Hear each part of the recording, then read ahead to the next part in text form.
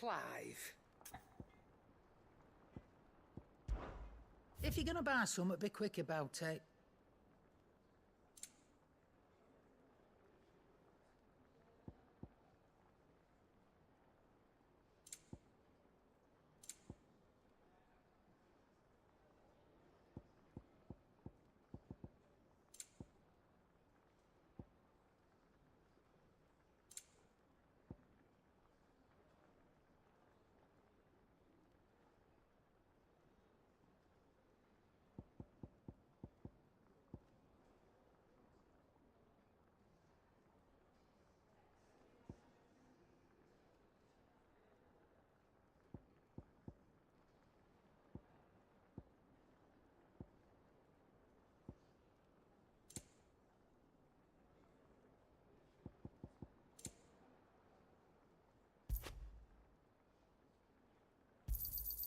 You'll not find a better price than that.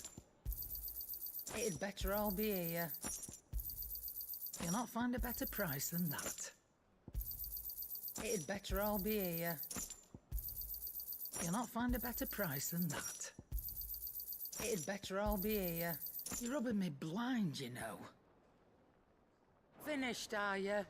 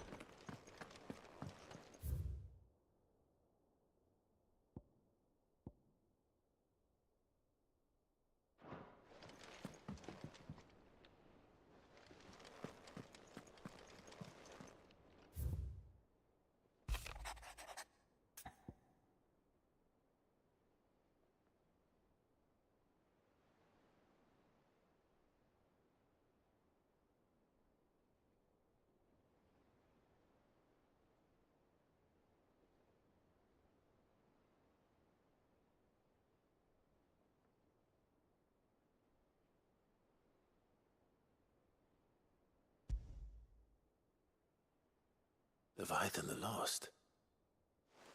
But why now? After all this time. Why, what now? Oh, I'm not sure you'd believe me if I told you. After all we've been through. I doubt there's anything that could surprise me at this point. All right then. Rouse Joshua and meet me in the mess. We'll talk there.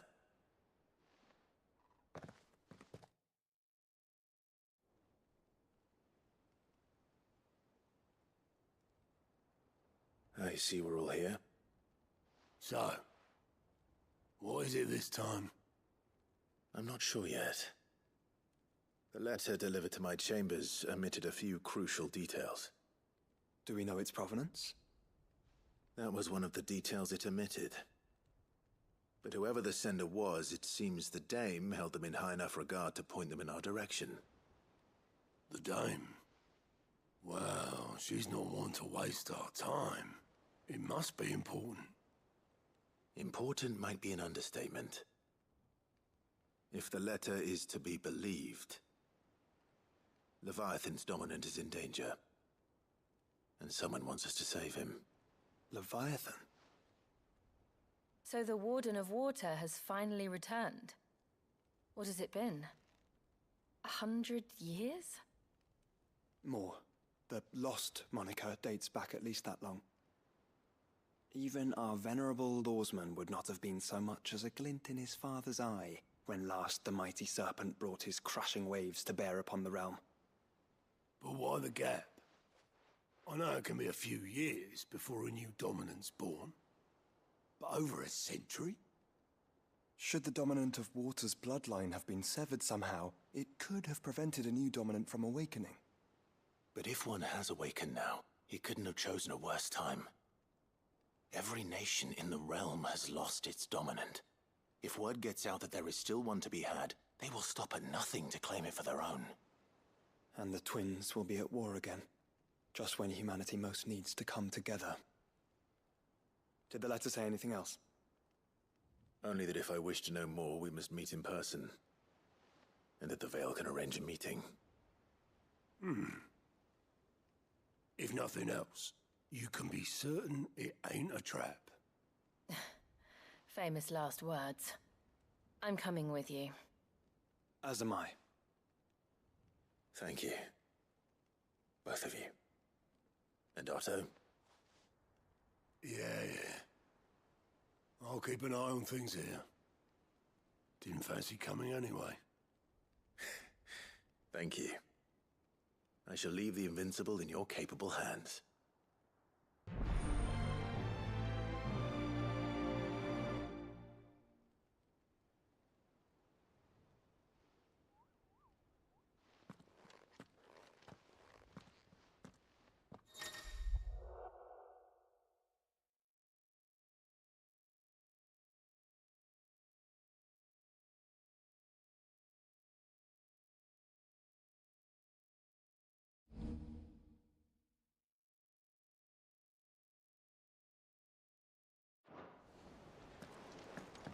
Twinside's hundreds of leagues away. That'd mean the crystal is...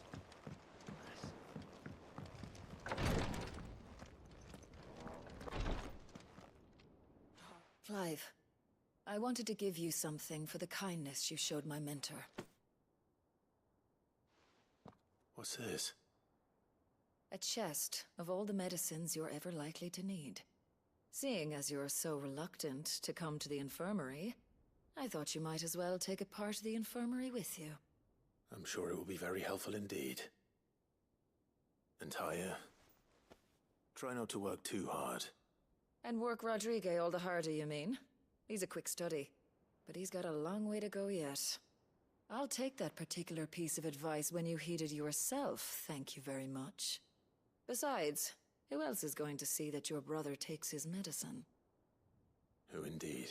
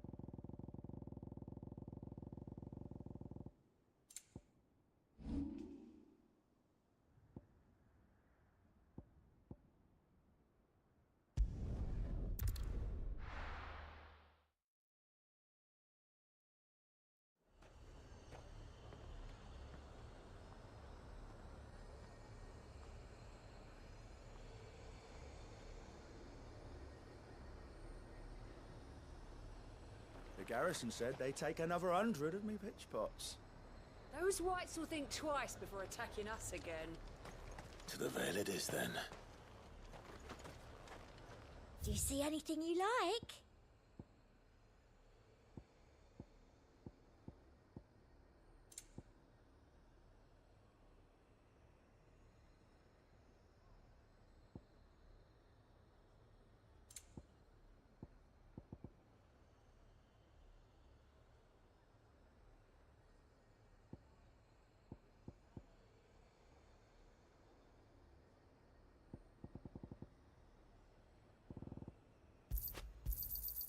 I do like a customer who knows what he wants. You've a keen eye. An excellent choice. You've a keen eye. An excellent choice. You've a keen eye. An excellent choice. I do like a customer who knows what he wants.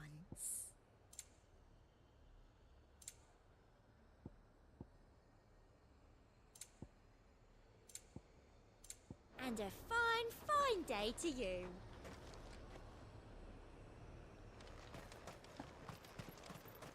And how might I help the garrison today?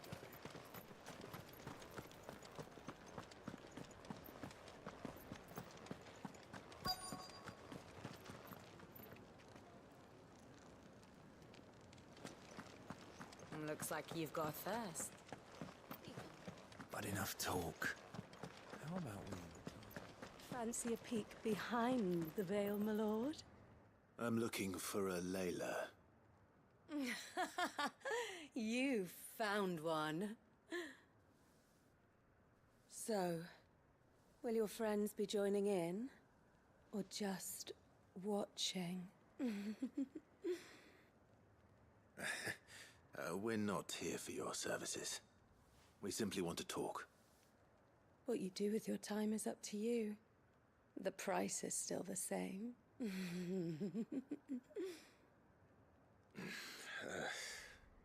We're here about the letter.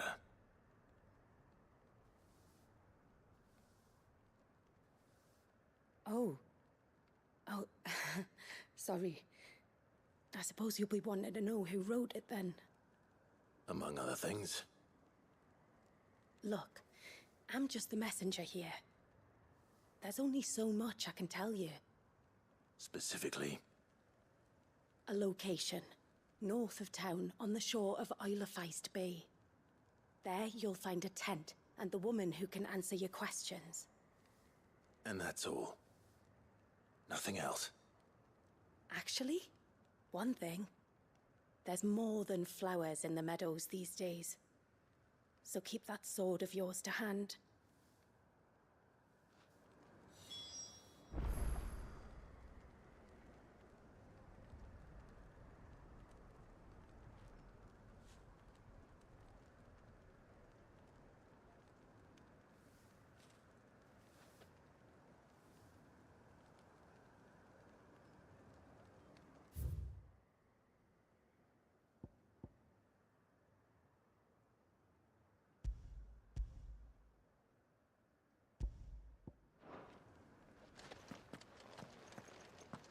Does anyone else think it strange that this woman should prefer to keep to the outskirts of town? Not if she realizes the value of the information she's party to. And the danger it puts her in.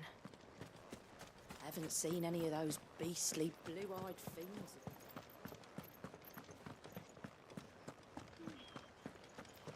Do be careful. I will.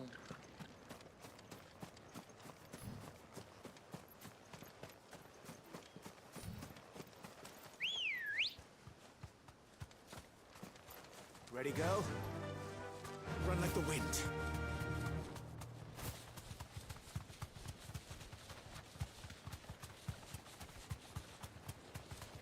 Well, the tent is where Layla said it would be. Yes, but who awaits us inside?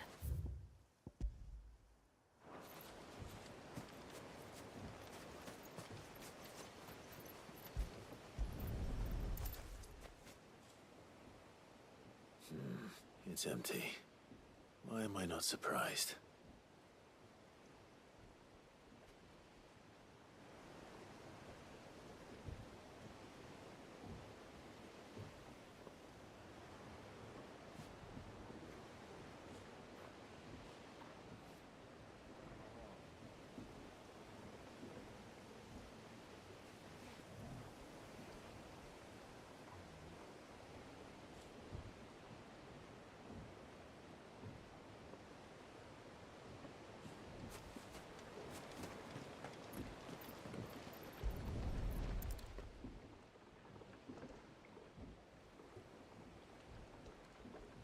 Boat.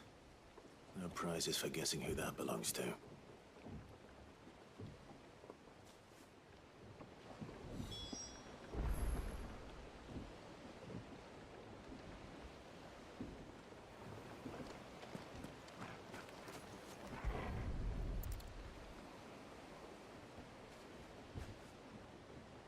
The embers are still warm. So you're Sid.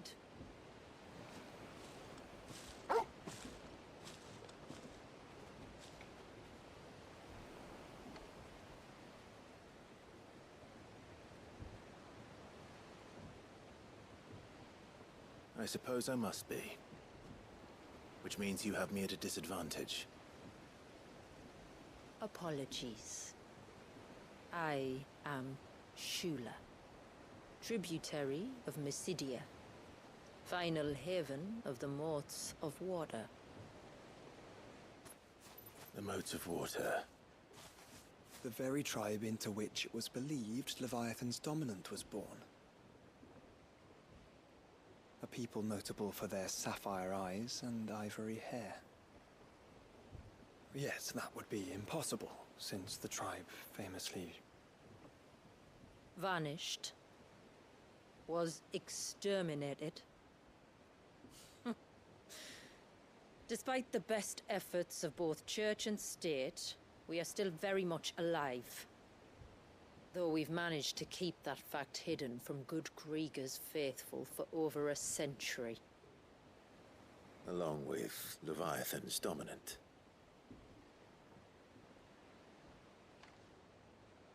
That wave out there.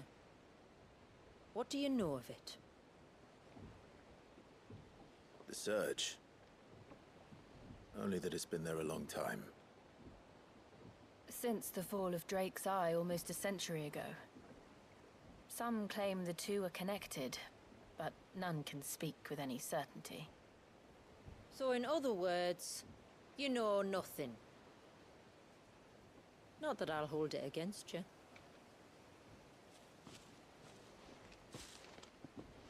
The wave was raised by Leviathan in an act of rage. Moments before the waters were stayed, and the icon and its dominant bound within. And you want us to... rescue him. Yes. You see, a little bird told me about a certain outlaw with a singular knack for putting unruly dominants in their place. And ours is about as unruly as they get. For years, we've searched for someone who could hold their own against an icon. Someone just like you. So what do you say?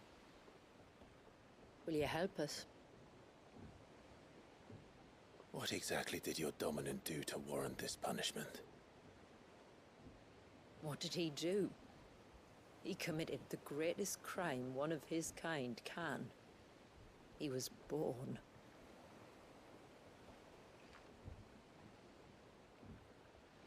But he deserves a better fate than the one my people forced upon him. He deserves to be free. As do we all. Very well. Far-fetched though your tale may seem, something tells me you speak in earnest. So we will do what we can for your dominant. But first, you will tell us everything you know about him and the means of his imprisonment. I can do better than that. I can show you. Care to take a trip across the bay? My people await you there. Lead the way.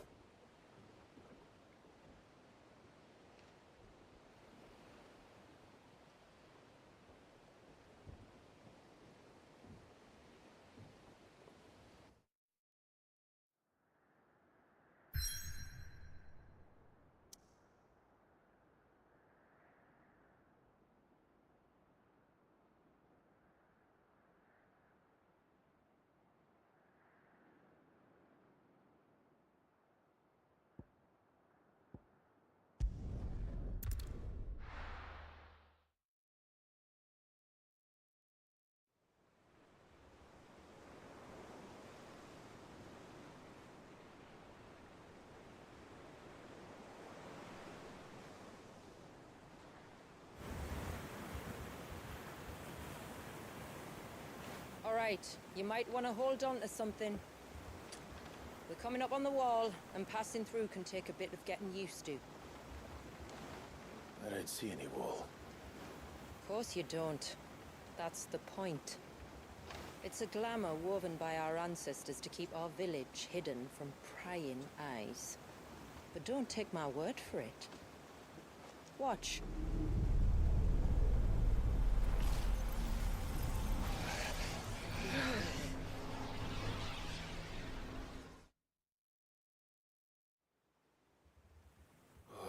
That was worse than a slug of Bacchus wine. Clive, the sky. It's blue, but how is that possible? You do know what a glamour is, don't you? Ours just happens to work both ways, and a good thing too. I wouldn't fancy staring at those sickly clouds every day.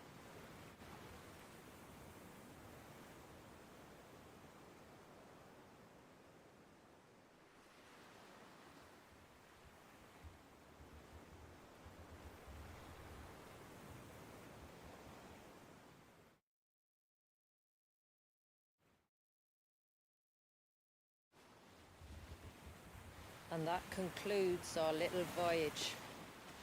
We're here.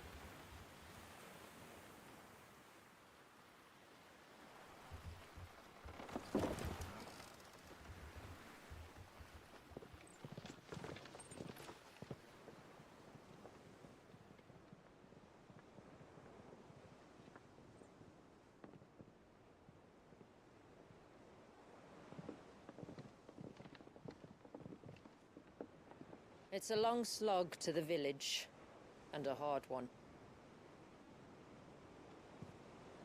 I hope you're up for a climb.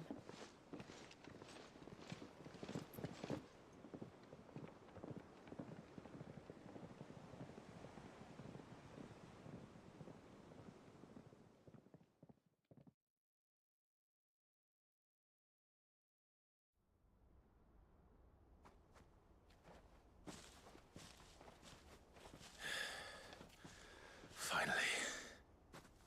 What? You didn't think we'd arrived, did you? The village isn't up here. It's on the other side of the mountain. Of course it is.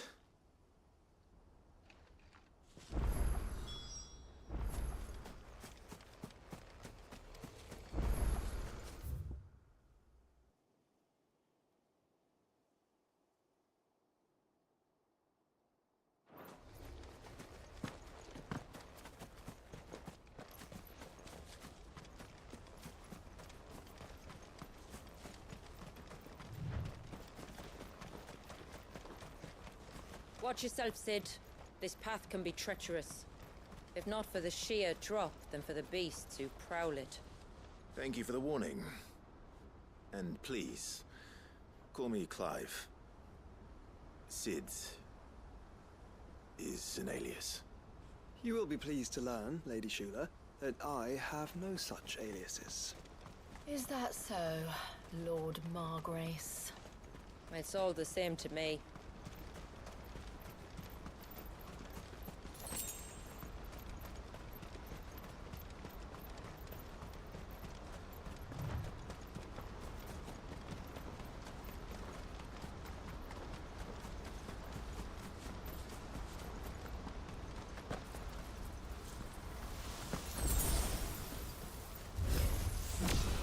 wondering when they'd pick up our scent. Stand back. We'll handle this. Oh, will you now? Shall I keep my axe and spells to myself then?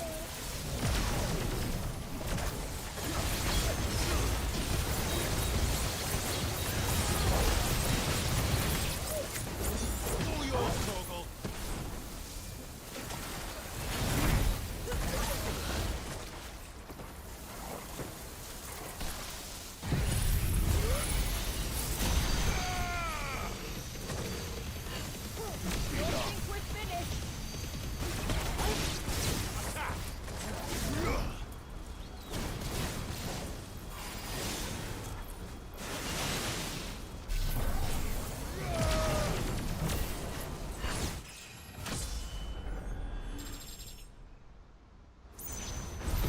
Earlier you mentioned spells, yet I see you carry no crystals. Since when did a bearer ever need crystals? But then, where is your brand? Waiting for me in Sunbreak, if I ever get careless. And it's in for a long wait.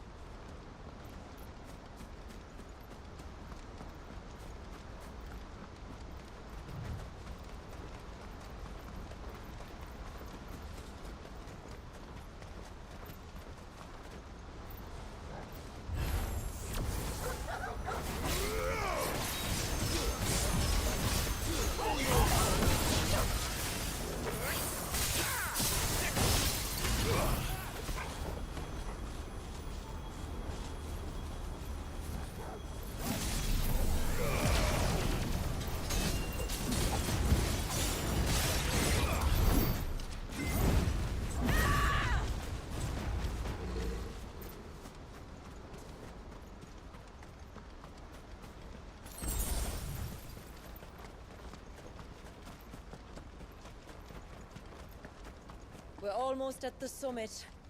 From there, you'll have a better view of our home.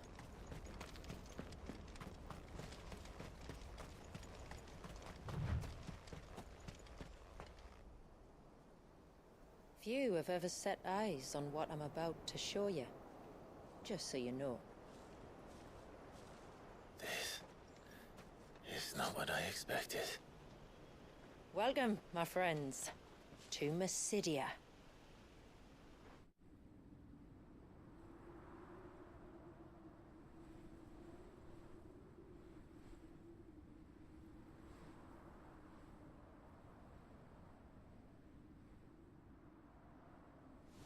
It's been a long time since I saw the North looking so...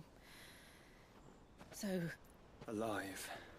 I'm sure you have plenty of questions, but it's been a long journey, and I expect we could all do with a rest. Our humble village is only a short way from here, if you'd care to accompany me. Let's get ourselves in front of a fire, and I'll tell you everything you need to know.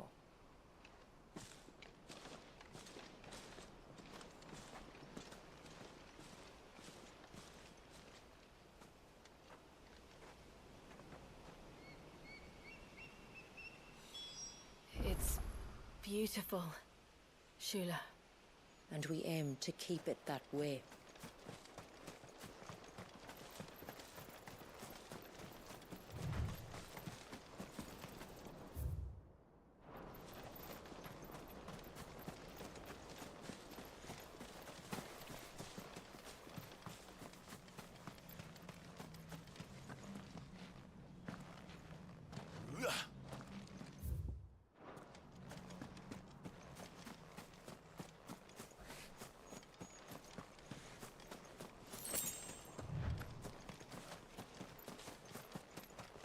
Are those stones glowing?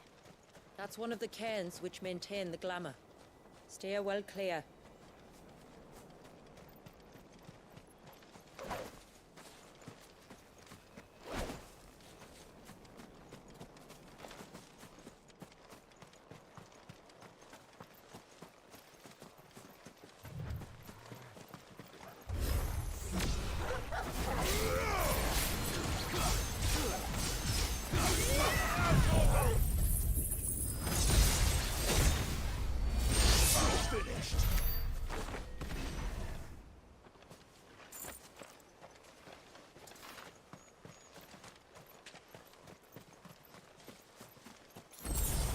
if the surge was an act of rage? One wonders what prompted it.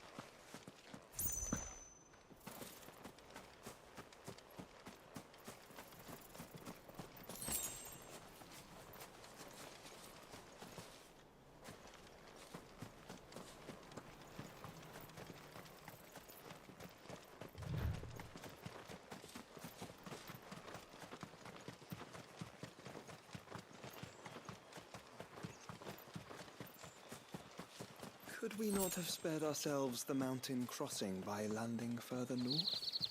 In clear view of the bay?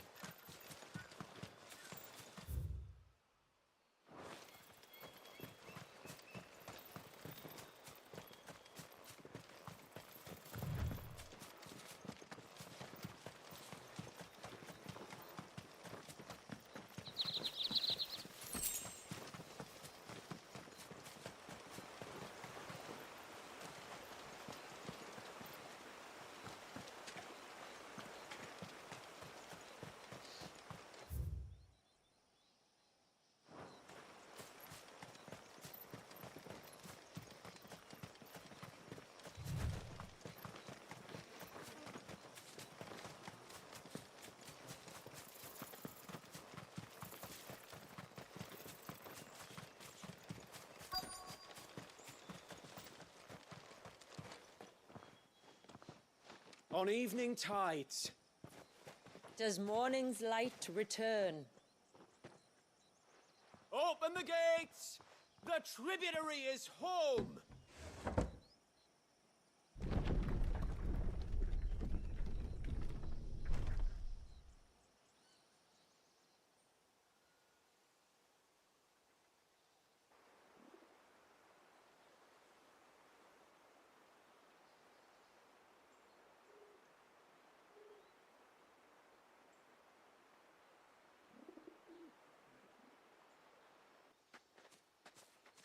Outsiders? Well, I never. Look at the size of that dog.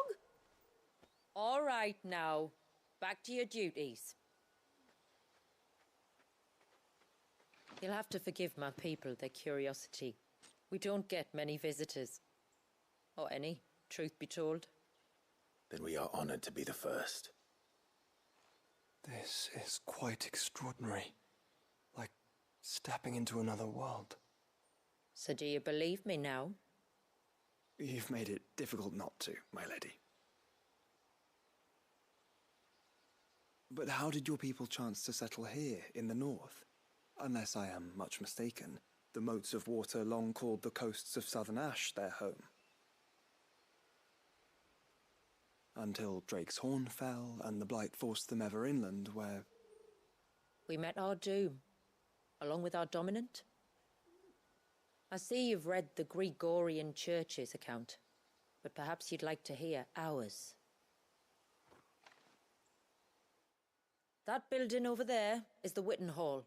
It's where my people gather to discuss matters of import. We can speak more inside, once the place is ready to receive you. It shouldn't take long, but you're welcome to explore the village while I see to things. Thank you. We'll do just that.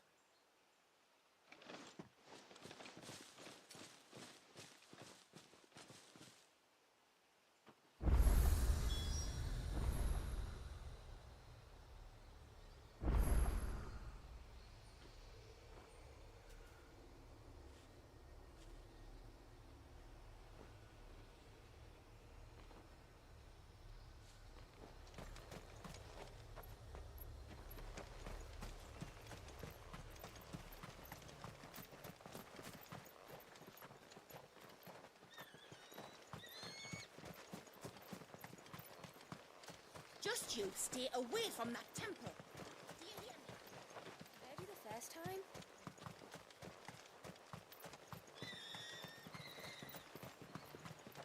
I'm sorry, but I don't like it. Outsiders should stay on the outside.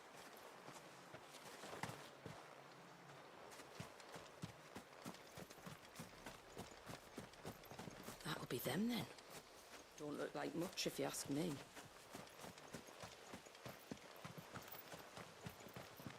Look!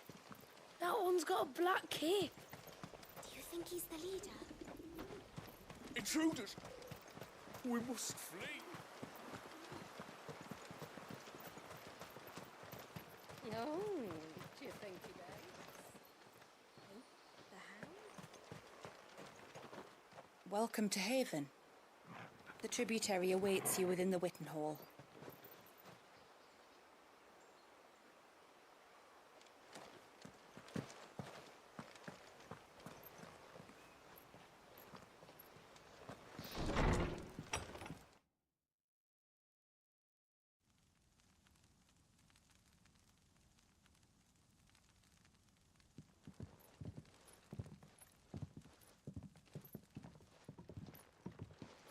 So what do you think of our little haven in the woods?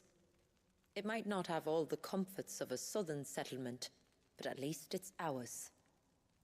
And there's a lot to be said for that. It can't have been easy keeping this place a secret. Not easy, no. We've dedicated our lives to maintaining the glamour that conceals us. Us and Walyas.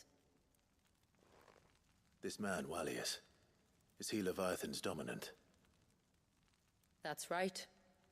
Though he's no man, Walyas is still a baby. A baby?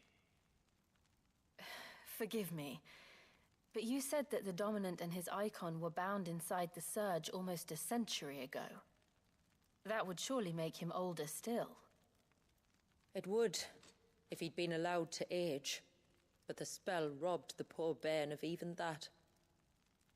I'm sorry? Walyas was the son of my great-grandfather. Leviathan awoke within him almost immediately. But instead of allowing the lad to live out his life as a valued member of the community,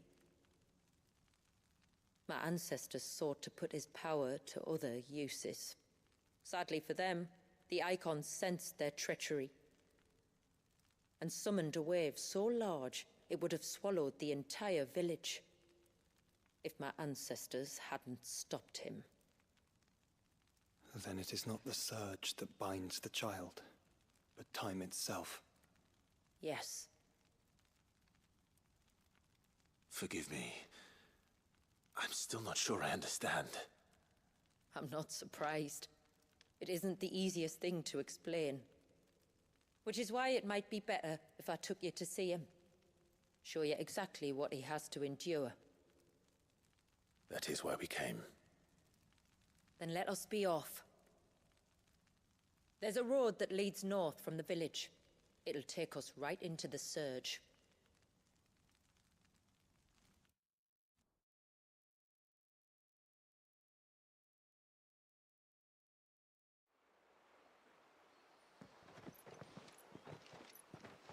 Are you bound for the Wave, tributary? We are, Delina. Have you spread the word about our guests? I have. Everyone knows to treat them as family. You shouldn't have any trouble now, but just in case, I would have you accept this symbol of our people.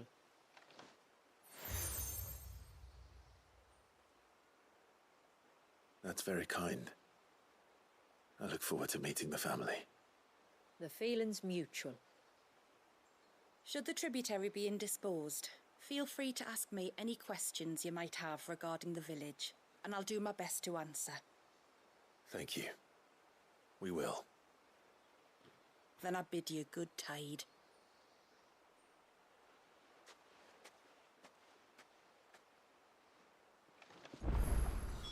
Our storehouse lies across the bridge.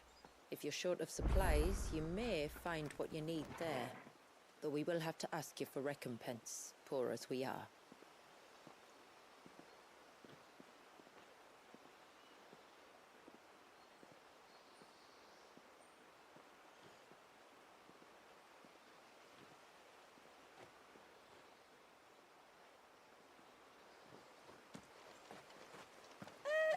Sid! You are Sid, aren't you? The man the tributary told us about? I wonder if you could help me. With what exactly? Oh, nothing too troublesome. Do you know my husband, Pavat? He's the village smith, among other things. Anyway, his name day's not far off, and I wanted to make a gift for him. He's a craftsman, you see, and he's been fretting about running low on the flowers he uses for dye making, so I wondered if you might collect some for me and give them to him. Would this gift not be better coming from you? Perhaps, but it can't, for reasons I can't go into. Please, I know it sounds daft, but I'd be ever so grateful.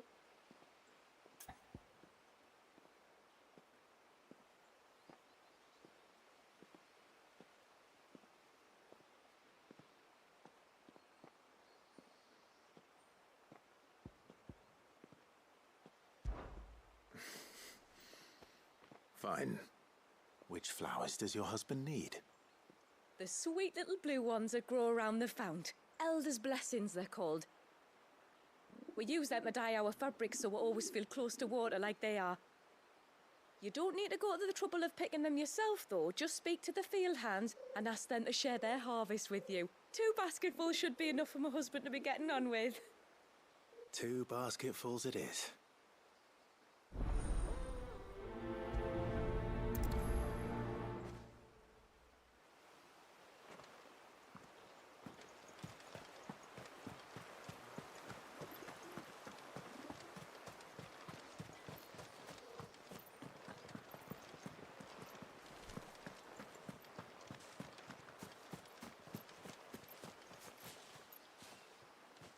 Excuse me. I wonder, might you be able to spare a basket of Elder's blessings? Pavart's wife tasked me with collecting some for her husband, and suggested that I speak to you. Ah.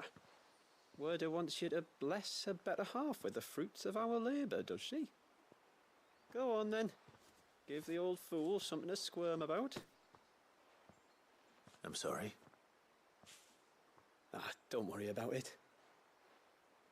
An old fool Pavart may be, but if you come bearing gifts, he's not fool enough to turn you away.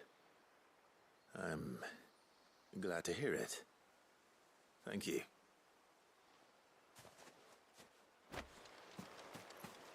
The mirrors.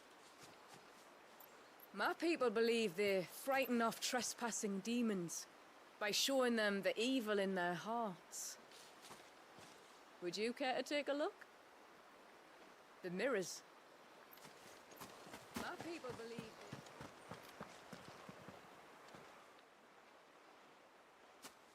Ah, welcome to Haven, friend. Thank you. Forgive my presumptuousness, but the smith's wife has asked me to make her husband a present of some Elder's blessings. 2 basketfuls, to be precise. Wow. I have 1, if that's any help. It is. I'm much obliged. They really are beautiful. Aren't they just? Though that's not the only reason they have a special place in our hearts. Legend has it that when our people fled from Ash, the tributary of the time took some seeds with them. And as they wandered high and low across the Twins, he'd plant them wherever they stopped for water. Every elder since has done the same. So when we finally put down roots here in Mysidia, the flowers did too.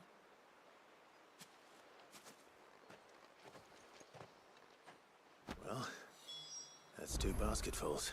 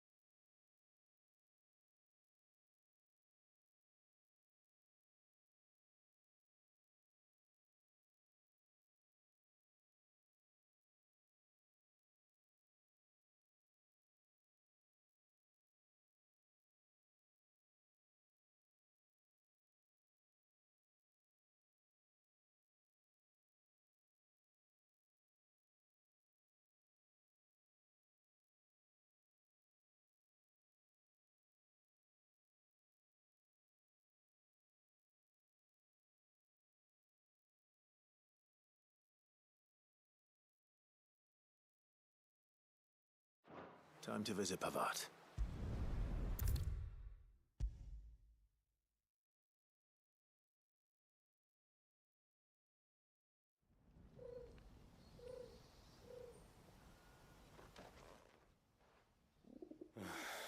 What do you want?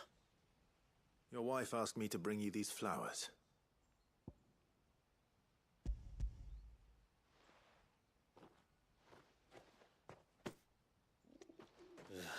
That woman. Come out. I know you're there. Who? Me?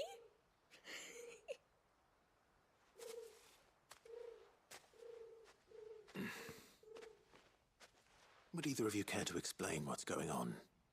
I'm sorry. I didn't mean to deceive you. It's just, my husband can be a bit standoffish at times, and I thought this might be a good way for the two of you to get acquainted.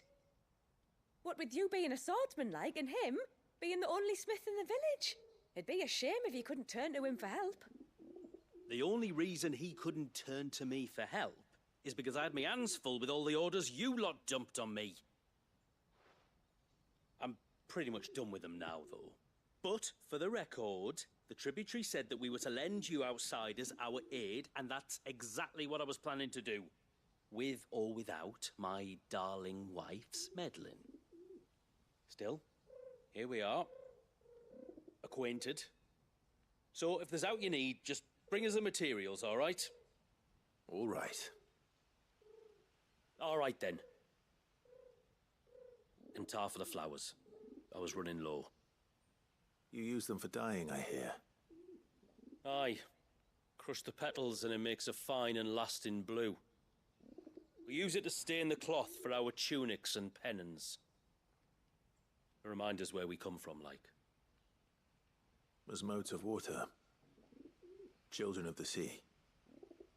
That's right. The pattern too was left by our ancestors. The Ceaseless Rill, it's called. It symbolizes the river of our tribe, with the strength of Leviathan running through it. And no matter how that river has ebbed and flowed, changed its course, The flowers have always been with us, growing on our banks. I should get back to work. If you need something crafting, let me know. I will. It was a pleasure to meet you. Wasn't it just?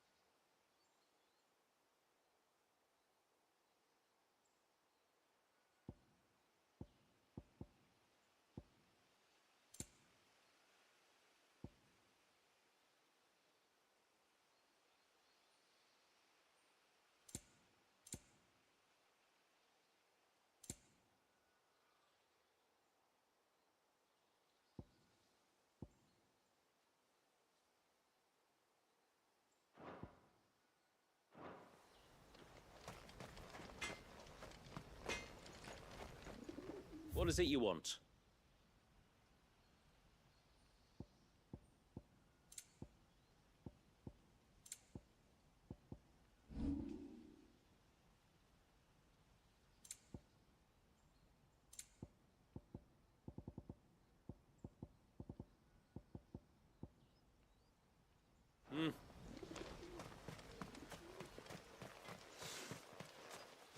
Where in the... Oh, I'll have her hide when she gets back. Oh, sorry. I was leagues away. How can I help you? If you're after something from the storehouse, it's actually my wife you'll want to talk to. She will have to charge you for the goods, though. Not that we'd fleece you or anything.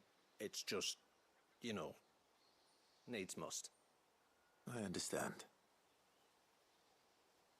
Saying that, she might not be able to get anything down for you for a bit. Ah, right. She's got her hands full with the inventory, you see. It should have been my daughter's job, really, but the willful little Rills decided to make herself scarce. Ah, the heavens only know where that girl's got to. If you'd like me to keep an eye out for her. Oh, no. I couldn't ask that of an outsider. Could I? You wouldn't mind?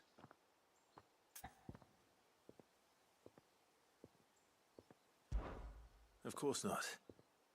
She won't have gone far, will she? I hope not. But I've scoured the entire village for her and come up empty-handed.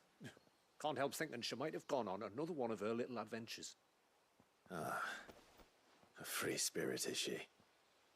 Aye, that she is. Can't get her to sit still, especially once you heard you lot were on your way. Outsiders! You should have seen her little eyes light up. Oh, if she wanted to watch you arrive, she'd have made for the low gate where you first came in. The guard there might have spotted her. Maybe you could ask him. Ruka, her name is. All right. I'll let you know if I find her. Try not to worry.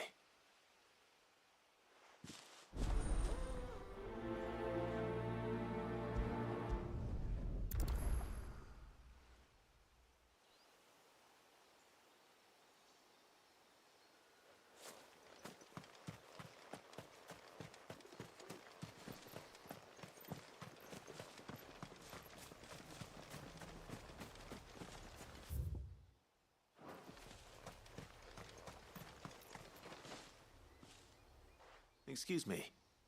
You haven't seen the storekeeper's daughter, have you? Little Ruka? I have, as it happens. She went out through the gate not long ago. Out of the village? Alone? Aye, she does it all the time. There's a path off to the left which leads down to the river.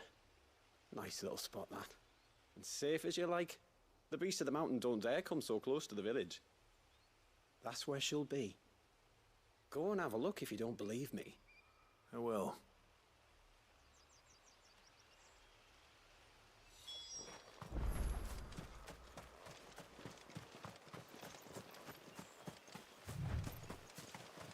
This must be the path.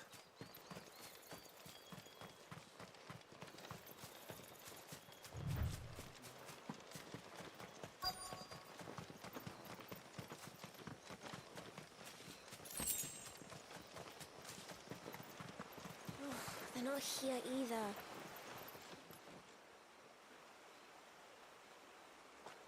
It's you! I've been looking everywhere for you. You must be Ruka. You know my name? Can you lot read minds? Your father asked me to keep an eye out for you. You left without telling him where you were going. He was worried. But I went to look for you.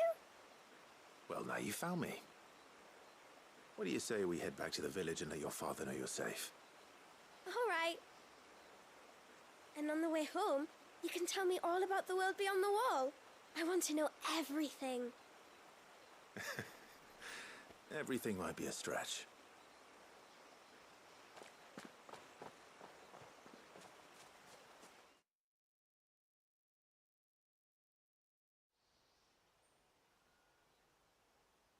Thank you for bringing her home. And sorry for the trouble. Oh, no. It was a pleasure. Daddy, did you know that there are villages 10 times as big as Haven in the outside world? 10 times! Cities, they call them. And in these cities, they have great big walls and towers and castles. Oh, to think I was worried. You can tell me all about the outside world later, Sweet Pea. Now go and help your mum with the stores. All right.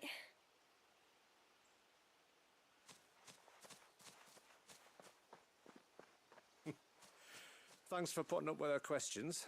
She, has a lot of them. One of the big ones being, what are the people beyond the wall like? Reckon you've made a good first impression. Are we the only ones she's ever met? That you are. The rest of the world can't know we're here, so we'll have to be very careful who we're letting in and out. A few of us might make the occasional trip to shore for supplies, but for the most part, we make do with what we've got, including what the old Northerners left us. Yes. You built on top of the old ruins, didn't you? Well, they make for fine foundations. Their masons clearly knew what they were doing. That's one thing we don't have to worry about. Oh, it's everything else that's the problem. Medicines, metals for tool making, anything like that. We have to dress up as travelling merchants and make a trip to the outside and pray to every cloud in the heavens that nobody sees through us. Which explains why you need Gil. Aye.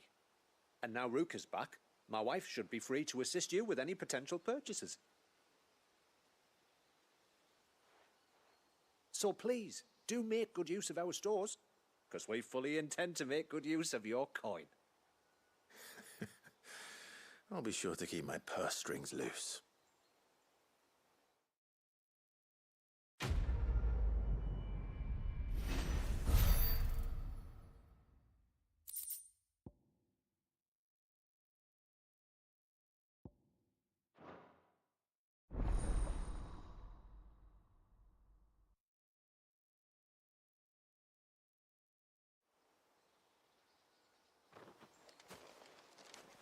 It's a pity nothing but the foundations were left standing. The whole storehouse made of stone would make it a lot easier to keep our supplies in good nick. Will you be back soon? You've still got to tell me everything else about the outside world. Thanks for bringing me daughter back. I don't grudge her looking for adventure, but she's got to pull her weight like the rest of us. Anyway, now we've got the inventory done, I can attend to my own tasks, like seeing to our visitors' needs. So, was the route you wanted? This is all we have.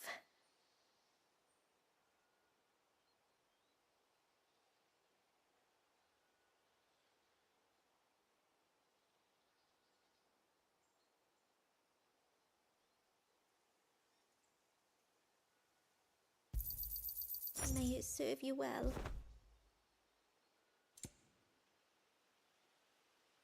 The tributary told me you'd have coin.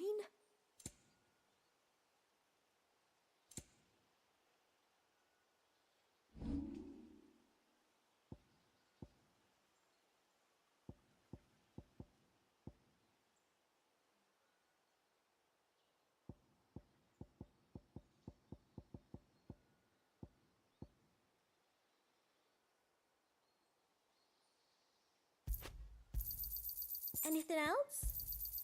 This is all we can pay.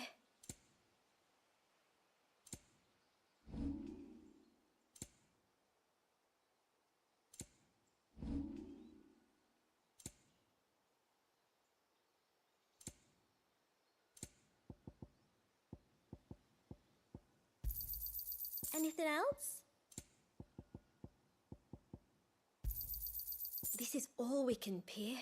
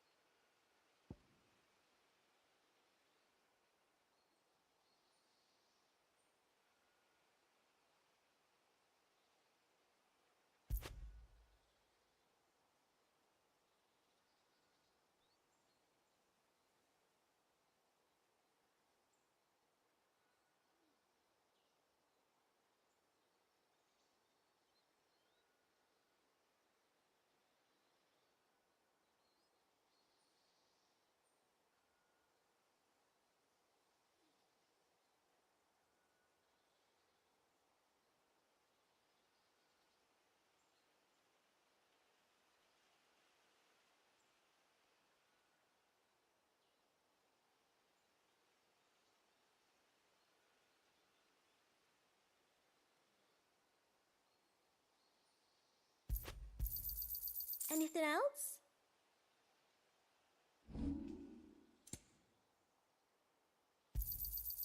Here you are.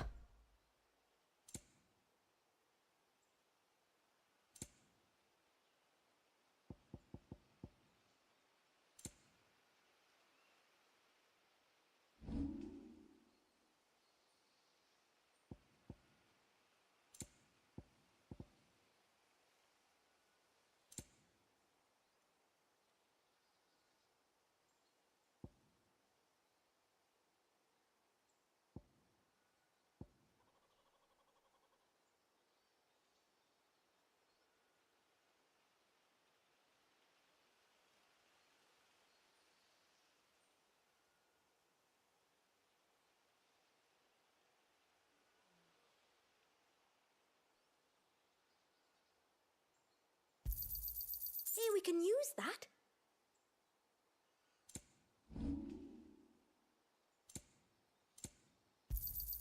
Well, if you're sure you need it. I'll be here. What do you think the tributary sees in those outsiders? Enough to welcome them into our midst, and so we must do the same.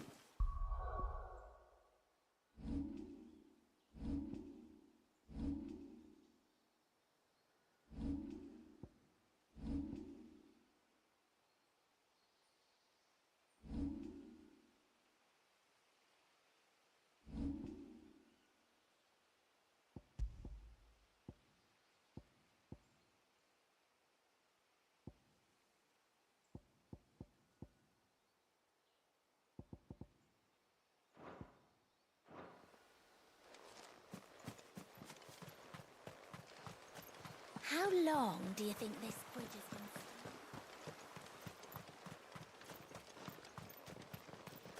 Suddenly, there were curls everywhere I looked. Did you hear that, girl? Off to the surge, are you? Well, just you stay close to the tributary. Don't want you getting lost in the forest. There's a pair of ships just up ahead. Ships? But are we not still leagues from the shore?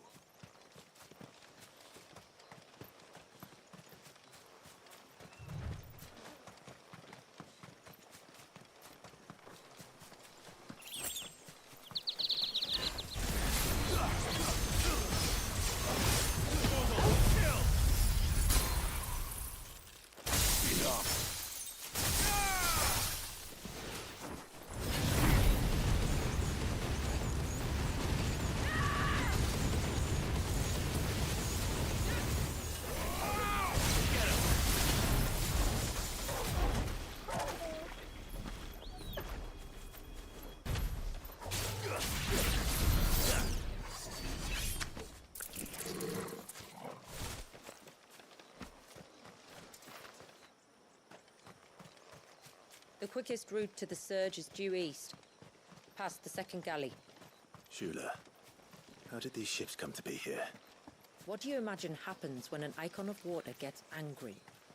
Really, brother, did you have to ask?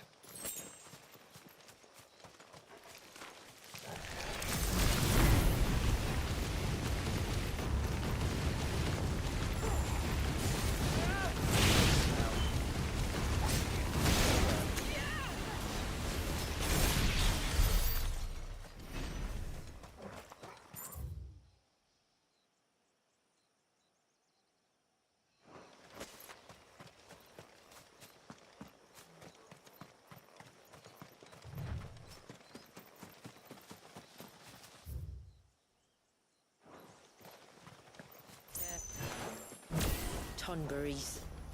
Foul creatures consumed by their hatred for everyone and everything. Everything. Sharp knives, it seems.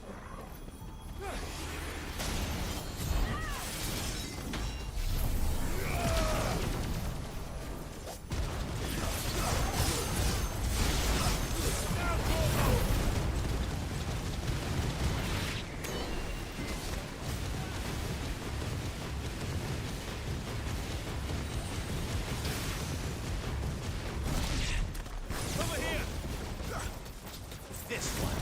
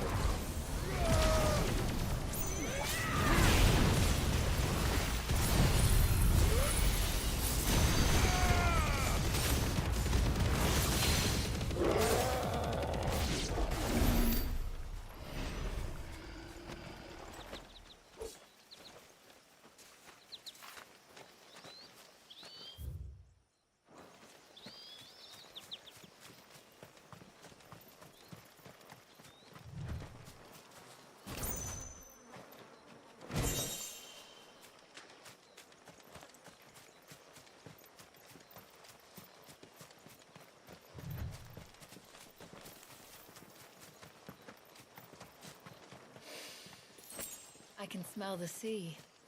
It's not far now.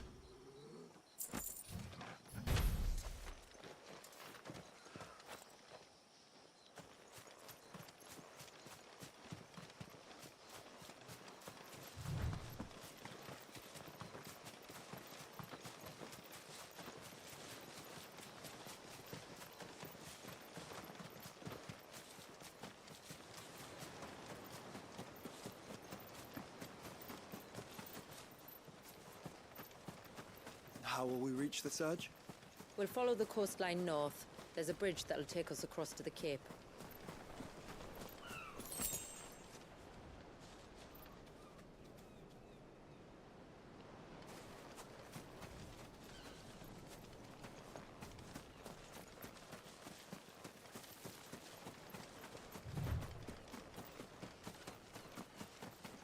Might I inquire about the Ray of Light? It's what prevents the surge from being reclaimed by the sea. And Dwalius by his people.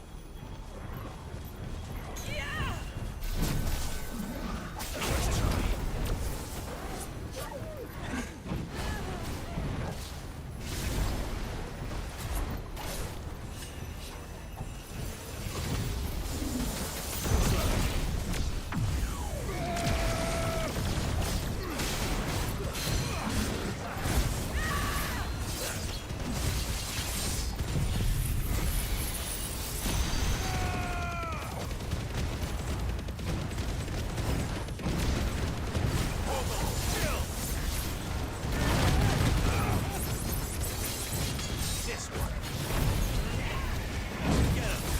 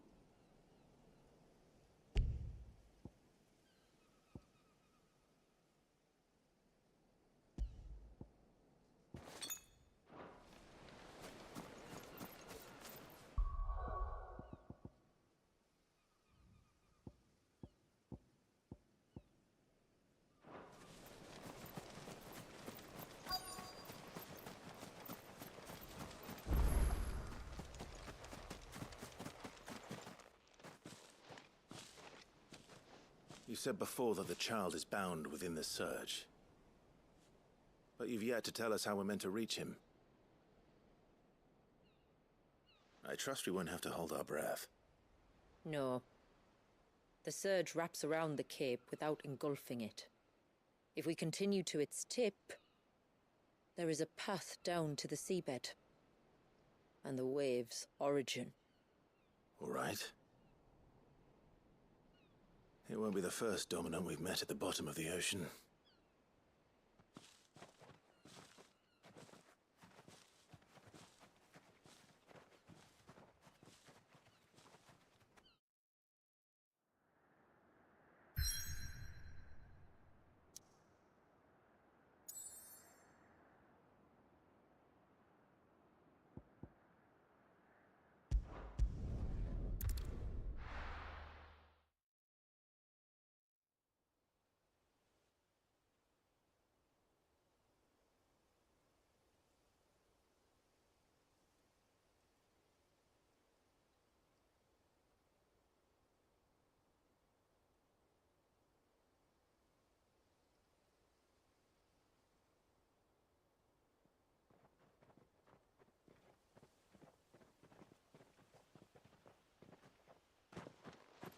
It's not much further now.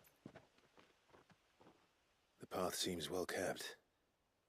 Do you and the villagers often come this way? Only me. Once every new moon without fail. It is my duty both as village elder and Walyus's descendant. But surely no one blames you for what happened. Why should you bear the responsibility alone? You misunderstand. I do it because I want to show him that he isn't alone, and that there are still some of us who would see an end to his suffering. Suffering you will soon witness with your own eyes.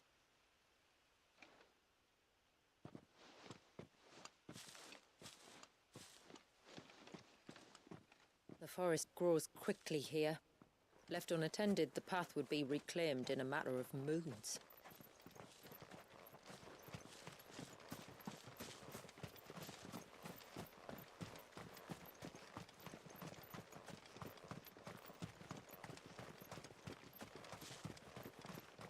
Does the light point the way to the child?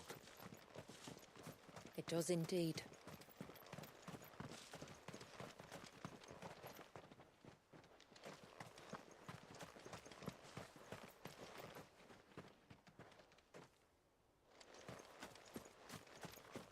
Look at all the droplets of water suspended in midair.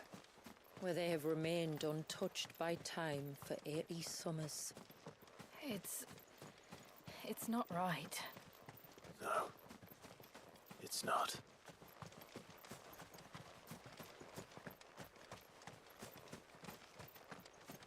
There. Up ahead.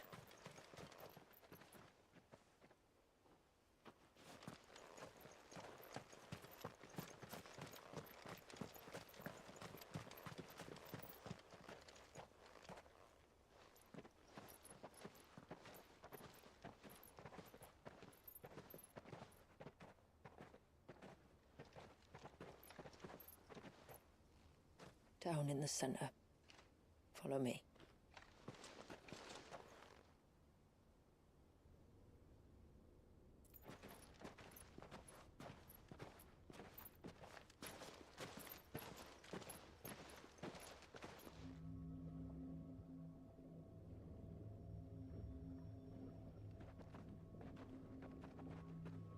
He's still primed. I'll never forget my first priming. The fear. And I was old enough to understand what was happening. One can only imagine how this poor child felt. He is the victim of an unforgivable sin. Committed by people who saw him as nothing but a means to an end. He must be so frightened. Then I'll ease his burden. You don't mean?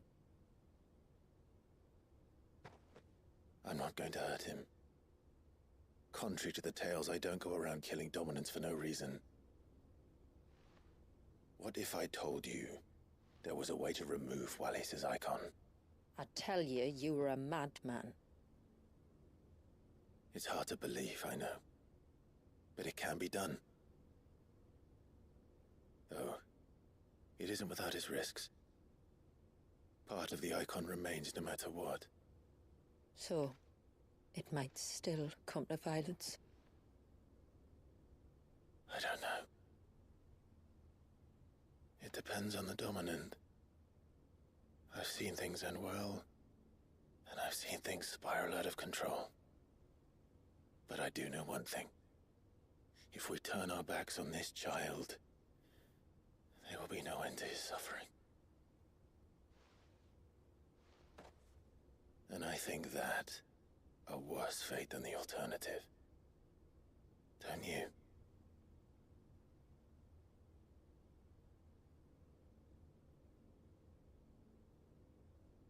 Very well. Do what you must. And whatever happens, I will own the consequences.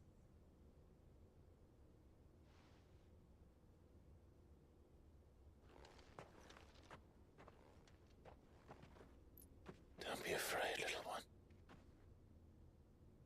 Let me bear the weight.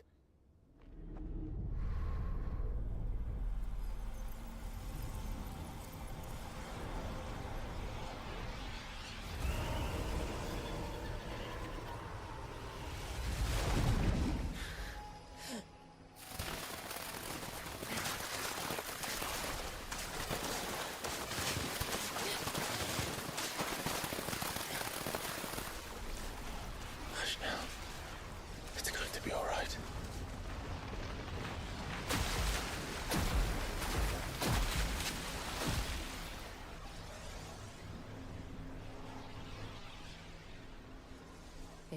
Is it done?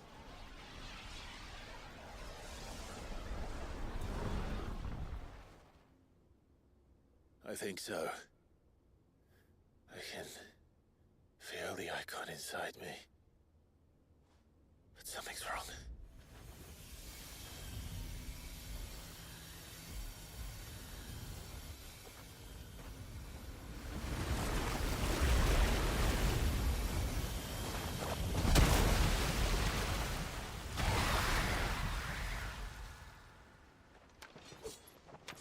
He wasn't just afraid. He was angry. All right. Let's see what you've given me.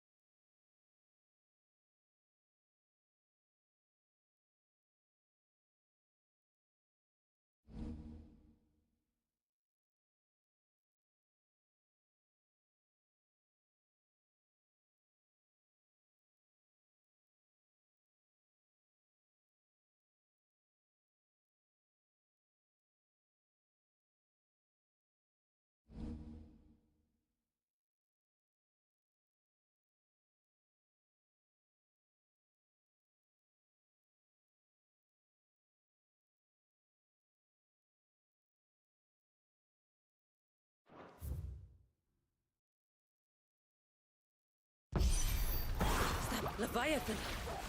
No, just an egg, but a formidable adversary nonetheless. Get him! Go, Torgal!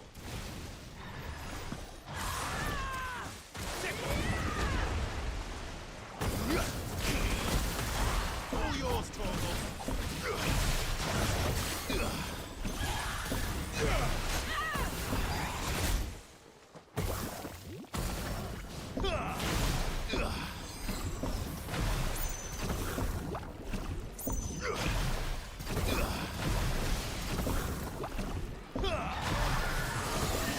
Oh, look. It has friends. This one. Let's try. All yours, Torgal.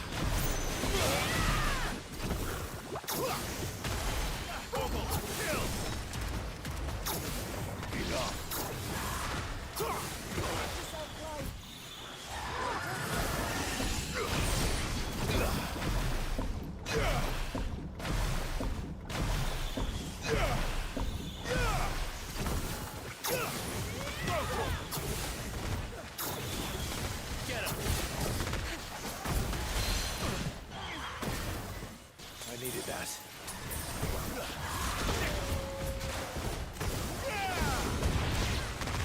Over here! Go, Torgal!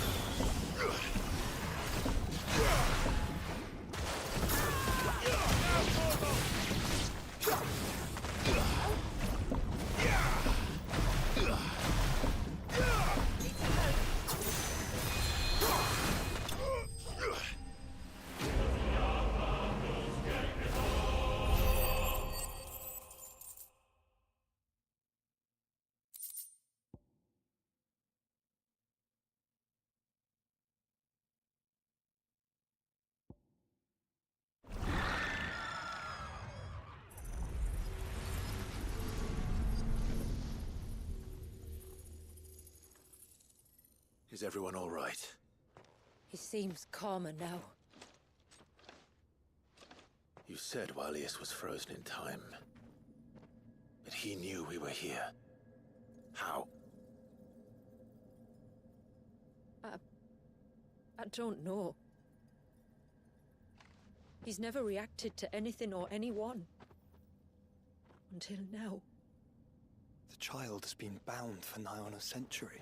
If he has been conscious from the first, we must remove the seal at once. It's not that simple. I wish it were, but... there's more to this tale. It would be better if I explained back at the village. I see. Then let's return before it gets dark.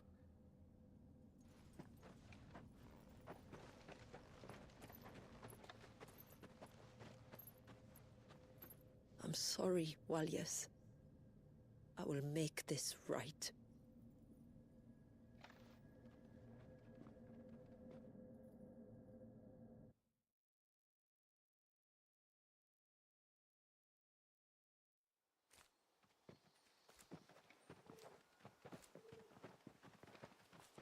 So, part of Leviathan is inside you now, is it?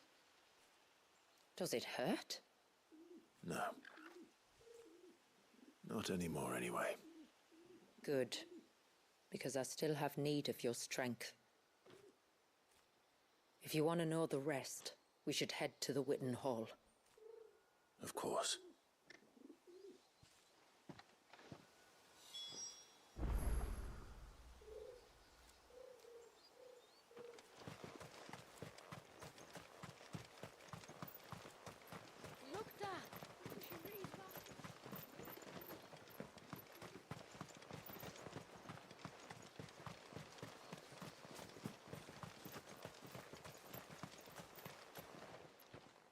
Yes, my lord. My name is Delina. By way of example,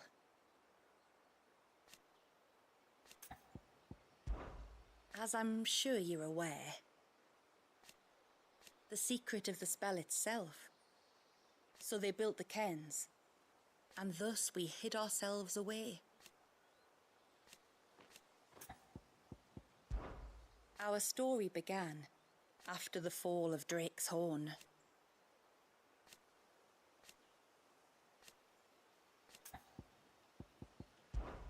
Till next our streams cross.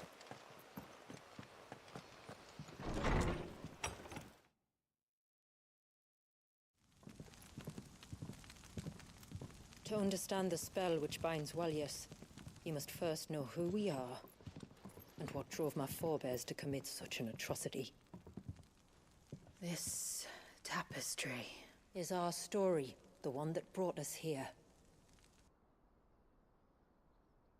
After generations of wandering, my people sought refuge in northeastern Storm, some 170 years ago. But in exchange for our safety, the Gregorian Church demanded we renounce our faith, and branded us heretics when we could not. To be exterminated, as a lesson to others.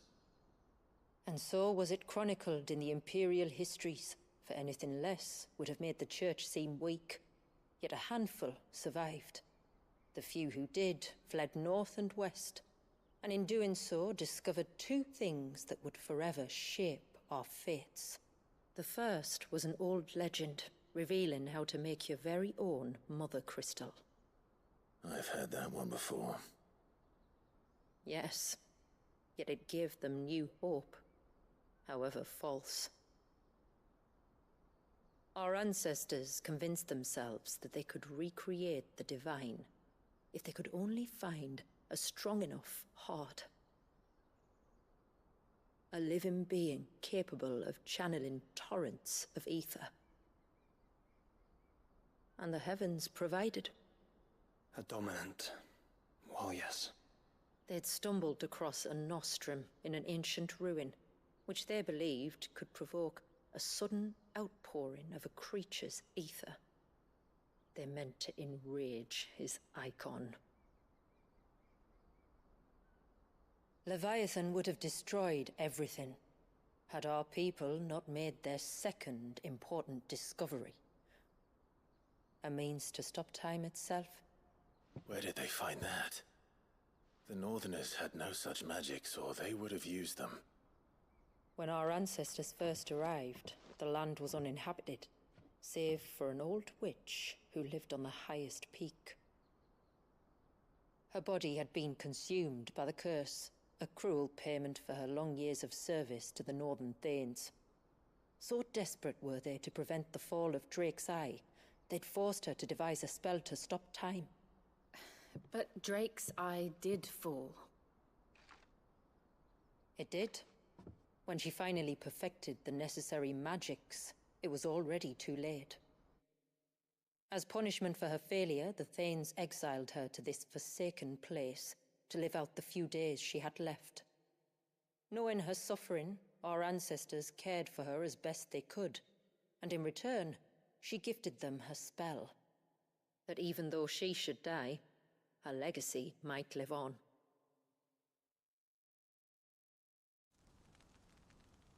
So armed with both the knowledge of the ancients and the secrets of time, our ancestors settled upon an ambitious plan. They would create a new Mother Crystal and enchant it that it might endure for all eternity. Thus would our people's wandering, our suffering, finally end, and prosperity visit us once more. And all it would require was the sacrifice of a single child. A small price to pay, or so they believed. Another victim of man's blind reliance on the Mother Crystals. So we know the seal's source. How do we break it and restore the flow of time? Do you recall the dome of light on top of the cliffs to the west? Inside lie the ruins of an old temple. It was there that the witch built the Vare, a conduit of sorts that channels her remaining ether into the surge. But it's been a long time since anyone set foot in the place. And now, there are others who claim it as their own. Then we shall go prepared for a fight. That said, it may be best if one of us stays behind. You think the village could be in danger? We saw the ether flow from Wallius in all directions, but only encountered a single familiar. There will be more. And should even one make its way here, I doubt the walls could hold it back for long. Then I shall stay. The Phoenix will see your people safe, Tributary. You have my thanks. Very well. We should depart at once. I fear time may no longer be a luxury we can afford.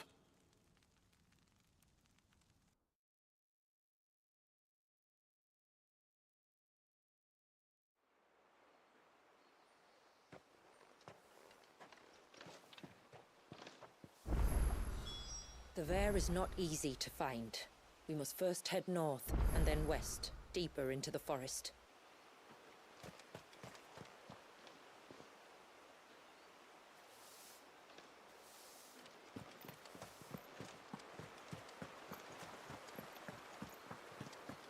No sign of the child. You don't think he's... Reckon my steel's just as good as any.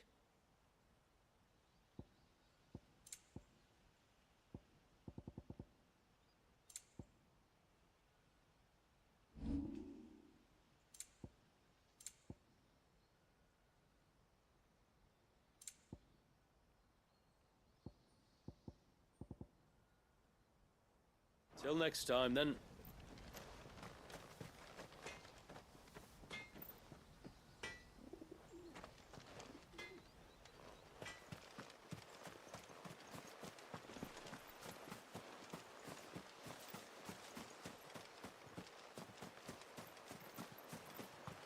If we pick too many of the flowers, there won't be enough left.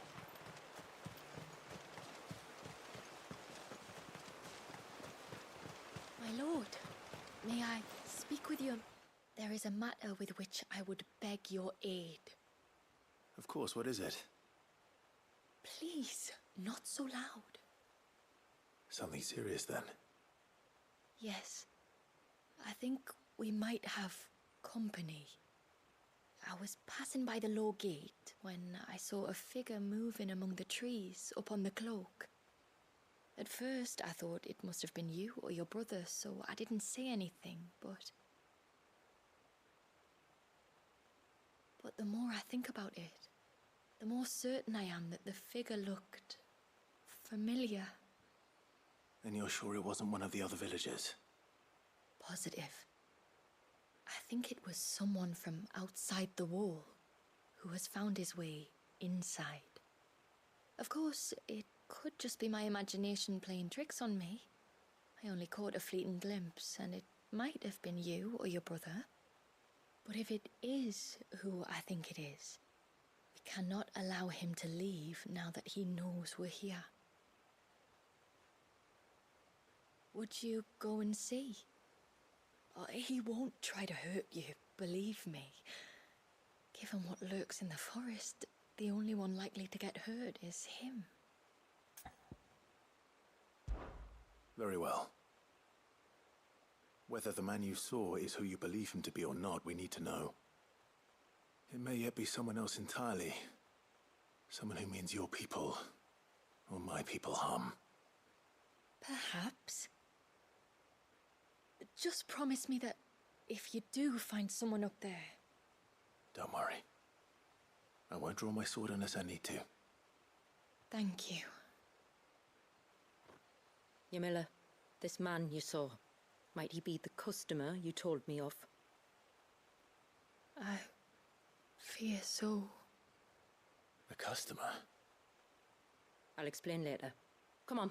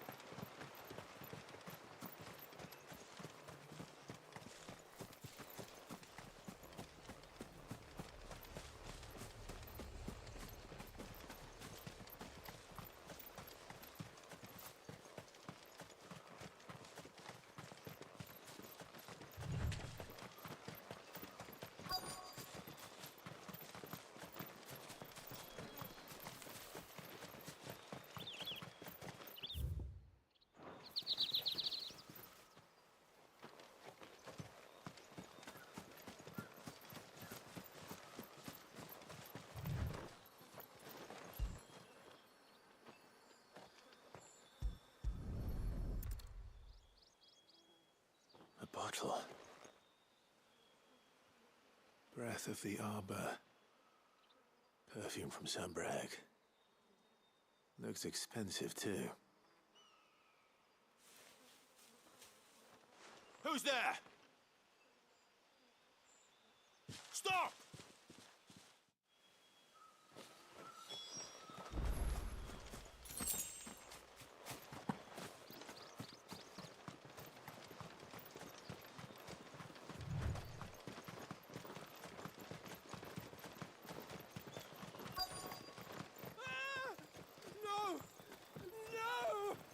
Hang on! I'm coming!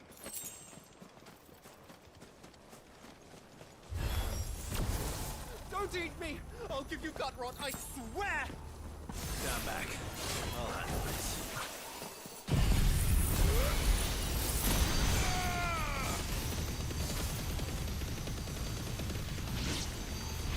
All yours, Torgal!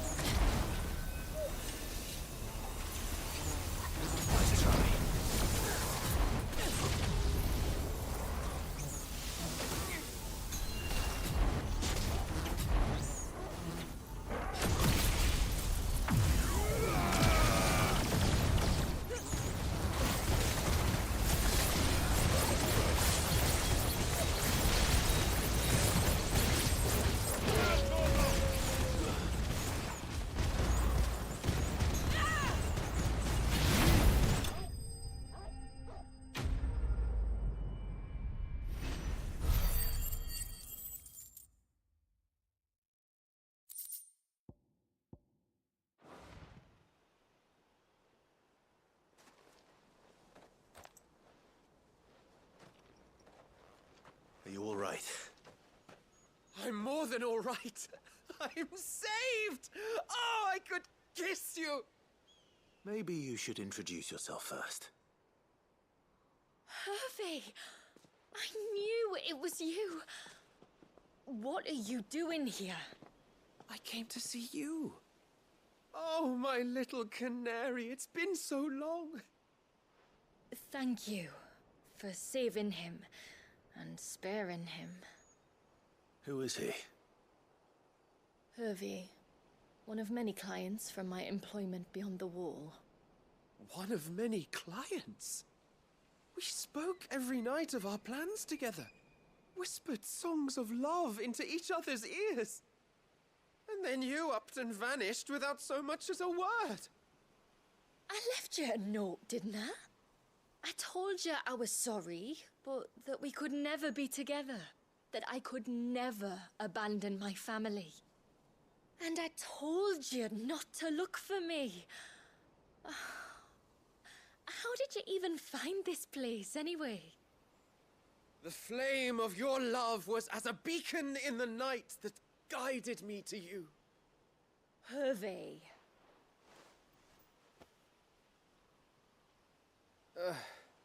I was walking by the coast near Northreach when I saw a lady who looked like you.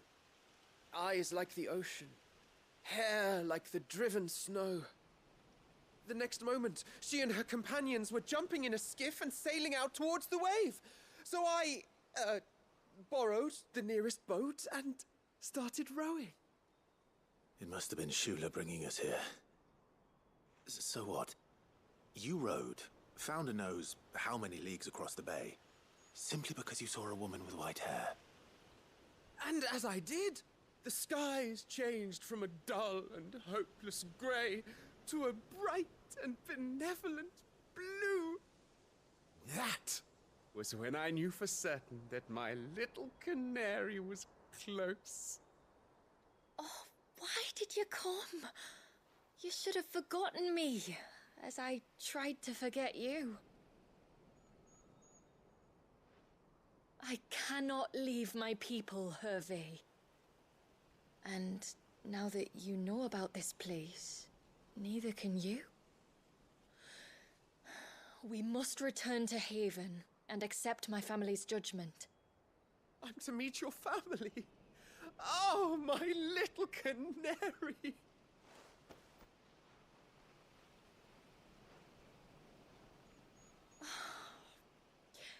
Please, come and see me later. You did as I asked, and you must be rewarded for it. But first, follow me, Hervey. Ah, to the end of the world and beyond.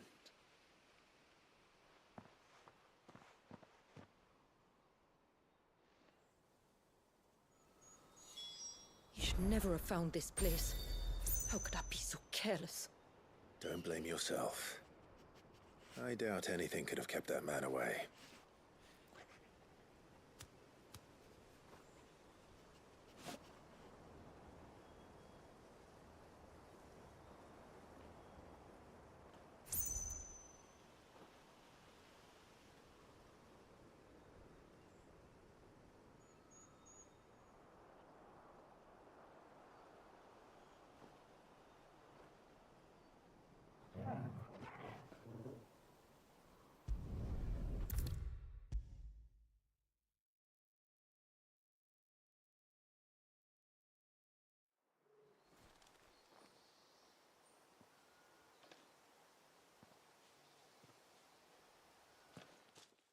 Forgive me. There's nothing to forgive. You two met at the Vale, I take it. When I worked there, yes. To earn the coin that my people need to survive. Though Mysidia is our sanctuary, there are certain necessities that it cannot provide. And for that reason, some of us seek employment beyond the wall. Yet few are the opportunities for followers of a strange faith in a strange land. And so you supported your family as best you could? I did. And I have never regretted it for a moment. I found a second family in the Vale, and in the dame, a second mother. I also found Hervey. But our love could never be. I knew that if I revealed my secret to him, I would be putting my people in danger.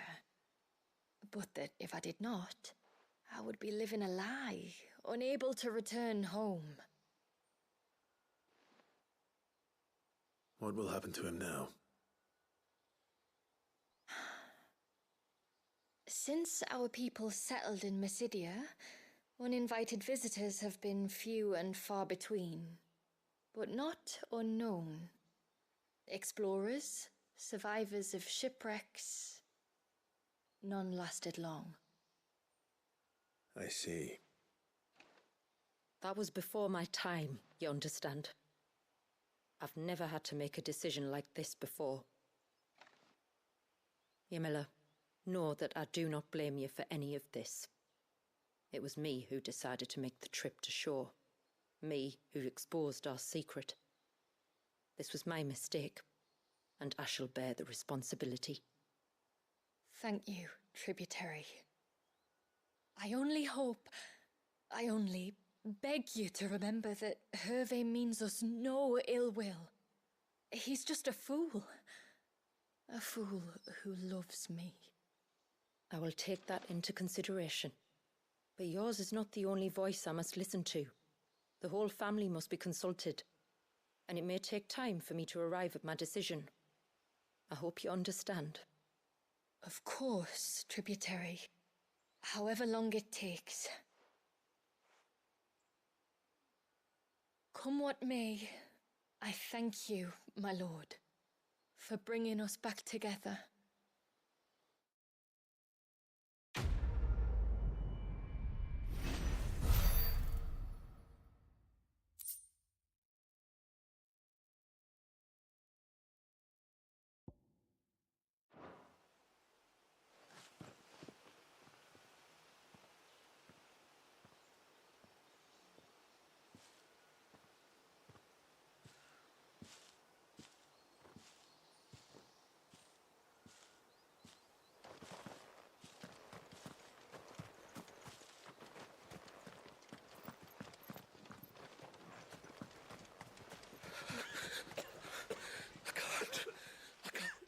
Just try to breathe. That's it. Is everything all right? Ah, you're the outsider. I'm Fannet, healer by trade. And this is Talor, one of my patients. He took ill not long after you arrived. Nothing too serious, I hope. I hope so too, but... But? This affliction, it's like nothing I've ever seen before. He complains of feeling chilled to the bone, but there's no fever to go with it. And my most powerful antalgic hasn't done a thing to ease the pain in his chest. I'm starting to wonder if his condition might require a different kind of treatment altogether. Shula said that you were here to help us. You couldn't help me, could you?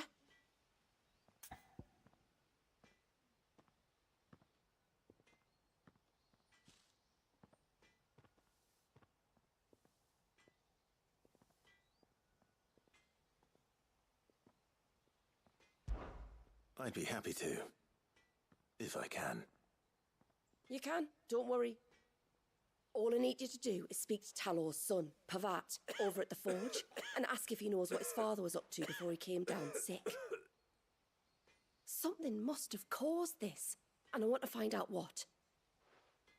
The trouble is, Talor's too weak to speak, and I can't leave his side for long.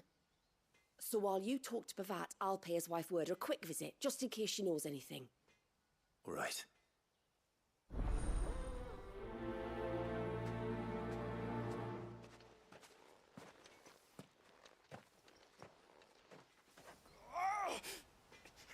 Leave me be.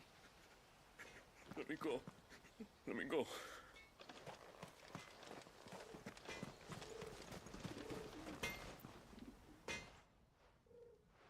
Oh, do you need something?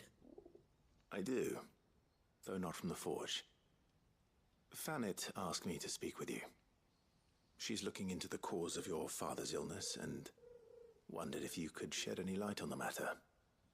I see. Sorry. She shouldn't have dragged you into this. It's no trouble, really. Tell me, did your father do anything out of the ordinary before he fell ill? Not that I know of. But then I hardly see him. He's always out and about, like. Well, at least he was. Suppose he might have been a bit more fidgety than usual, but apart from that... When you say out and about, where does he usually go? Just round the village. Wanders over to Blazier's place most days. He's a fisher who lives on the other side of the fount. They're old friends. Maybe he knows something I don't. Maybe. I'll go and speak with him.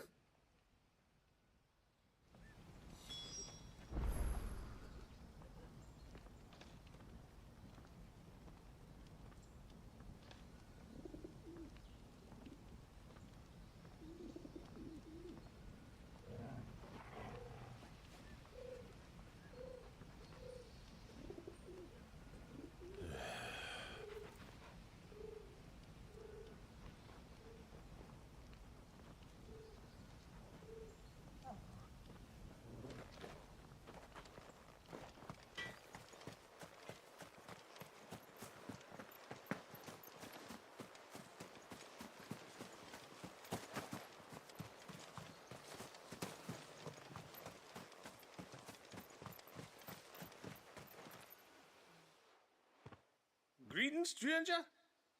What can I do for you? Your name is Blazier, is it not? Pavard tells me you're a friend of his father's, and that the two of you may have spent some time together prior to his illness. His illness? Talor's never been ill a day in his life. I don't know why he'd start now. Oh, Fanny doesn't know either. It was she who asked me to look into his recent behavior on the off chance it might explain how his condition arose. Oh, I suppose there was something that struck me as a bit odd. He kept asking about the woods. Did you see anything strange on your way back from the shore? Are you certain? Do you swear? That kind of thing. I didn't, of course. But he wouldn't let it go. It was like he was expecting something to happen. It was just a matter of when. Not that I know what, but he never told me anyway. Well, that certainly does sound unusual. And it might just be what Fannet is looking for. Thank you. Ah, don't mention it. Oh, and when you say Talor, wish him the best from me, eh? Let's see what the healer makes of this.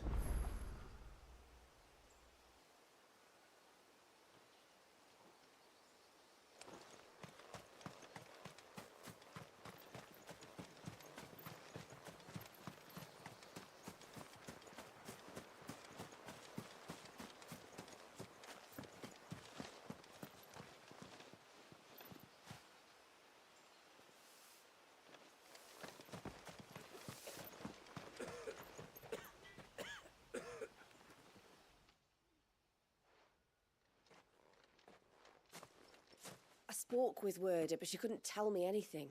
Did you have any better luck? Nothing conclusive. But there was one thing. Blazier, the fisherman, told me that Talor had taken a sudden interest in the forest of late. He kept asking him if he'd seen anything unusual there on his way back from the coast, but never let on what exactly he was expecting him to have seen. The forest between here and the coast. Surely not. But then... I can't say for sure. But I think Talor's illness might have some connection to the Tomberries. You may have encountered them during your time here.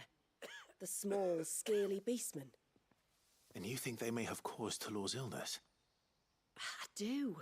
At least in a way. And if I'm right, it's no wonder the treatments I've been trying didn't work. Oh, I know it's a lot to ask, but would you go down into Father's Fell for me? There's an altar there. And if my fears are true, an offering upon it. What is going on here? Please, I'll explain everything when you return, but time flows fast. I beg you, make haste for Father's Fell and take the offering from the altar. Talor's life may depend on it. Very well.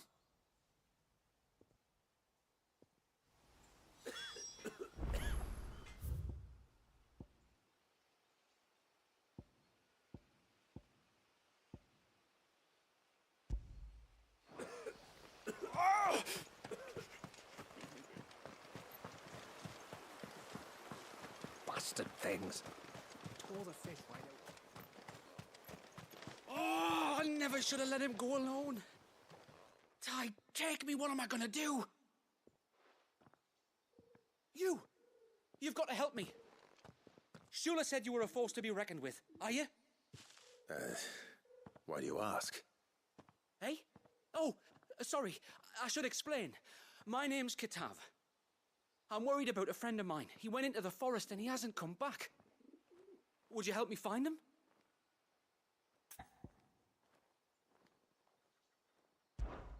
I can try. Tell me what I need to know. Of course. You know about the glamour our ancestors cast to keep this place hidden, right? Shula told us about it, yes. Right. So you know the cairns we use to maintain the spell? Well, it's me and my friend's job to maintain them. If it weren't for the likes of us, it would have faded years ago. So your friend went into the forest to visit one of these cairns? Aye, that's right. He said he was going down to Father's Fell. There are 2 cairns out that way, one by the banks of the Swift Run, and another near the Winged Wains, the ships in the forest. All right. How will I know this friend of yours? His name's Nassef. He's about my height, but clean-shaven. If you could track him down and see that he's come to no harm, I'd be much obliged. I'll search the village, just in case anyone's seen him, and meet you back here. Very well.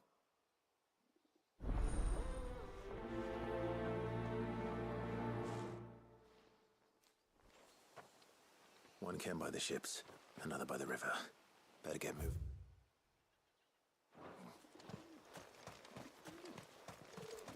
Hail, stranger. Are you a rider by any chance? I am. What gave me away? Oh, I can smell it on you.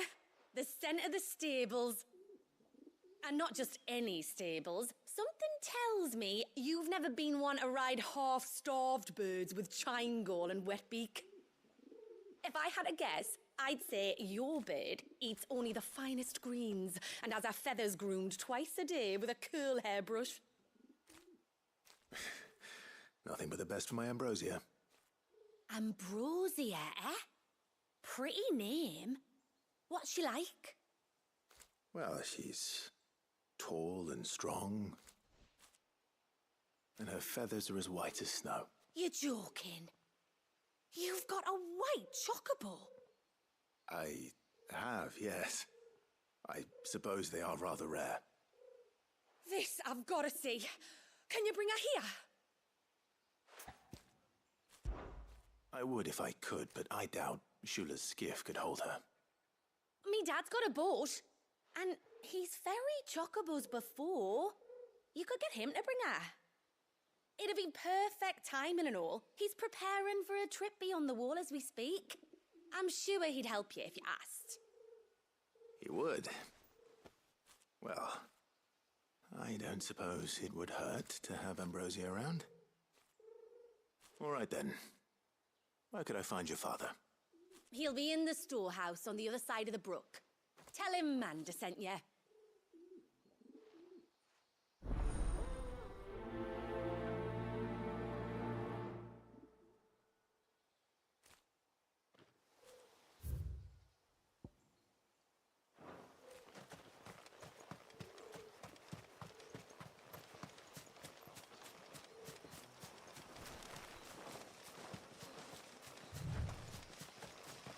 Before, we turned east at the shipwrecks to reach the coast.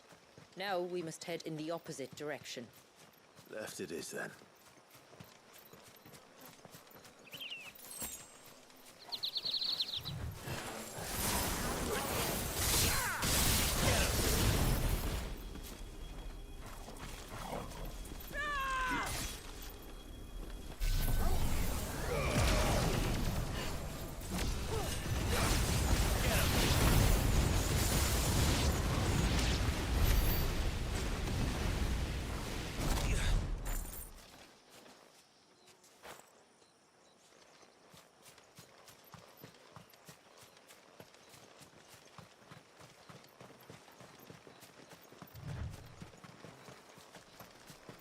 If there's one thing I know about beastmen, is that they love to hide in the dark.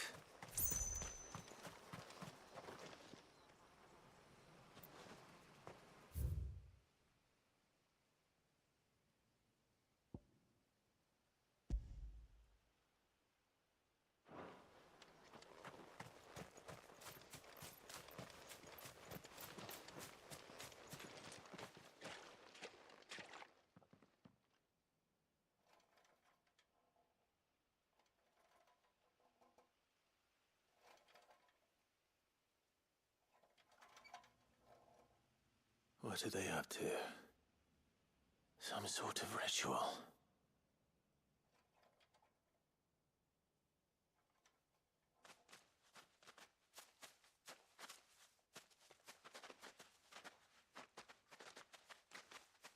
Sorry to disturb you.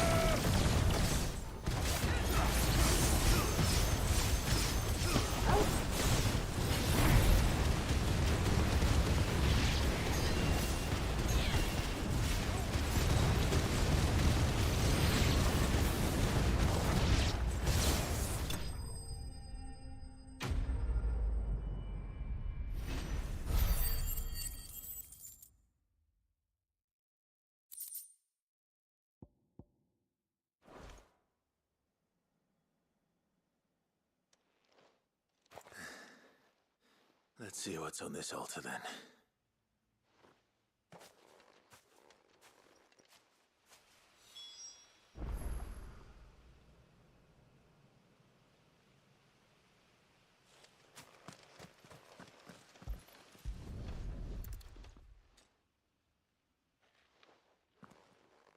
A silver chain. I doubt the Tomberries made it. This must be what Fennec was talking about.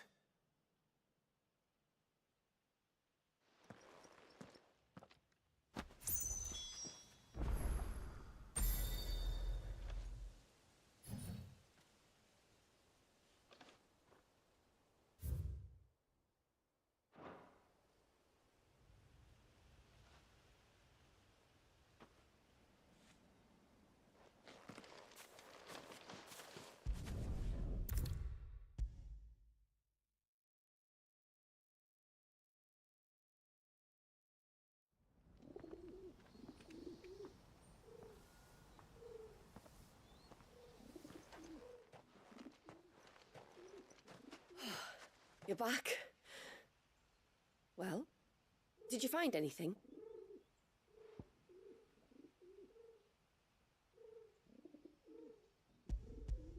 I did. This silver chain. I knew it. Well, I'm still none the wiser. Forgive me. This chain. It's a Gregorian Maternoster. Worn by men of the faith. What's it doing here? And why would the Tomberries be praying to it? To understand that, you need to understand what the Tomberries are.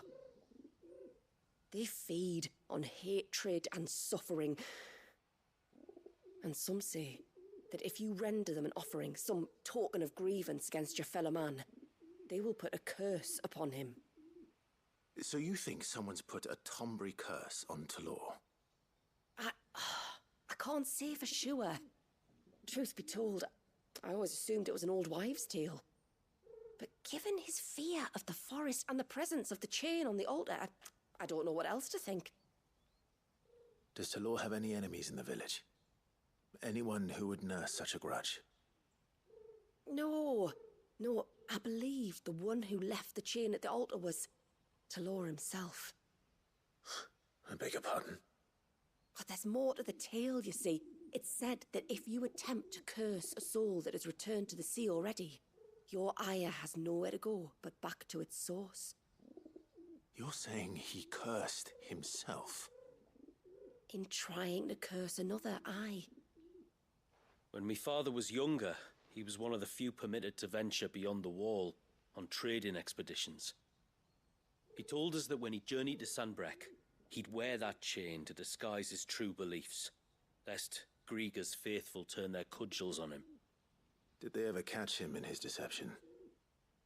Might that explain the ill will he bears someone? Not that he ever told me. Come now, let's not waste time speculating about Talor's past. We need to focus on the present, and that means finding a way to break the curse. All right. If there's anything I can do to help, let me know. Thank you. I shall. Aye, and thanks for going to all this trouble. Here, it's not much, but I want you to have this. We call it an Adder Stone. It's a gatherer's charm. Reacts to certain rare minerals we use in crafting. Makes them ring out like a bell, stuff you'd have no chance of spotting otherwise. If you find anything, see that you bring it back to me. I can make you some decent gear with it. If you're interested, like. I am, thank you. And I'll be sure to pay you a visit. Until then, I wish your father a swift recovery.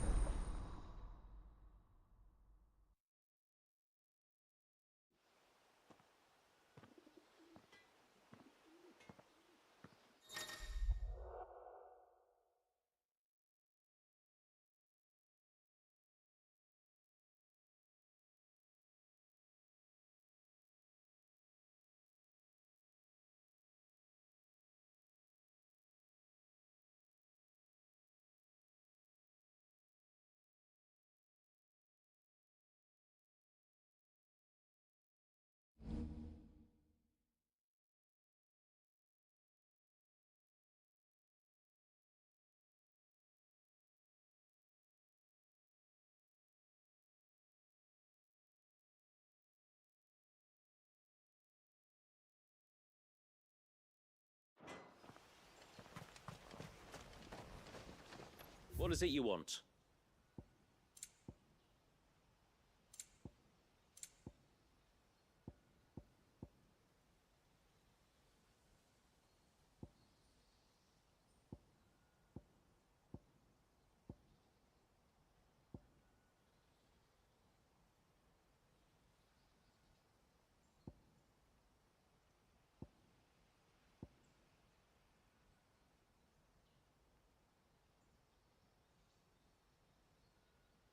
Till next time, then.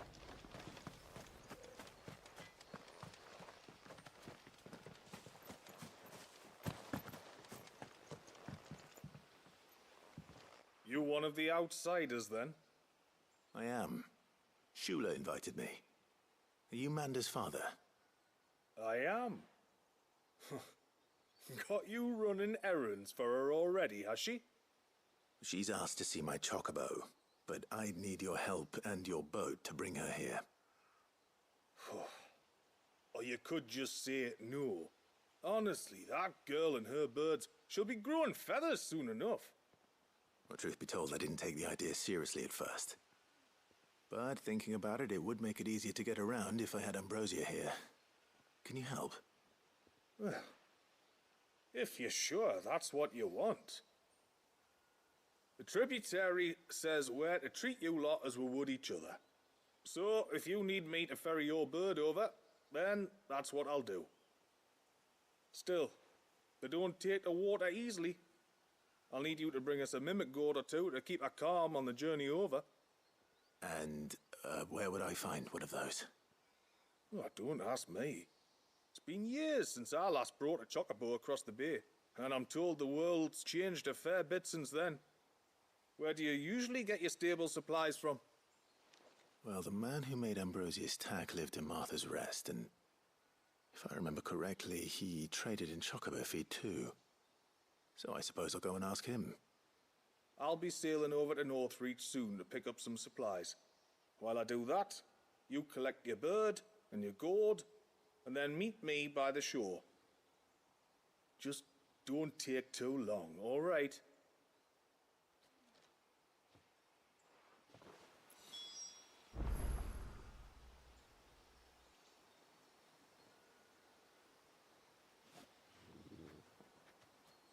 It's a mimic gourd you need, or your bird will panic as soon as the first wave hits.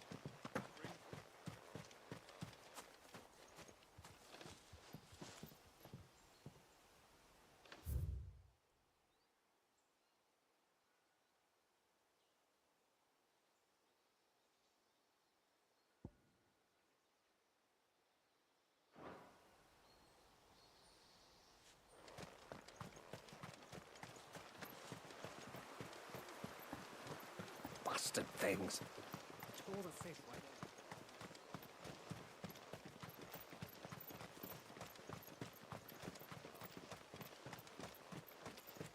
And once everyone left me in peace.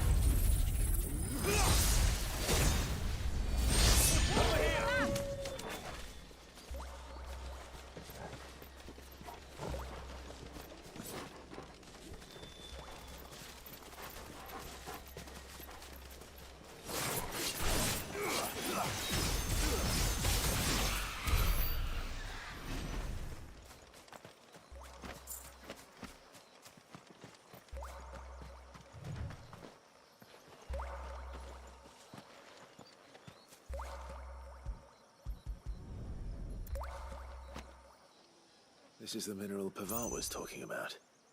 The one that rings out like a bell.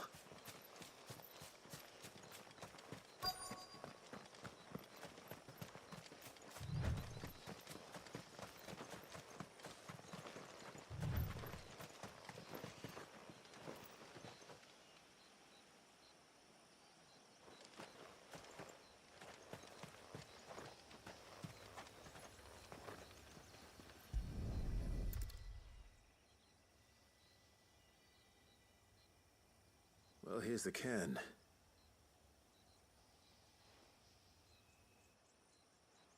But no sign of Nassef. To the riverbank, then.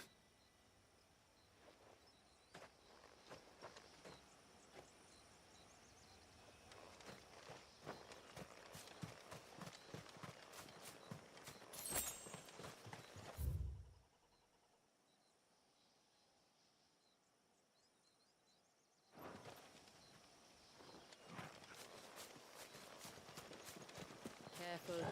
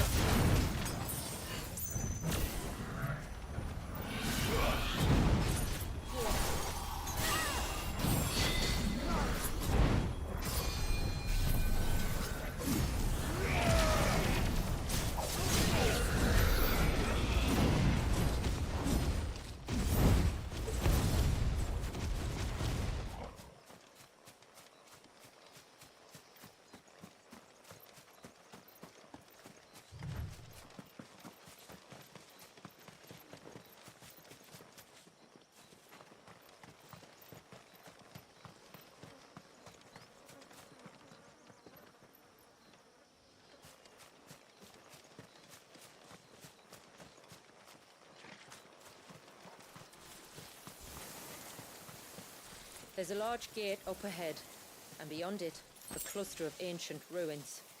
The temple, or the heir of hours as my people call it, can only be reached by passing through them.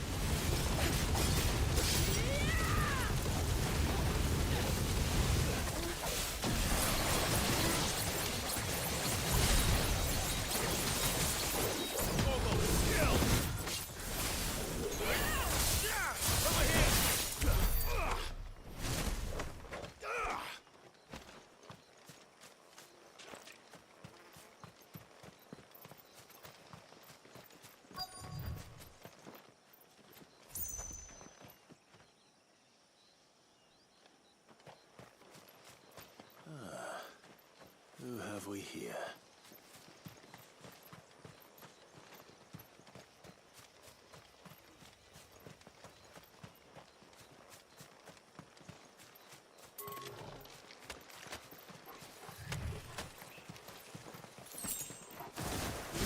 Isn't one thing.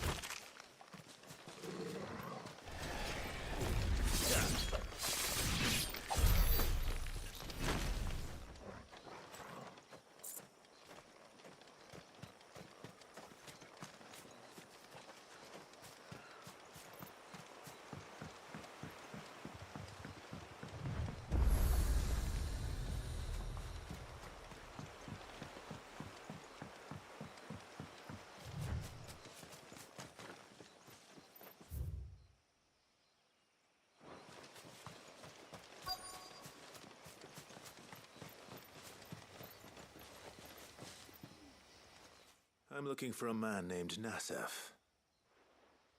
Aye, I know him. Takes care of the cans. Wait, you didn't think I was him, did you? Sorry, mate, I'm just out to gym myself a few ibexes. What do you want with the lad, anyway? His friend, Katav, asked me to look for him. Apparently he ventured out to work on one of these cairns and didn't return. Well, that is a worry. You're a hunter, yes? You must know the woods as well as anyone. Can you think where he might have gone? There's a bridge further down the path. Blasted thing got washed away a few moons back. Our carpenter only recently had time to rebuild it. But if I remember rightly, there is another cairn on the far side. Maybe he decided to visit that one while he was here. Maybe. It's worth a look, certainly. Thank you. Don't mention it. I'll keep an eye out too. Perhaps he just got delayed or something. Let's hope so.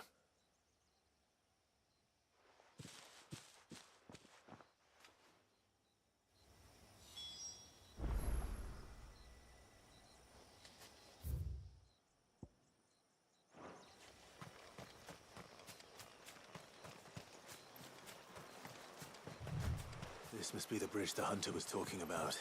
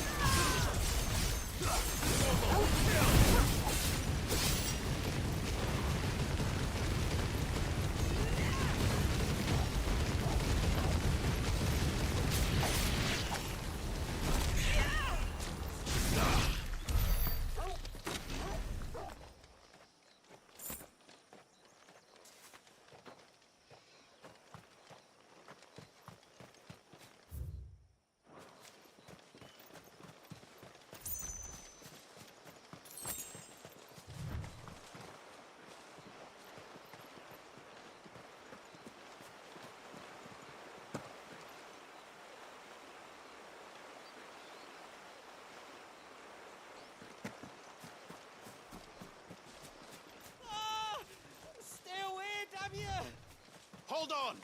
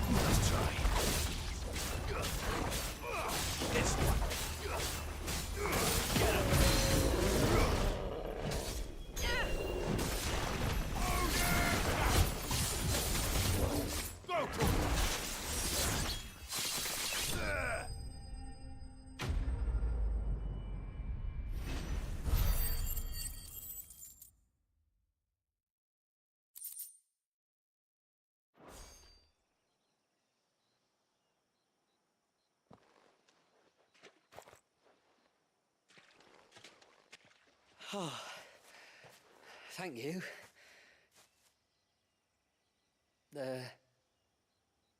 I'm the tributary's guest.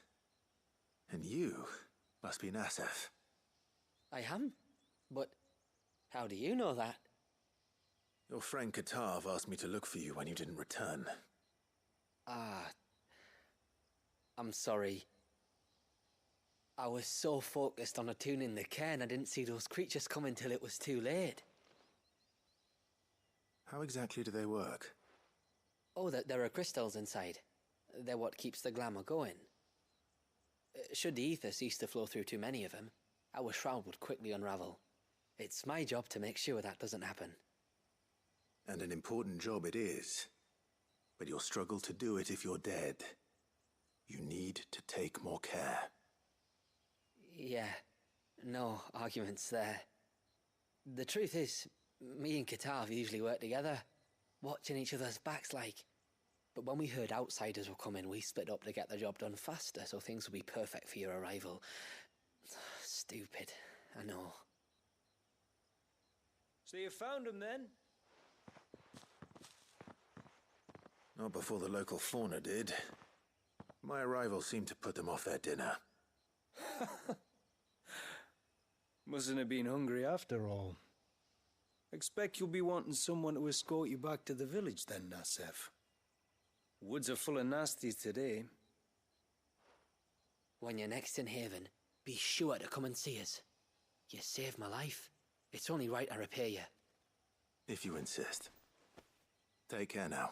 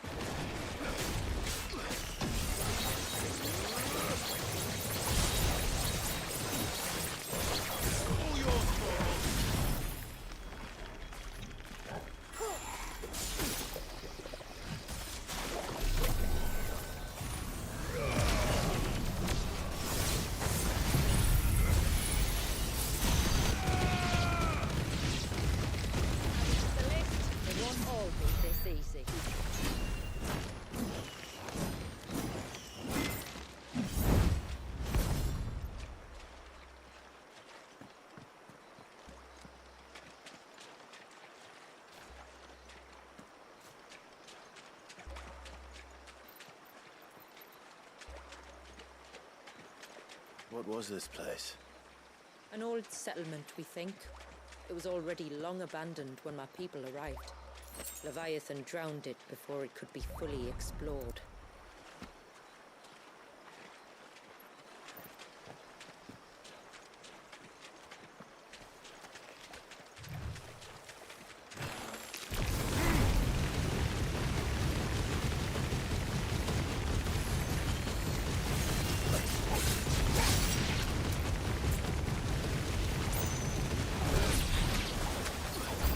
This one.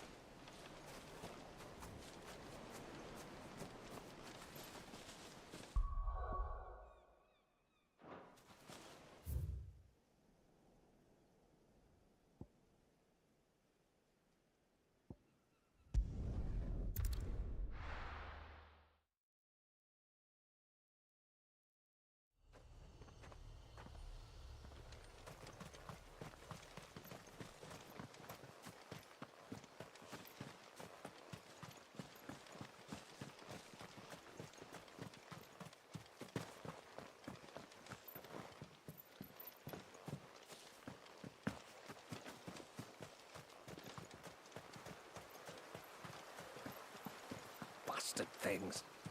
Tore the fish right over. I thought I'd lost you. But you saw to it that I was found. Thank you. Nassef told me everything. If you hadn't got there when you did... Oh, it doesn't bear thinking about. All that matters is that you're safe. Far be it from me to tell you how to do your jobs, but don't go alone again. Or if we have to, maybe we should think about casting the glamour on ourselves to keep the wildlife from spotting us. It'd take its toll, of course, but it'd beat letting the cairns fall and having to weave the entire spell from scratch. Imagine if we had to do that. I'd rather not. Would only succeed in adding 2 new piles of stone to the collection. Your bearers? That we are, thank the tides. The others can't attune to the crystals in the cairns the same way we can. Reckon this place would be doomed without us. So, you do this work for the good of your people? Not because... We're forced to. No. From what I've heard of the way things work on the outside, we were truly blessed that our rain fell here in Mysidia. Our people are few enough as it is. If we started turning on each other, kin against kin, over nothing but a stupid accident of birth, our days would be numbered. They would. Anyway, all's well that ends well, eh? Thanks to you, both of us lived to keep this place hidden another day.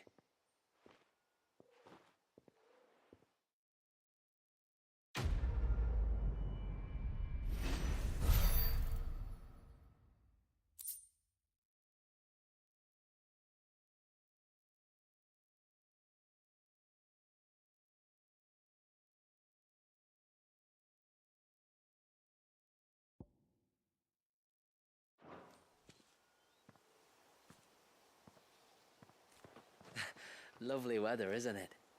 Another beautiful day under the glamour. The few crystals we can get hold of, we add to the cairns to keep the glamour from fading. And any left over we give to Pavart for his forge. Not that it stops him mourning.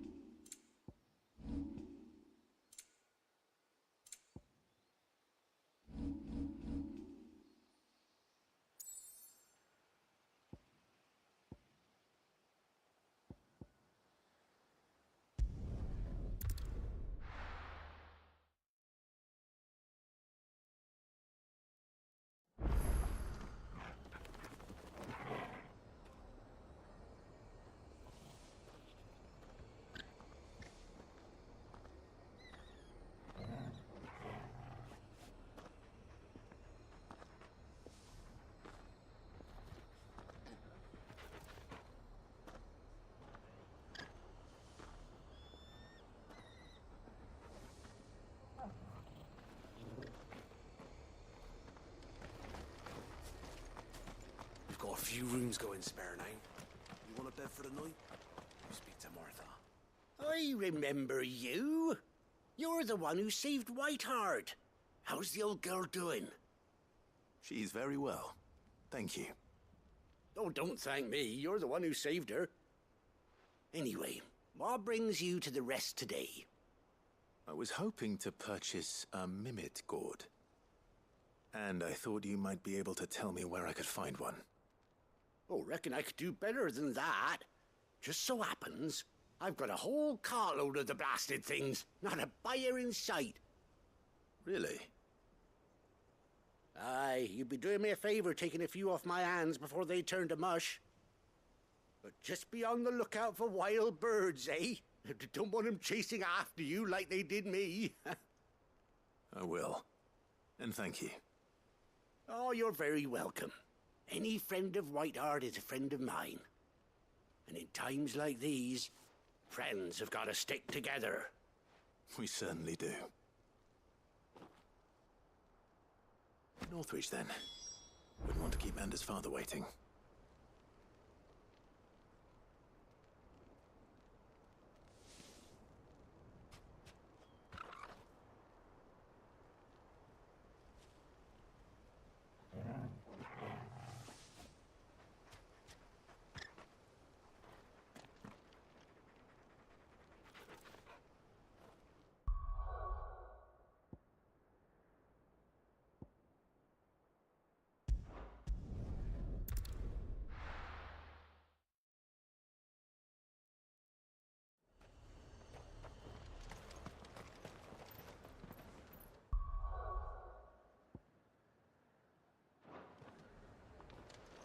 And how might I help the garrison today?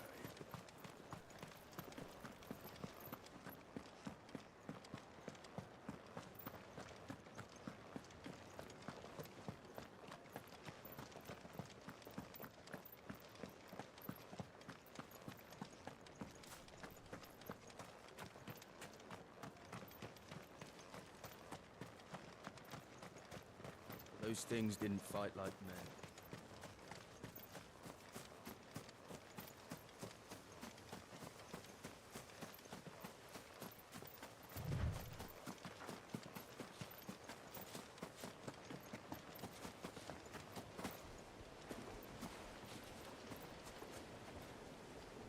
Ah, there you are.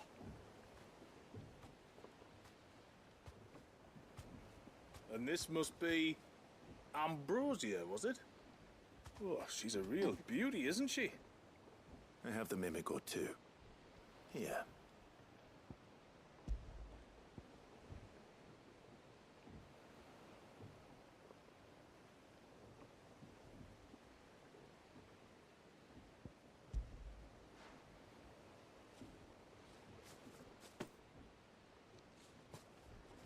Thank you kindly.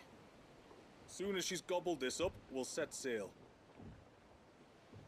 We're going to take a little trip across the bay now, Ambrosia. Don't worry. You'll be all right.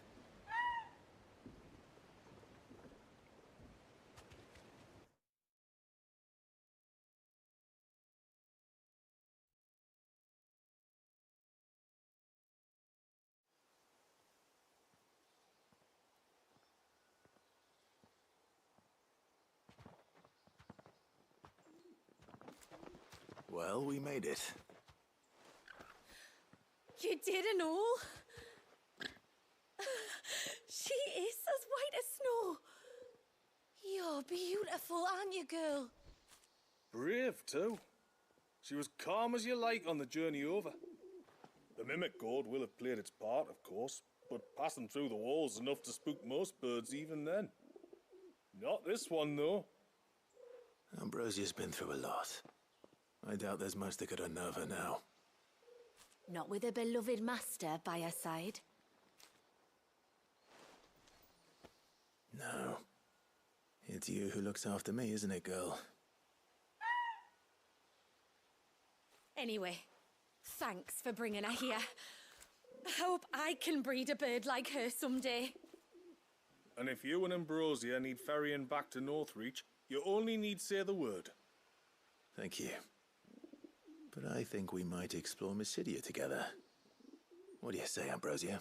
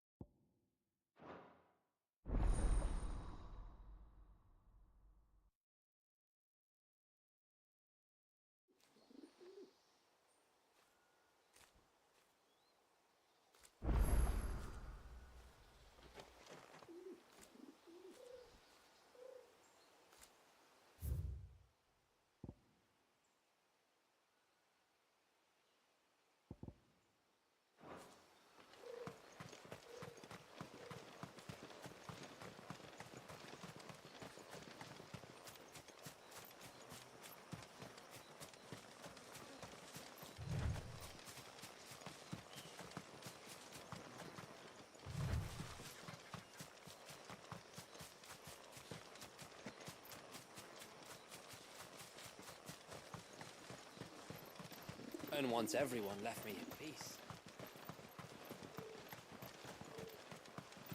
I wish the tributary would teach us how to fight.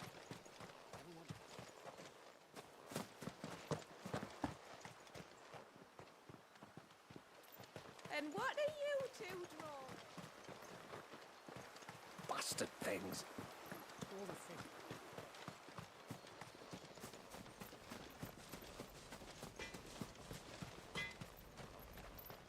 What is it you want?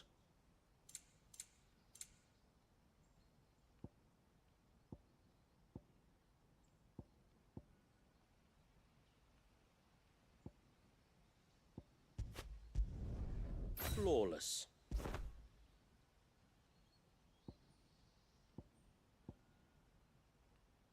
Till next time, then.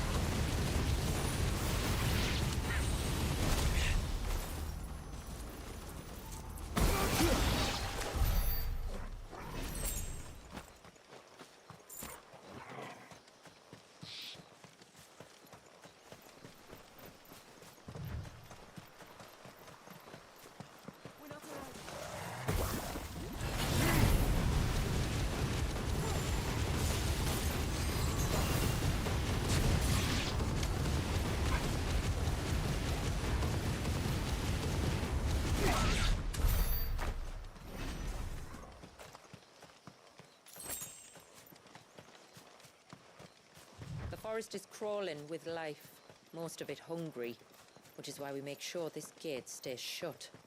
And why you carry that impressive-looking axe, I presume? Noticed her, have you?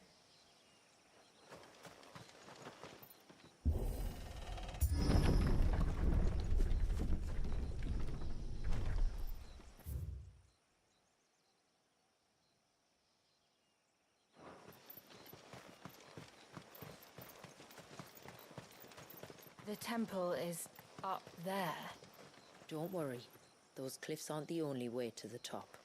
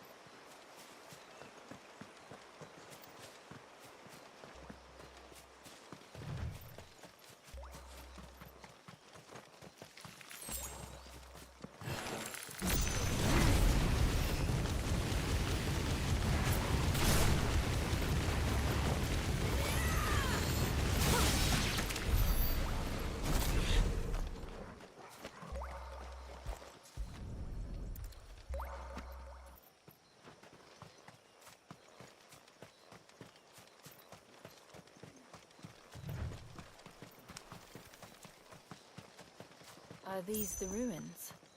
Yes. As far as we can tell, they're part of the same complex as the temple itself. To think of all the people who must once have lived here.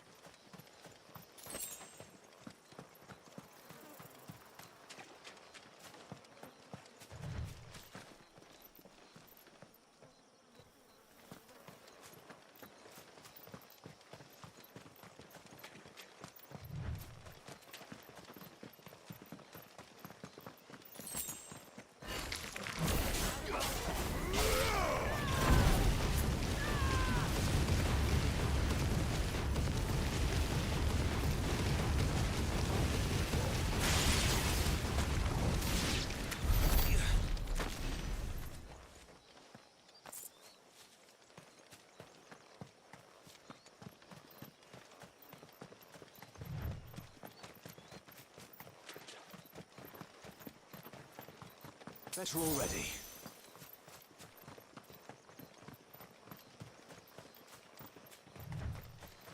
Careful.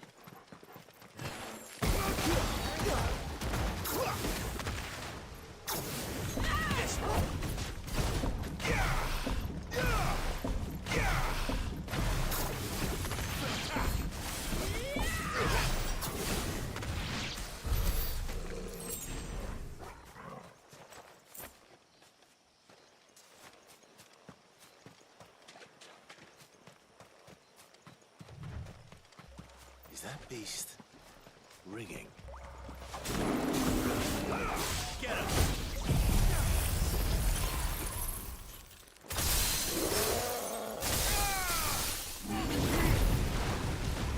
Nice try. Over here!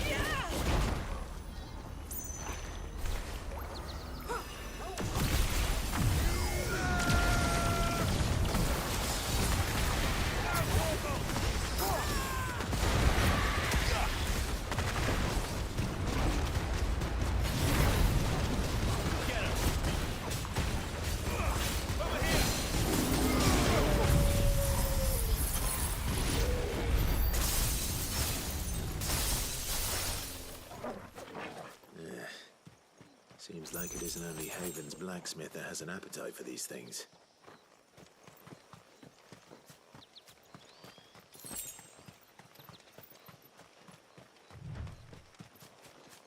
These remind me of home. You're from the north, then? Yes. And no. I see.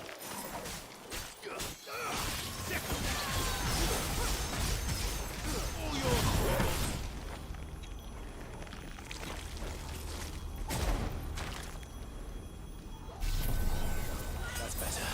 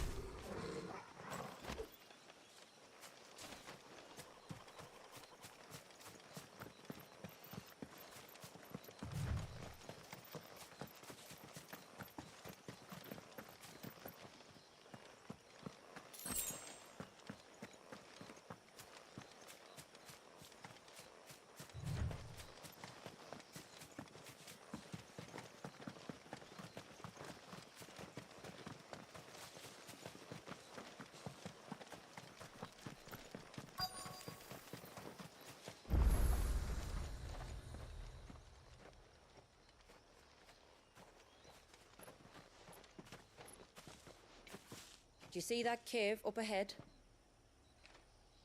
Whoever lived here carved a flight of stairs into the stone within. A way to the top. And whatever it is that awaits us there.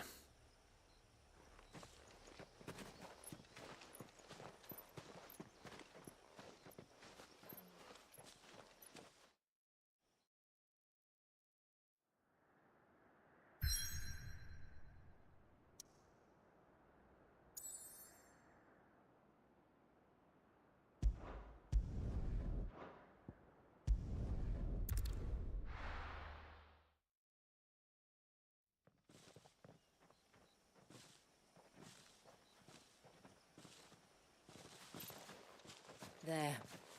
The temple the time forgot.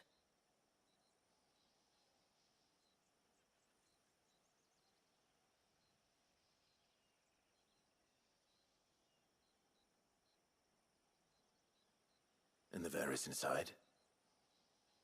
Yes. You can see the spell's path from the nave.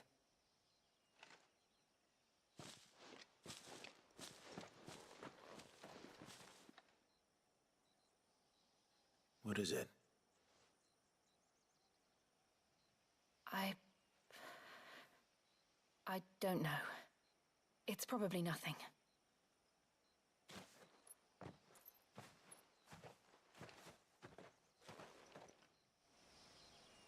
Forgive me, but why build the Vare here? The spell was originally meant to be cast on Drake's Eye, and this was the only place with an unbroken line of sight.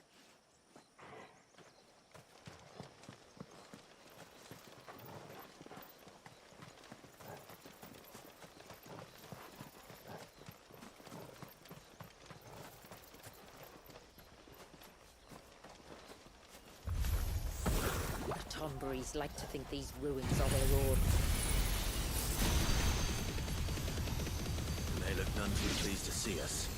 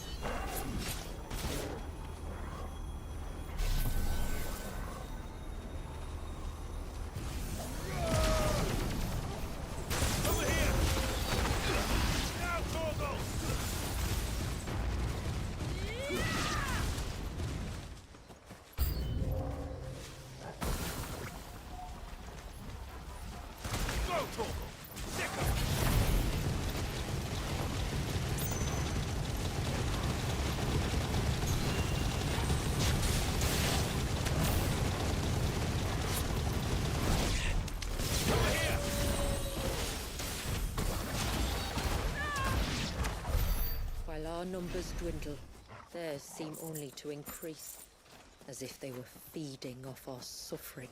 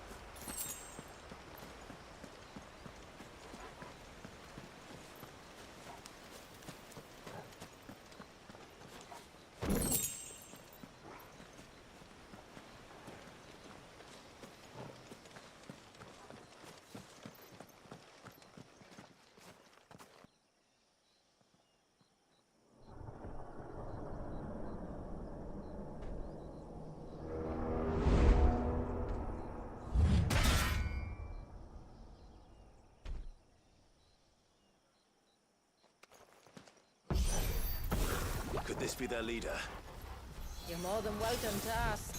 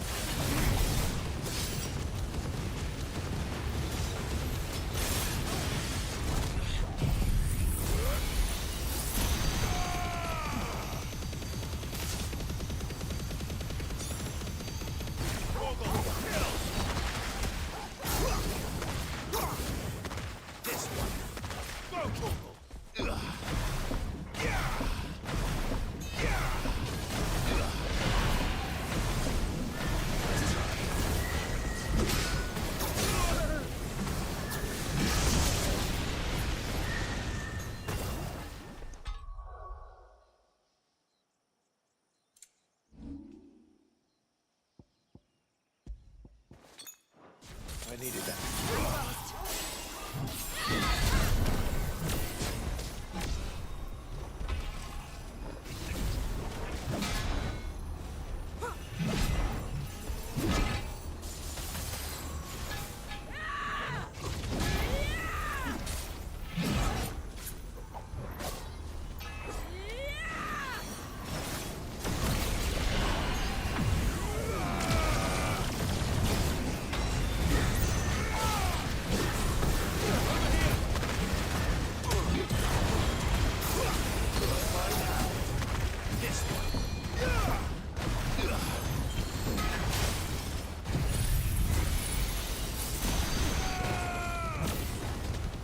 It's over.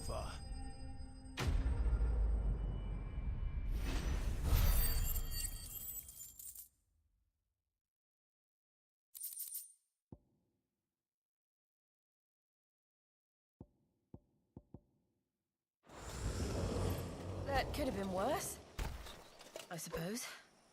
Aye, well, if the forest's taught me anything, it's that there's always something worse.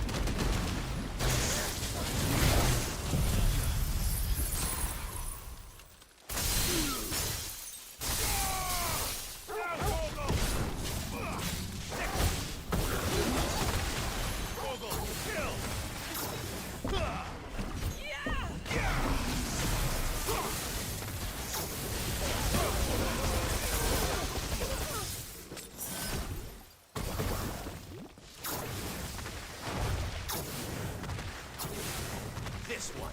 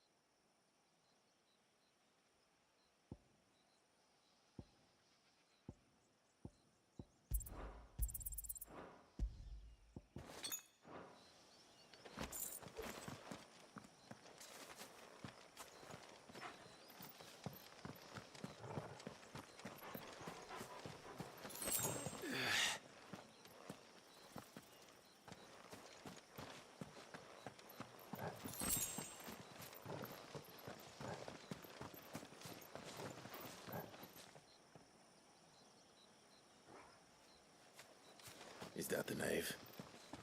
Just inside the dome, yes. But it's what's out here that worries me.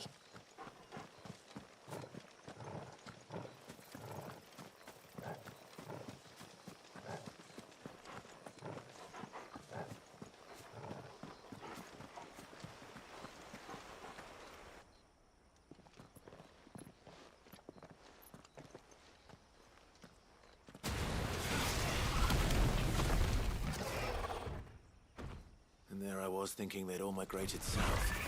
The weaker ones did. The weaker ones. Did you hear that, Sid?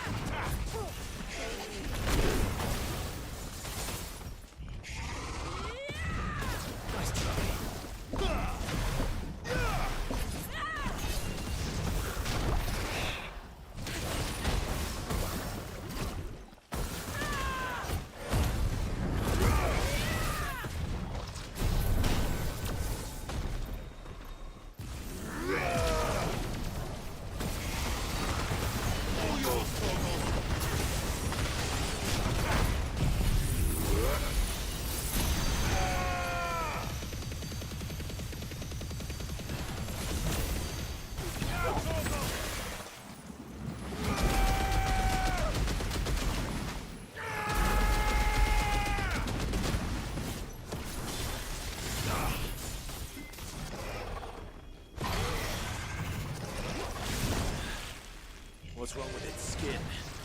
You don't want to be around to find out. Get back!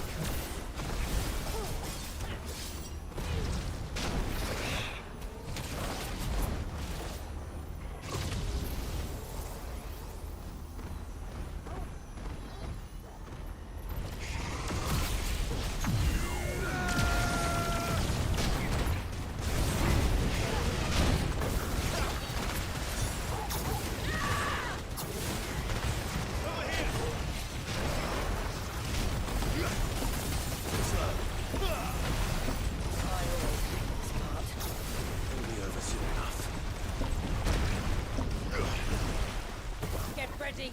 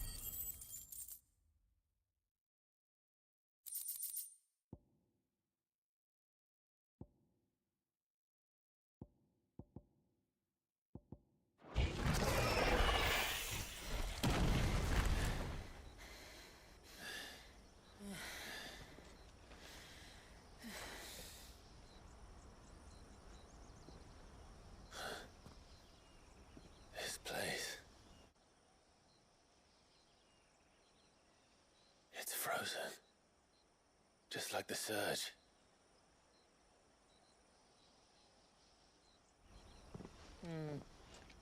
Another of my ancestors' sins. Shall we?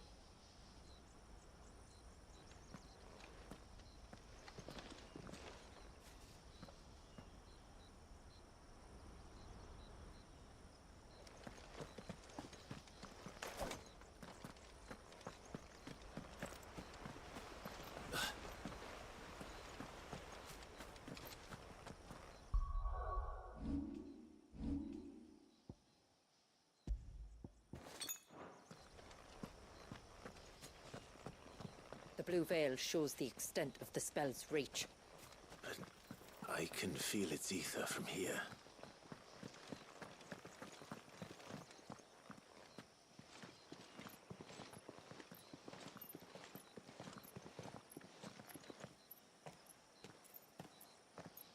Shula, wait.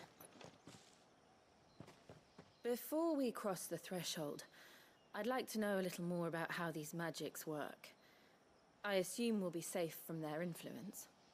We won't grind to a halt, if that's what you mean. The spell only affects the things that were present at the moment it was cast.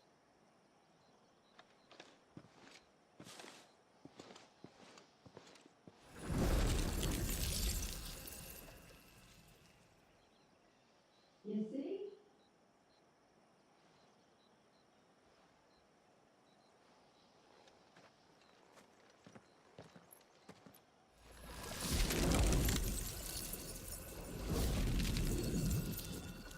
But if we can enter, that means other things can as well.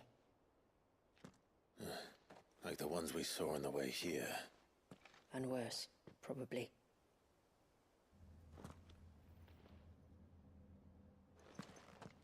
Is this Leviathan's doing? Well, it certainly wasn't ours. When he realized my ancestors were attempting to cast a spell from here, he made to destroy the temple. And almost did by the looks of it.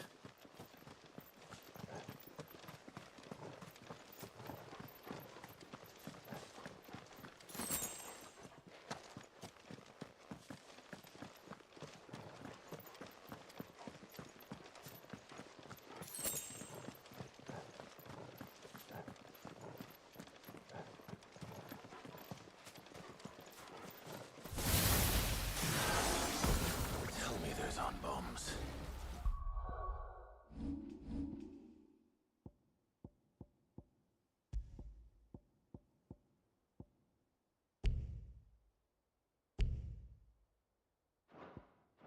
I could, but they are. Then why is it so cold in here? This one.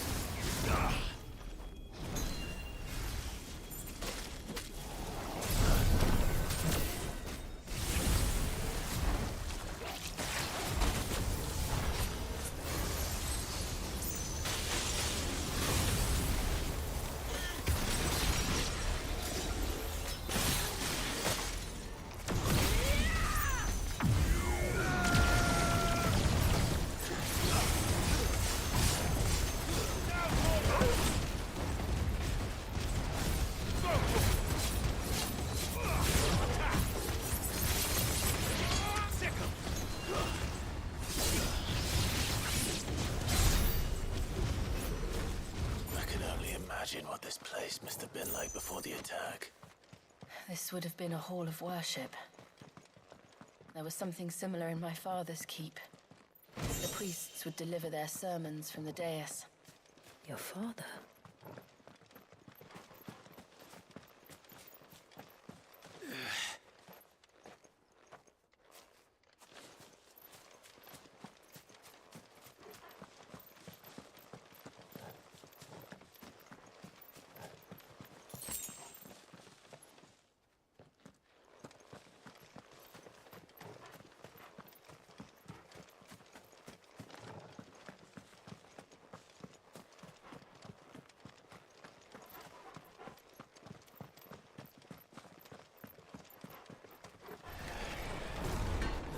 Just let us pass. It's all right. We'll get through this.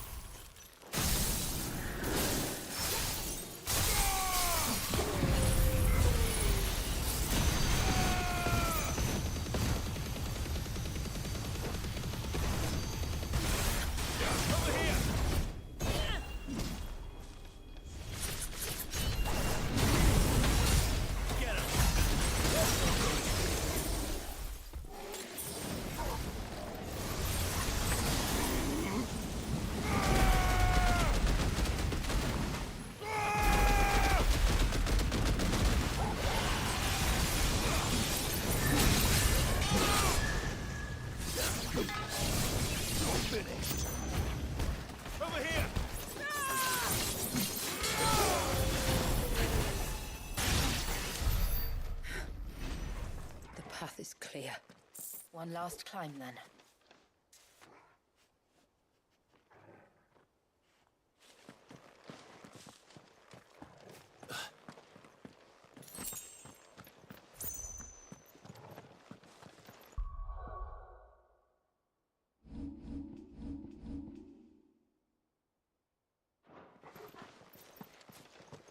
The fair.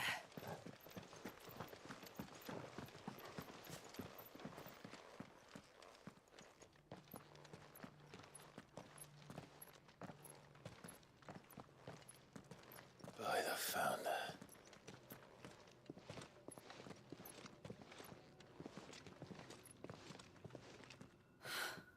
It's just as I thought. Jill, does this ether not feel somehow? Familiar, yes. I sensed it the moment we arrived, though I wasn't sure until now. You can feel it too, can't you, Clive? She's calling us. You don't mean the witch? I do. Though she was more than that. Much more. She was a dominant. A dominant who once commanded the icon that now resides in both me and Clive. Of course. I don't know why I didn't see it. Who else would have the power to freeze time? None other than Shiva herself. But for her ether to endure after all these years, it's almost as if...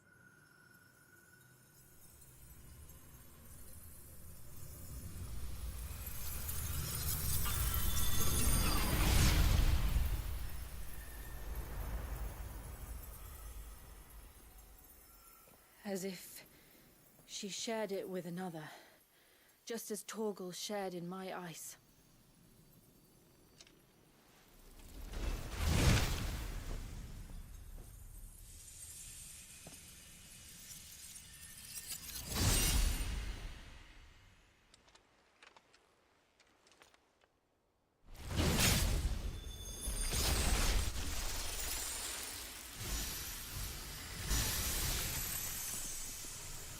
Shiva's companion.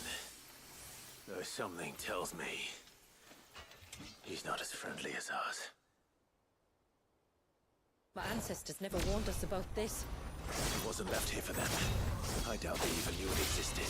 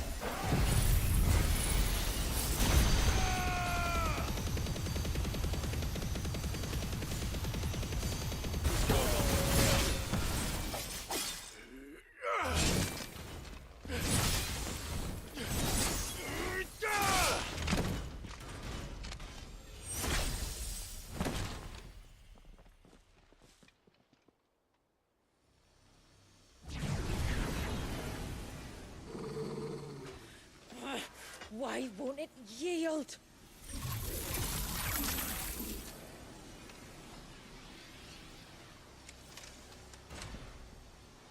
Because it would sooner die than fail its mistress.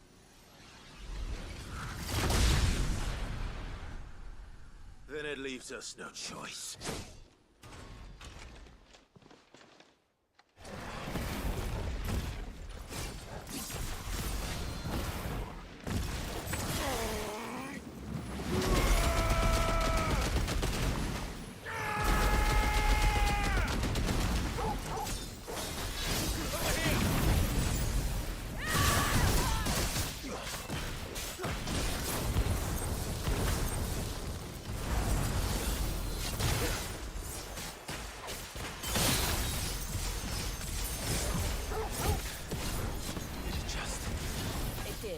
Let's not give it another chance.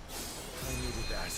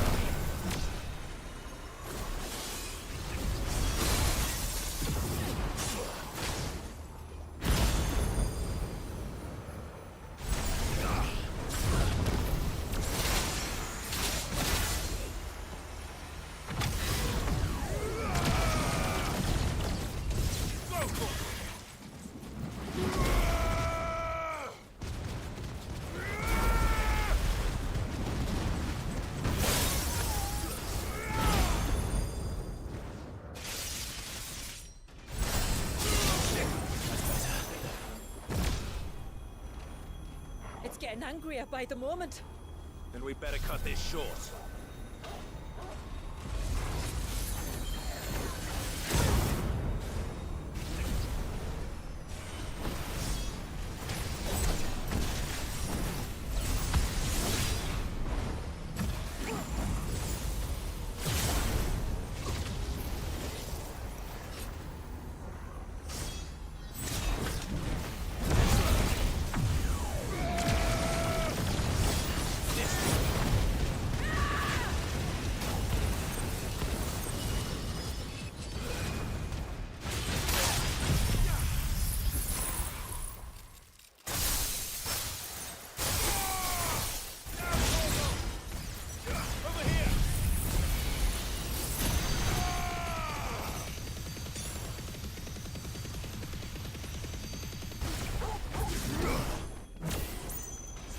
There's a good boy.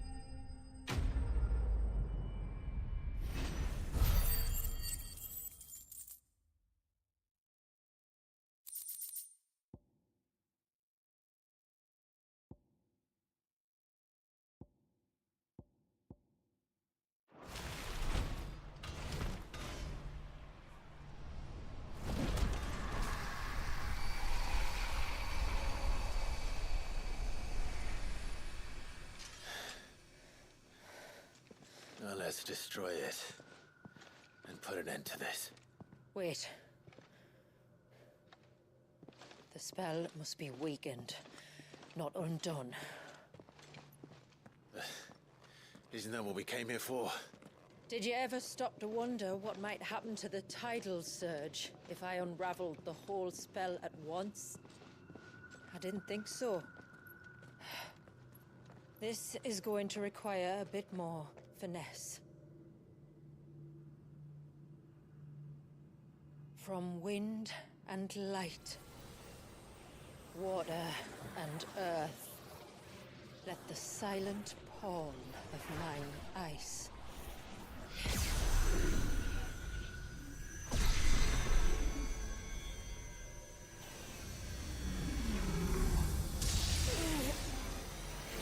There's too much ether.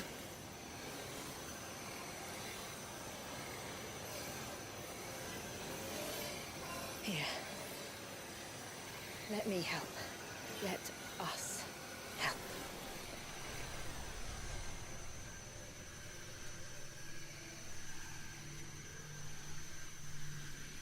Almost.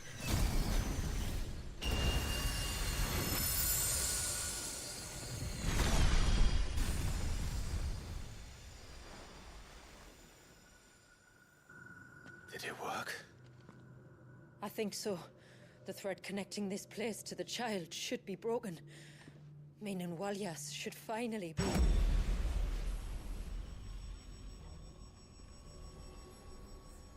Free once more.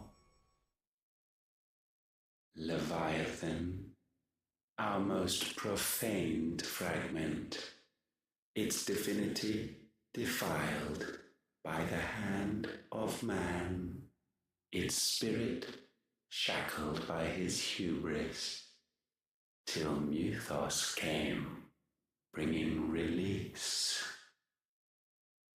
Now, let the sins of man be redeemed by the hand of the servant of God.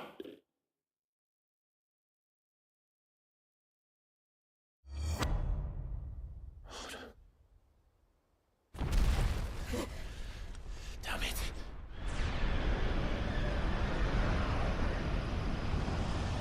It's happening. Isn't it? It is. What is? What's going on? Precisely what we feared. Leviathan is out of control. No.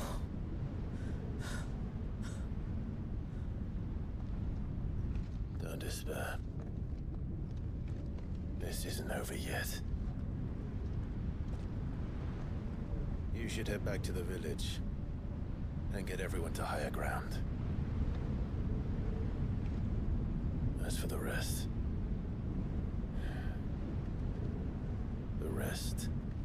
Ifrit will handle.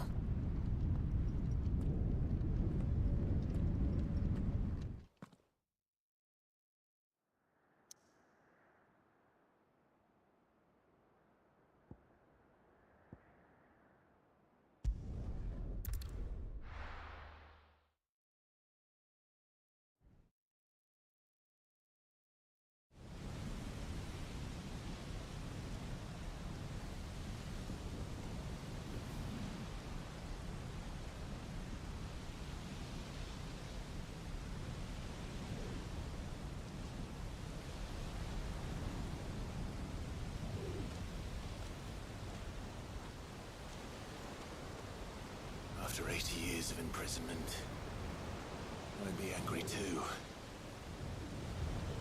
But I can't let it end like this, Walyas. It's time for you to come home.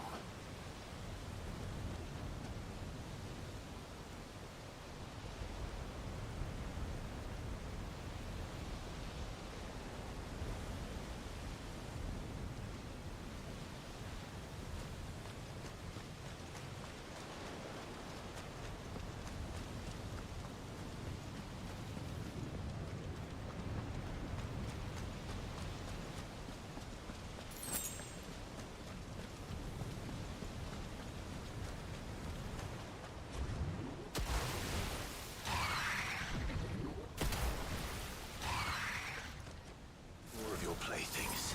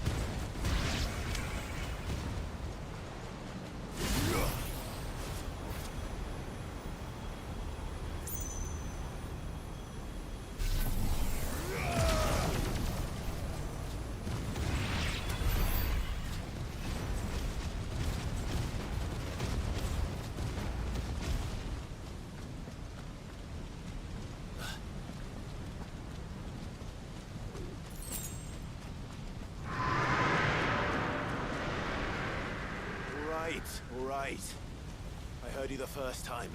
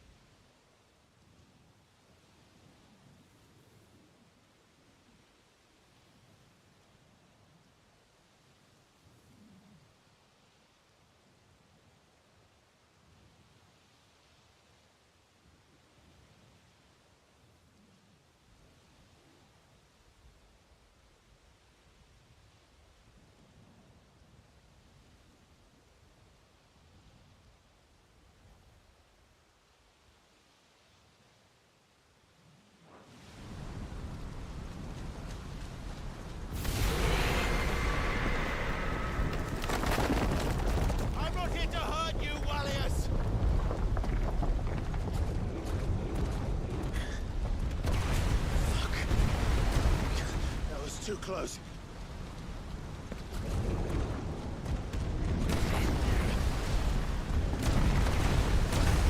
Enough!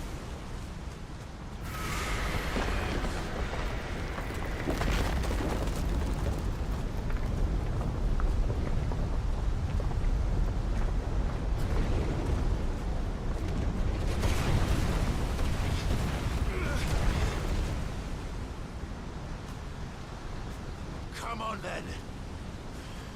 No more hiding.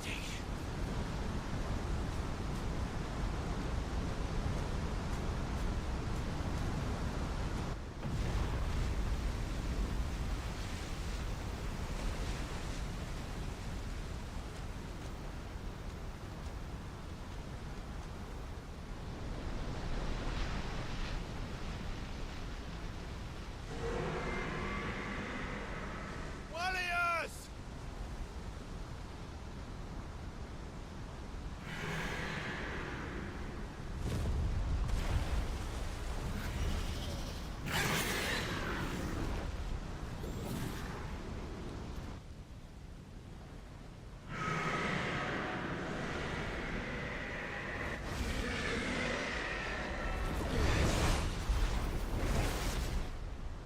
This isn't what I wanted!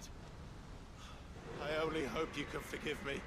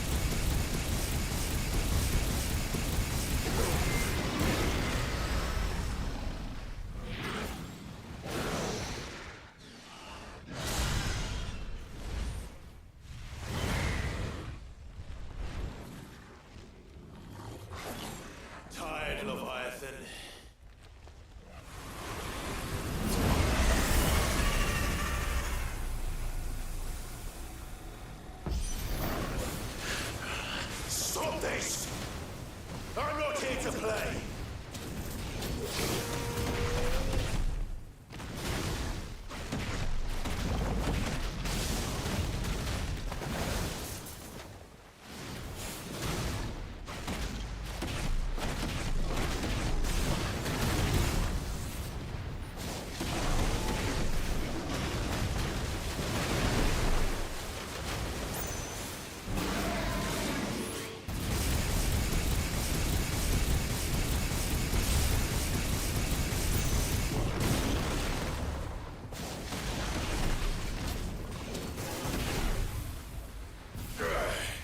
I said, stop!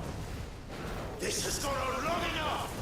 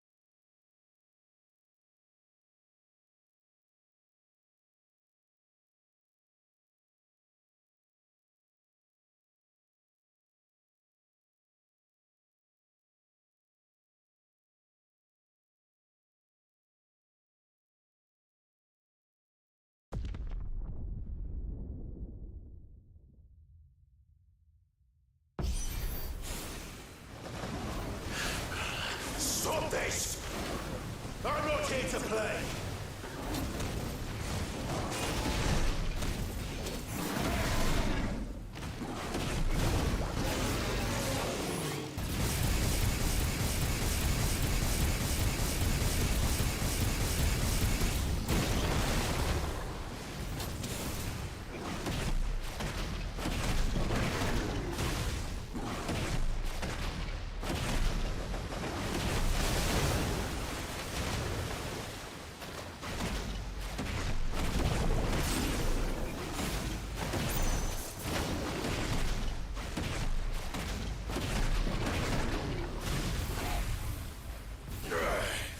I said, stop!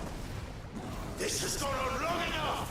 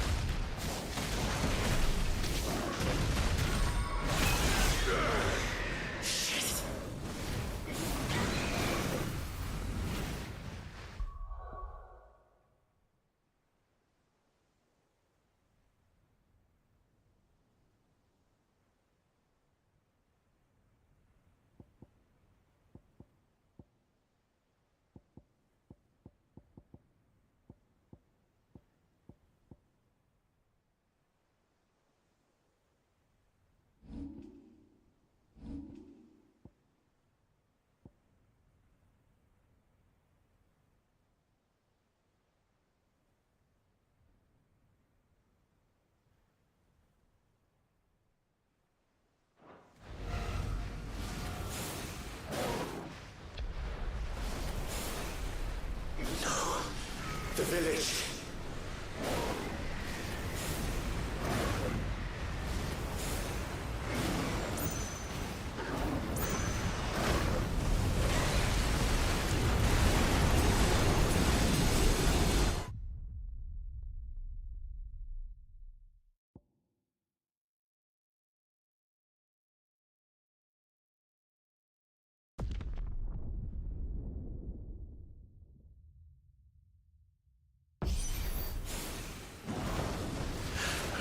Stop this! I'm not here to play!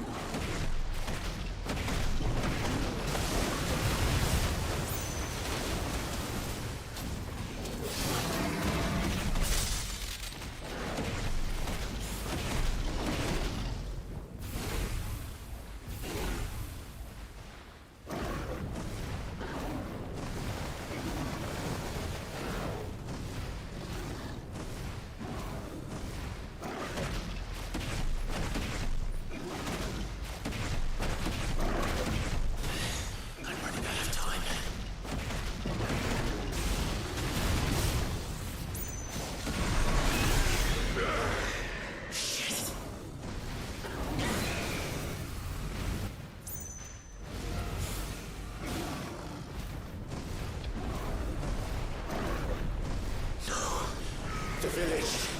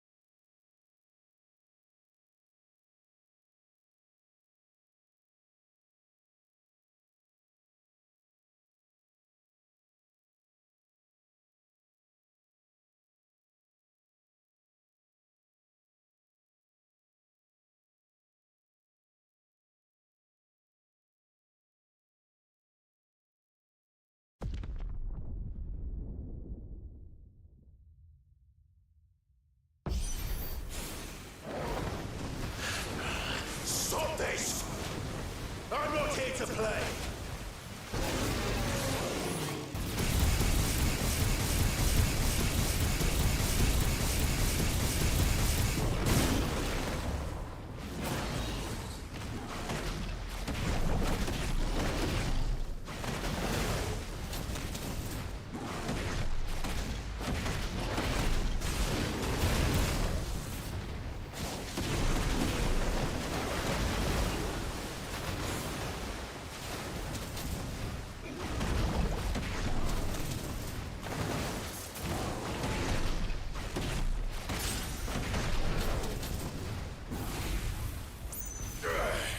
I said, stop! This has gone on long enough!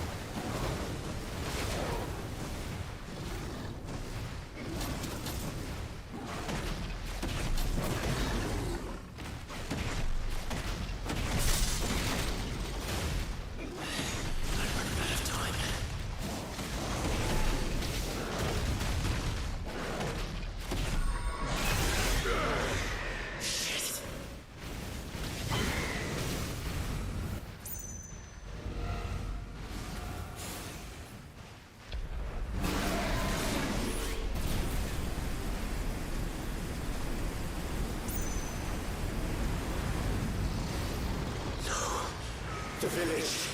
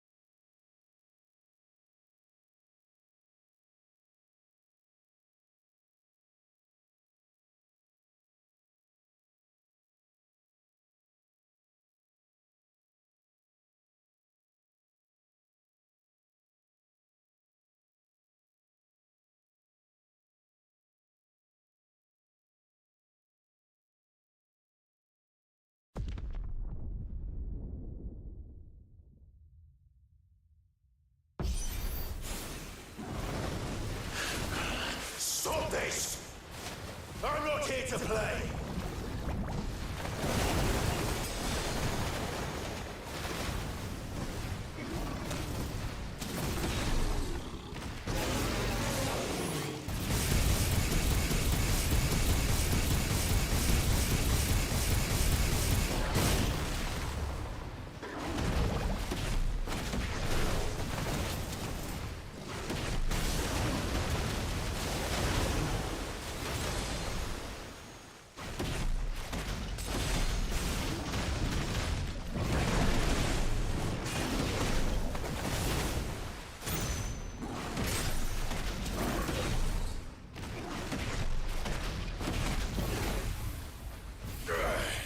I said, stop! This has gone on long enough!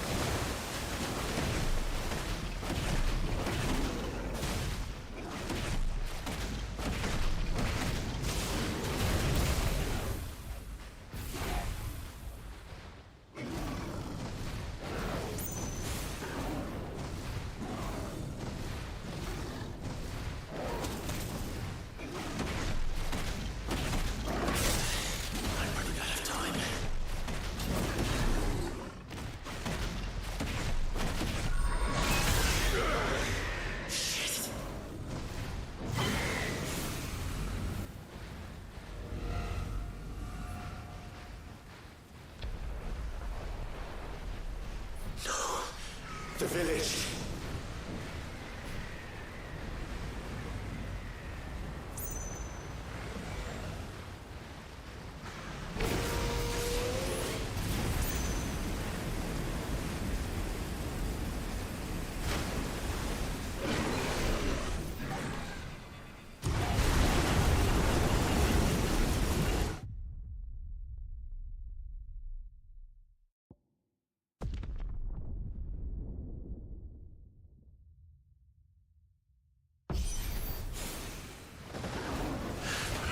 Stop this! I'm not here to play!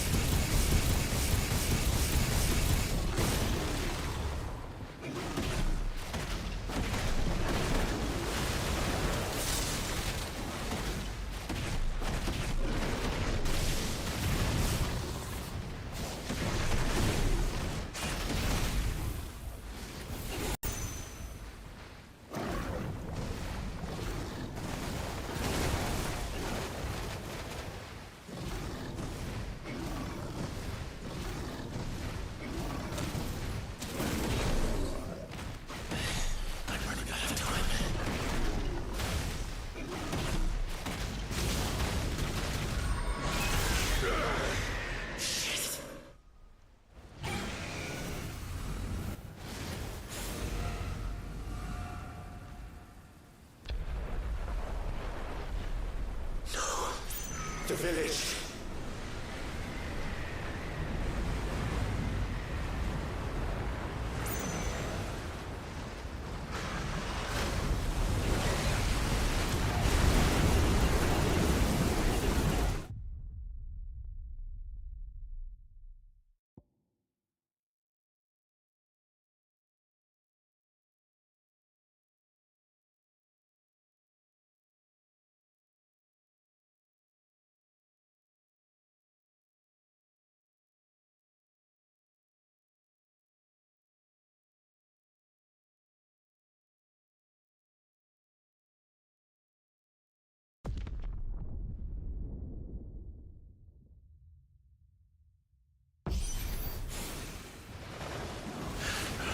Stop this! I'm not here to play!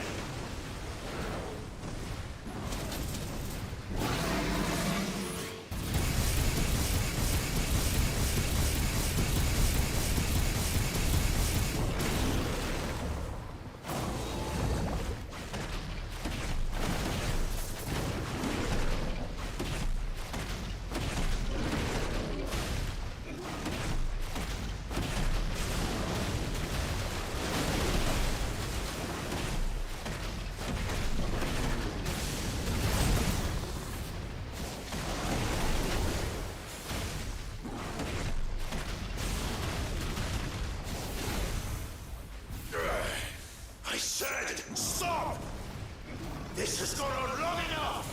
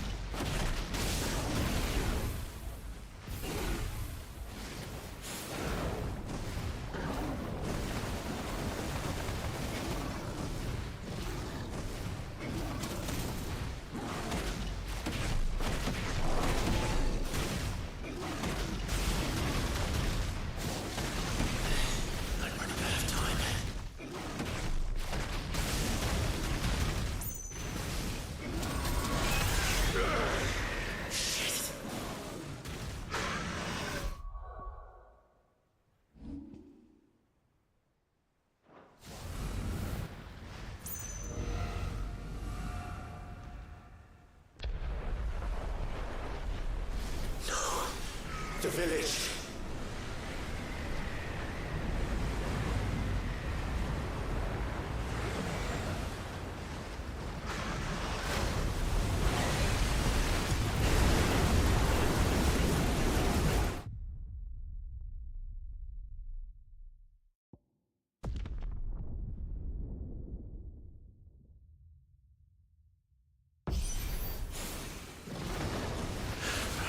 Stop this!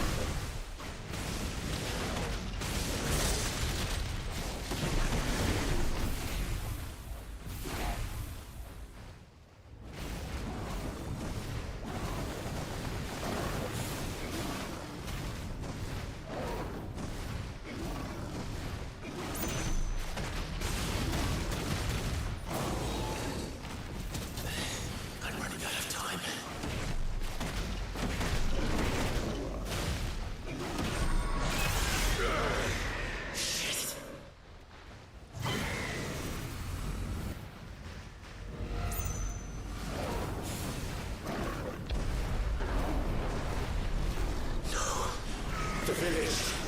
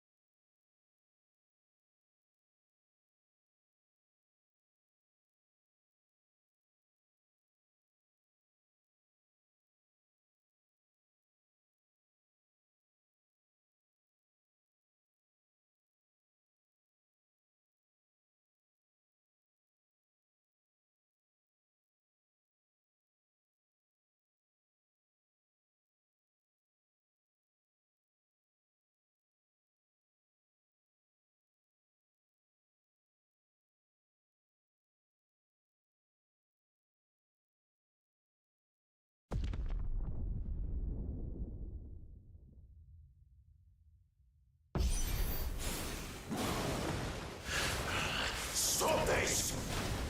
I'm not here to play!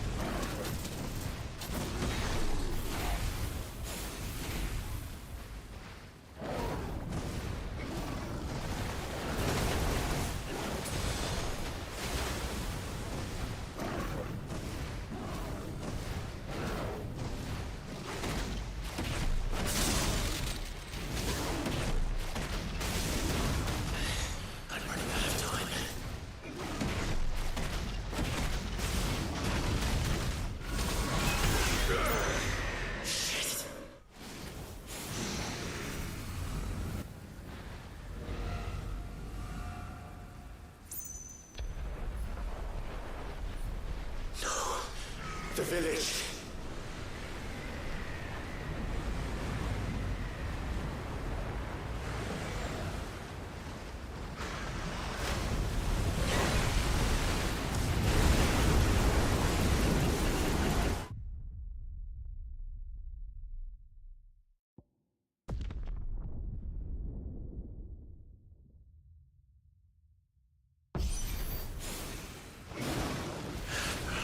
Stop this! I'm not here to play!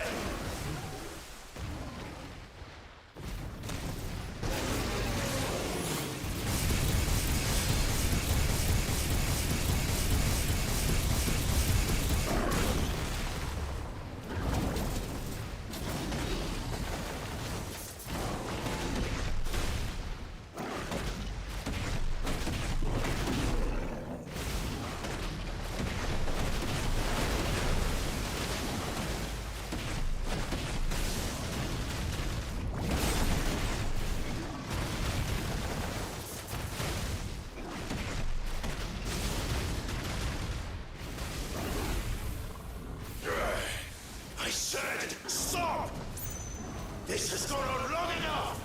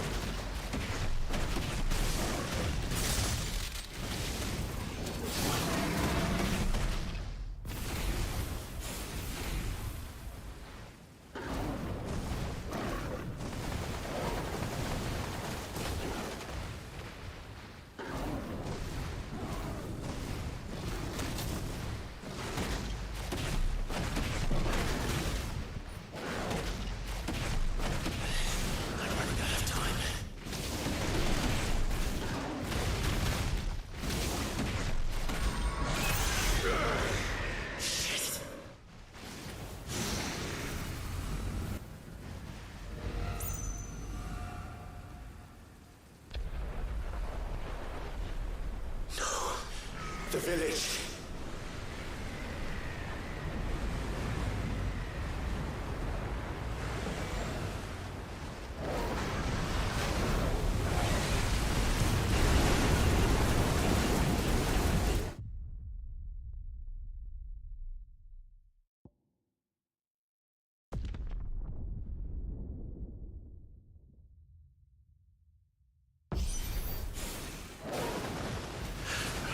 Stop this!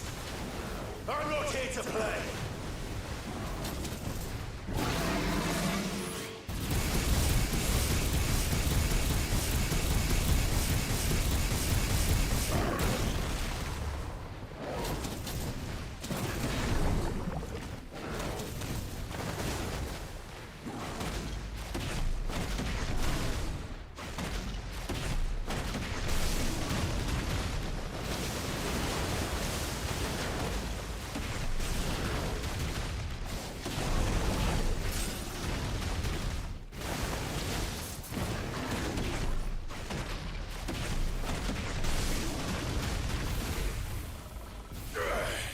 I said, stop!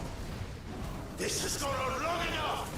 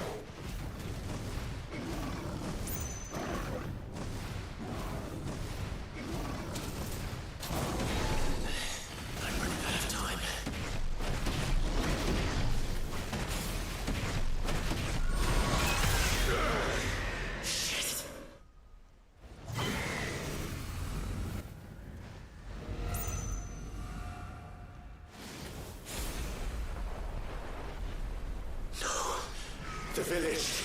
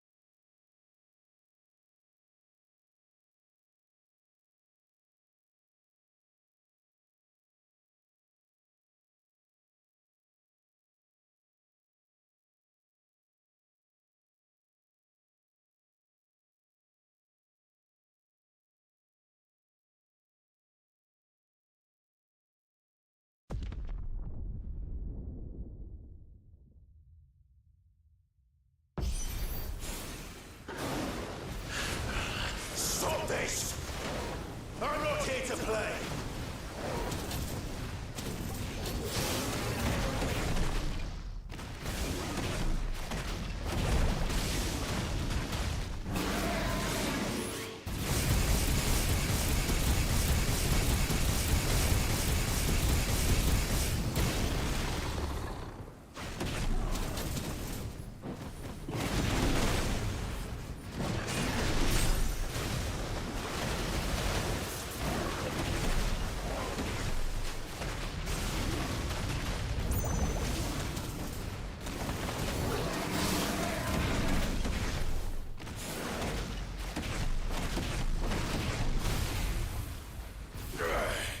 I said, stop!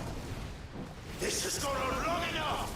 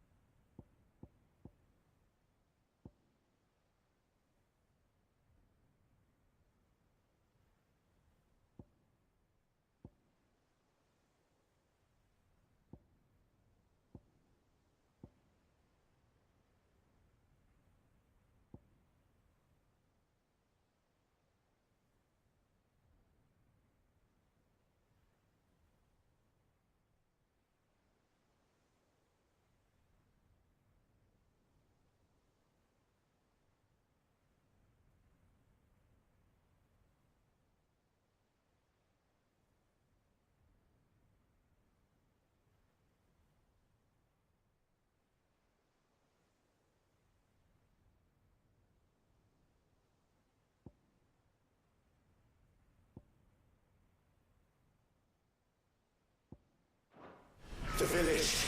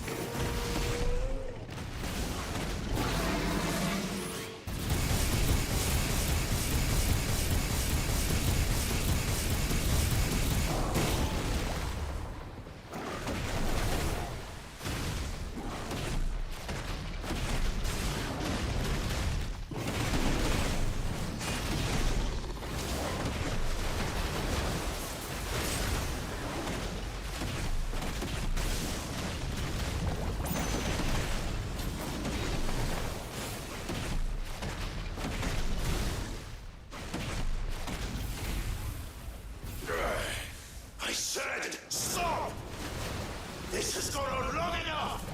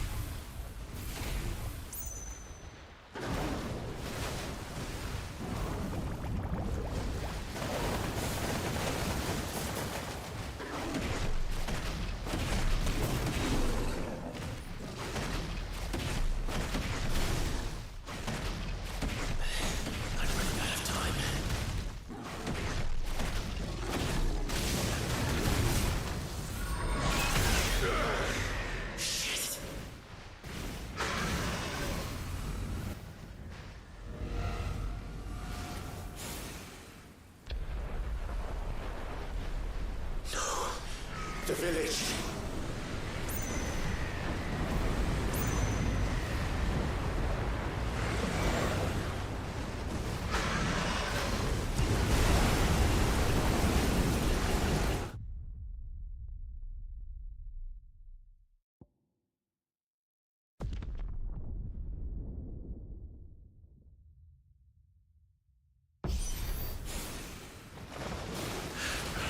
Stop this! I'm not here to play!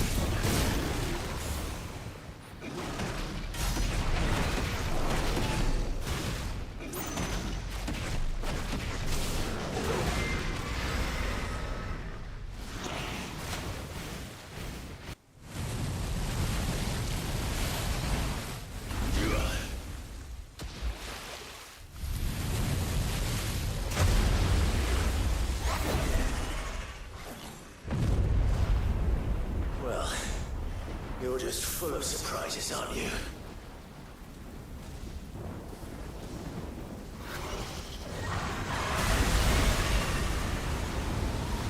Garuda would be proud.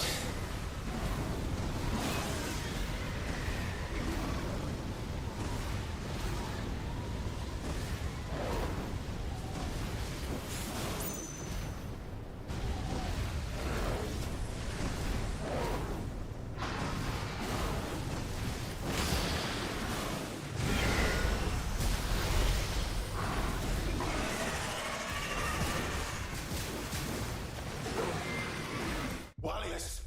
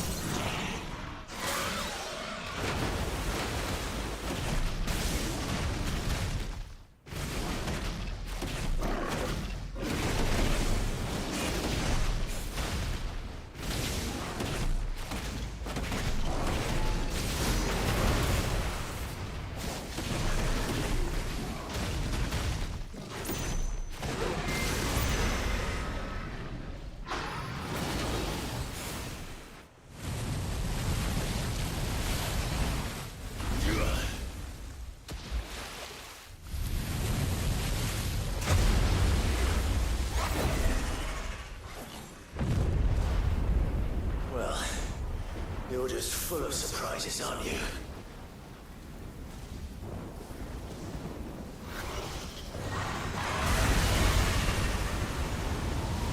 Garuda would be proud.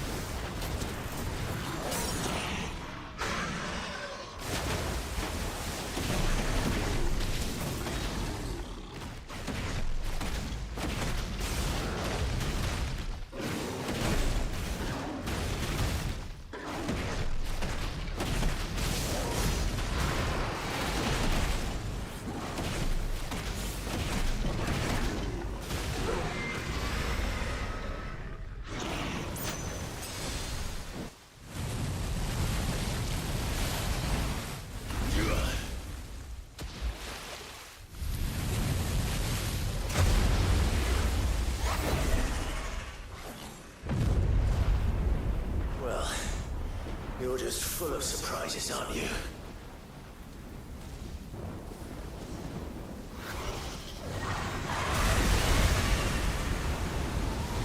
Garuda would be proud.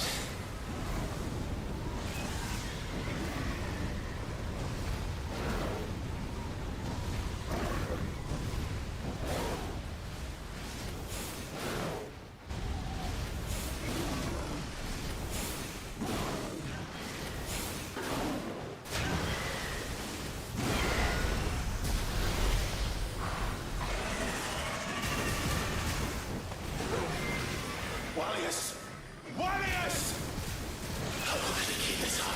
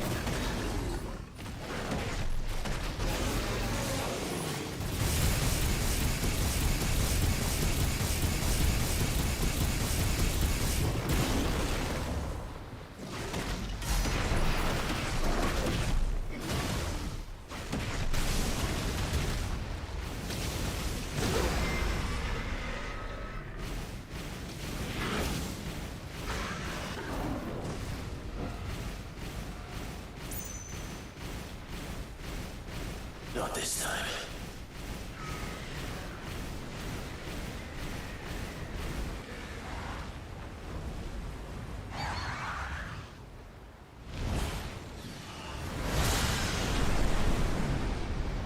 If that's what you want.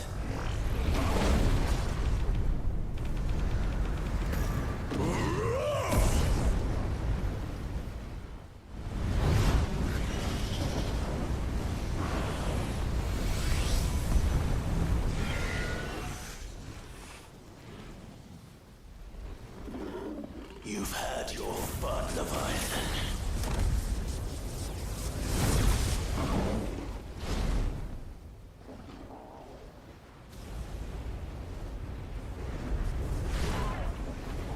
It's time you went back to sleep!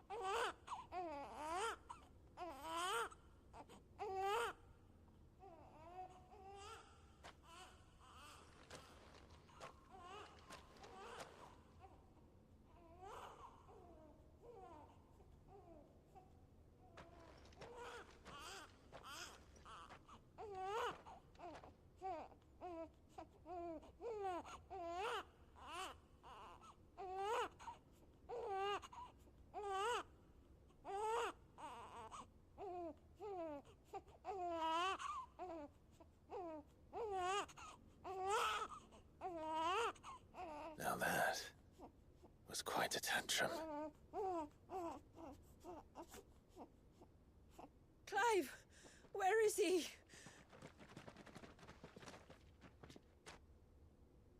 Well, yes.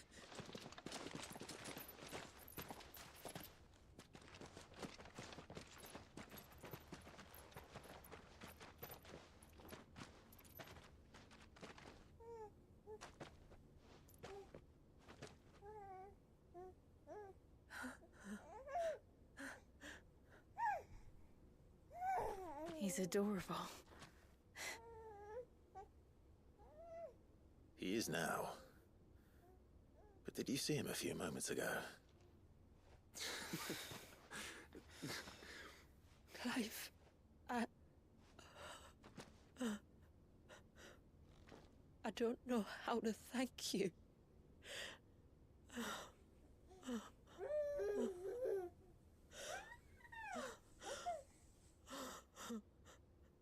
It's all right. We should find him a dry blanket, though. Wouldn't want the little monster catching a cold.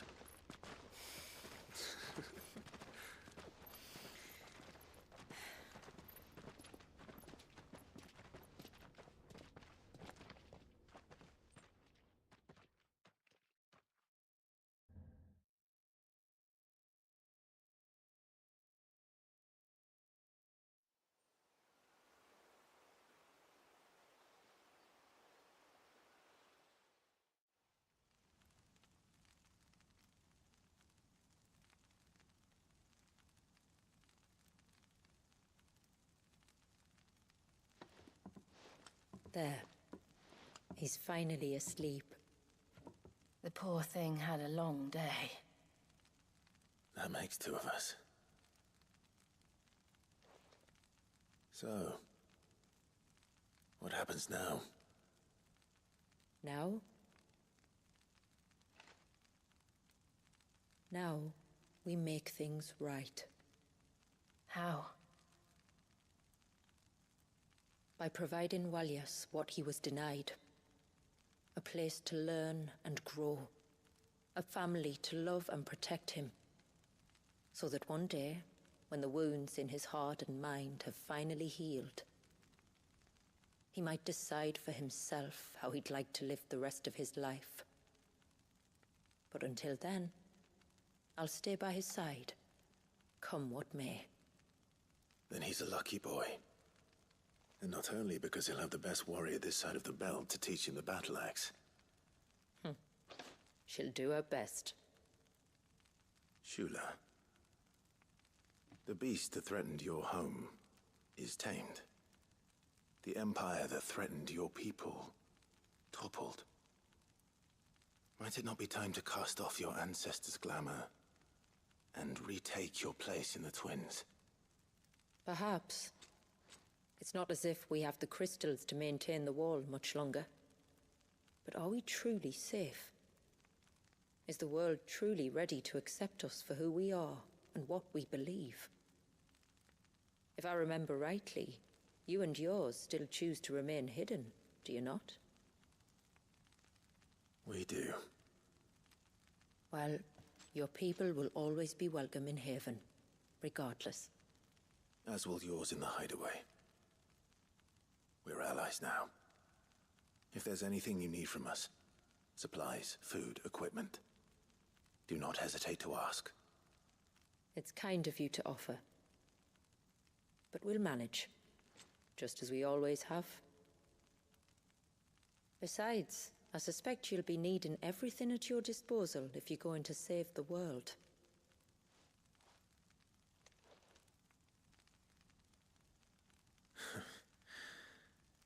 I fear much of it is past saving. The best we can do is strive to turn what's left into a world where we can all live as equals. A noble endeavor. And there'll be a place in this world for us, will there? For Walyas? For everyone. I swear it. Then we shall be waiting. Until the tides bear you back to shore.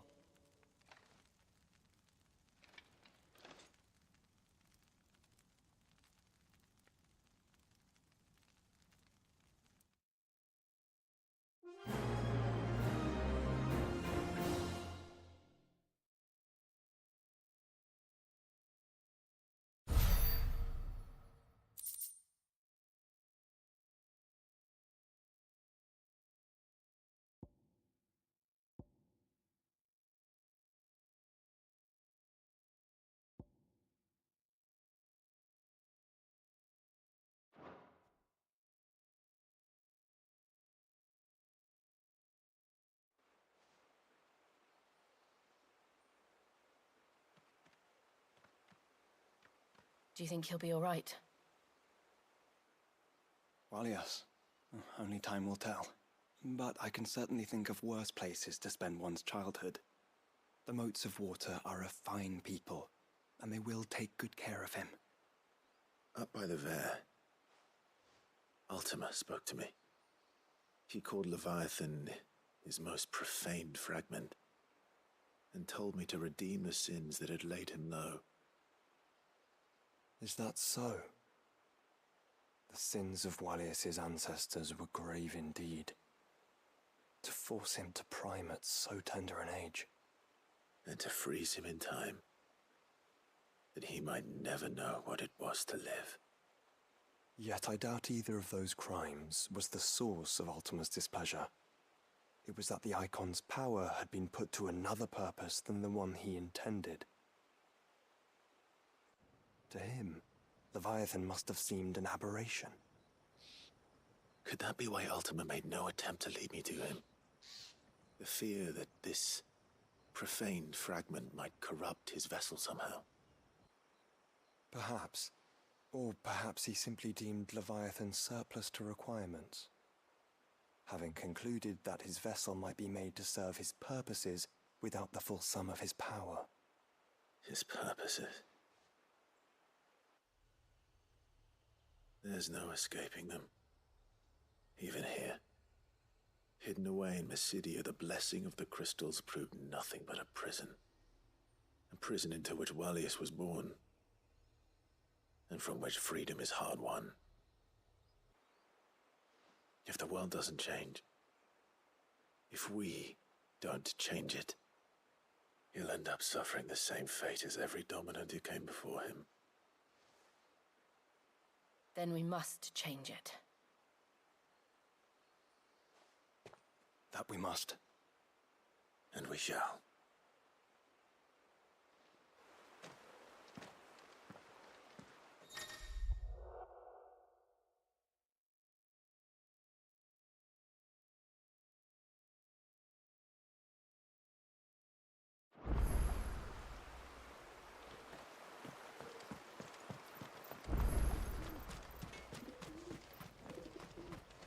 Yes?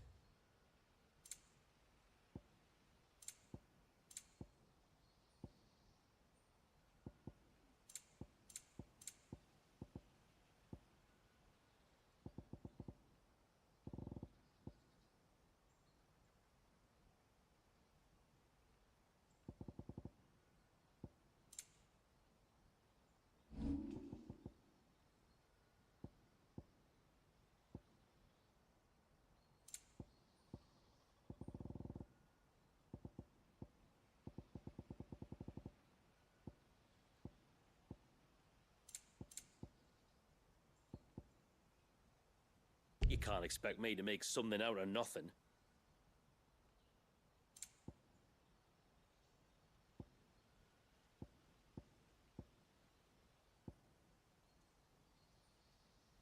I'll need more than that.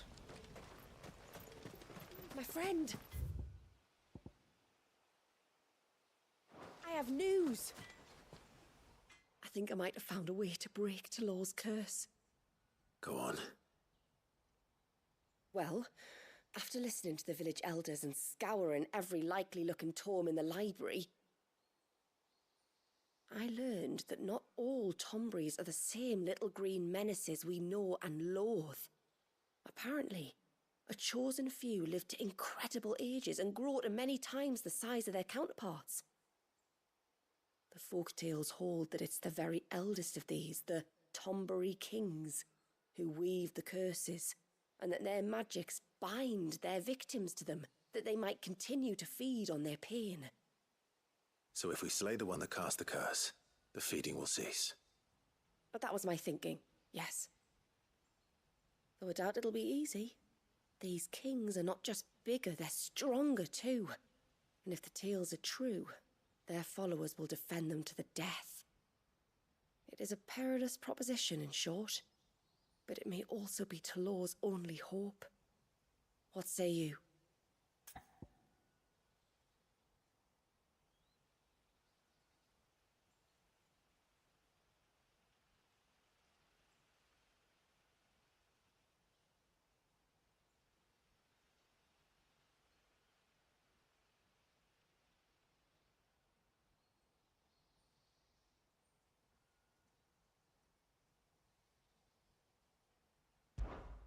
I'll do it. Even if killing this king doesn't break the curse, Mysidia will be a safer place for its removal. Thank you. So then, where will I find it? That, alas, I do not know. It must have woven the curse at the altar in Father's Fell, but as to where it is now... Fanet! You were the one asking about Tonberries, right? Because there's a whole bloody army of them out on the cloak! What? But why would they stray so far? And why now? There's only one way to find out. I'll head up the mountain and see what's going on. Right. Thank you. And please, be careful.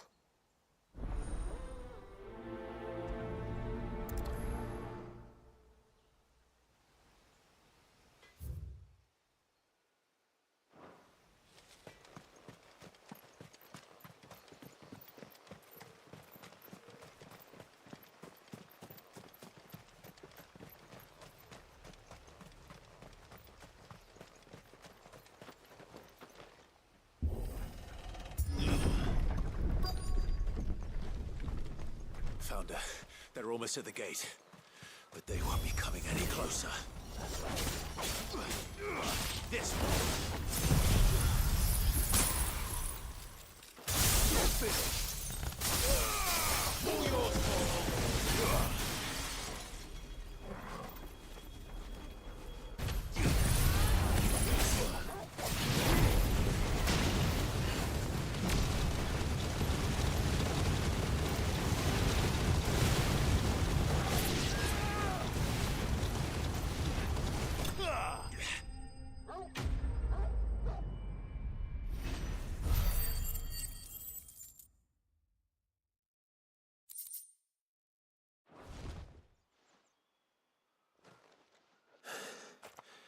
That should buy Haven some time at least. Clive, are you all right? Fine. We've taken care of the immediate threat. Thank the tides. I was worried I was going to lose you both. Talor, he took a sudden turn for the worse just after you left. What? Is he? No, he's hanging on. I fear the Tombury King may have begun the cursing ritual again. In earnest this time. And I can't imagine their being here as a coincidence. I think it might be happening on this very mountain. If it is, it won't be for long. Get back to Talor. I'm going up. My thanks. I shall pray for both of you.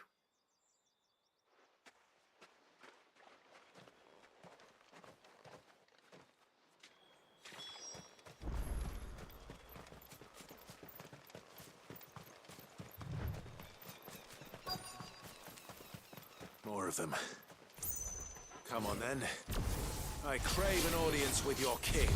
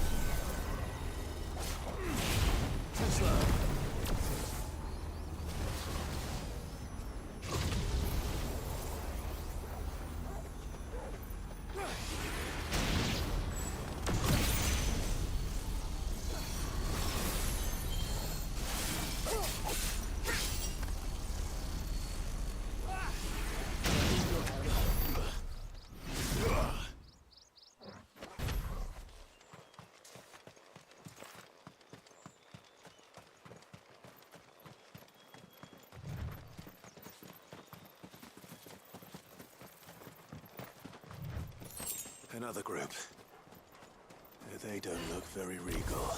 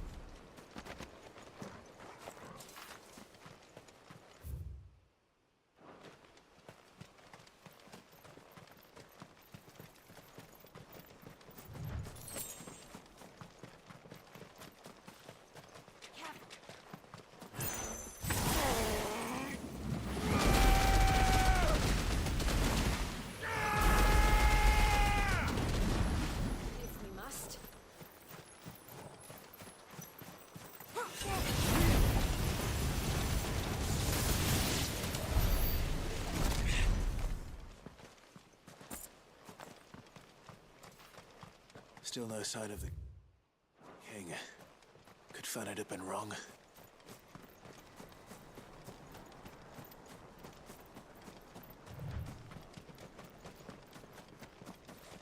Company. There's dozens of them.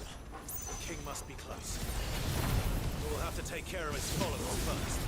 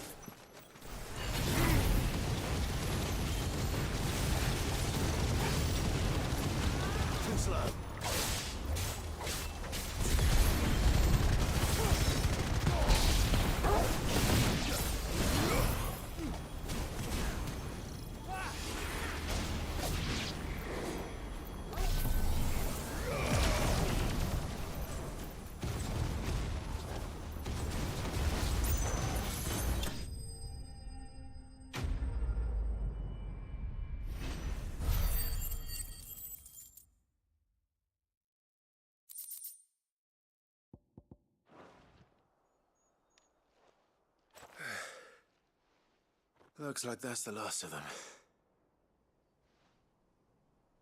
Out here, anyway. But beastmen do like dark places.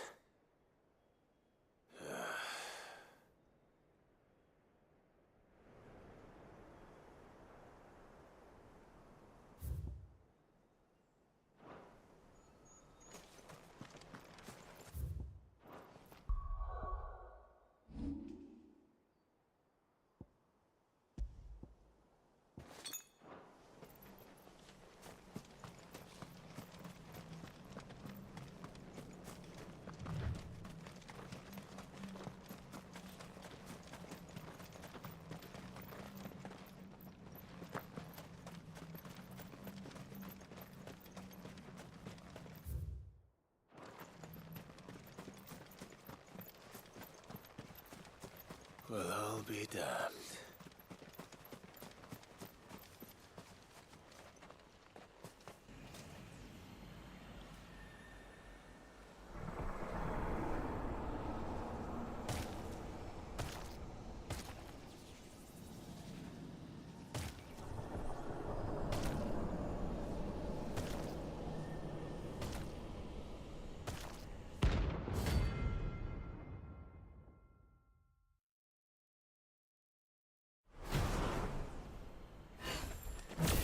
It even has a crown.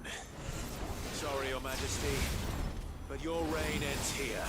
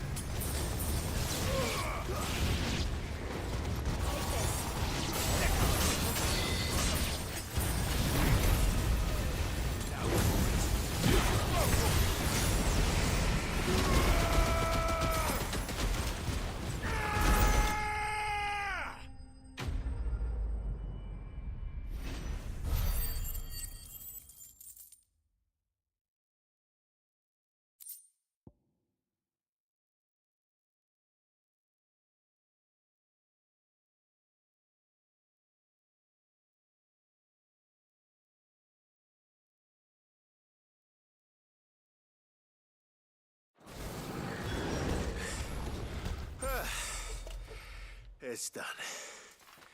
Which means the curse should be broken. Let's see how Talor's doing.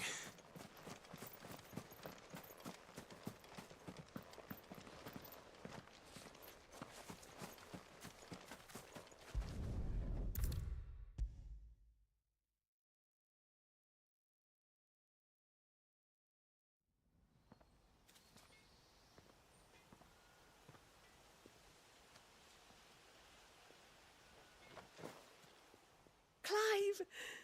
Is it done then? It is. I was going to ask if there had been any change in Talor's condition, but judging by that smile on your face, I think I already know the answer. You do? Talor! He's back!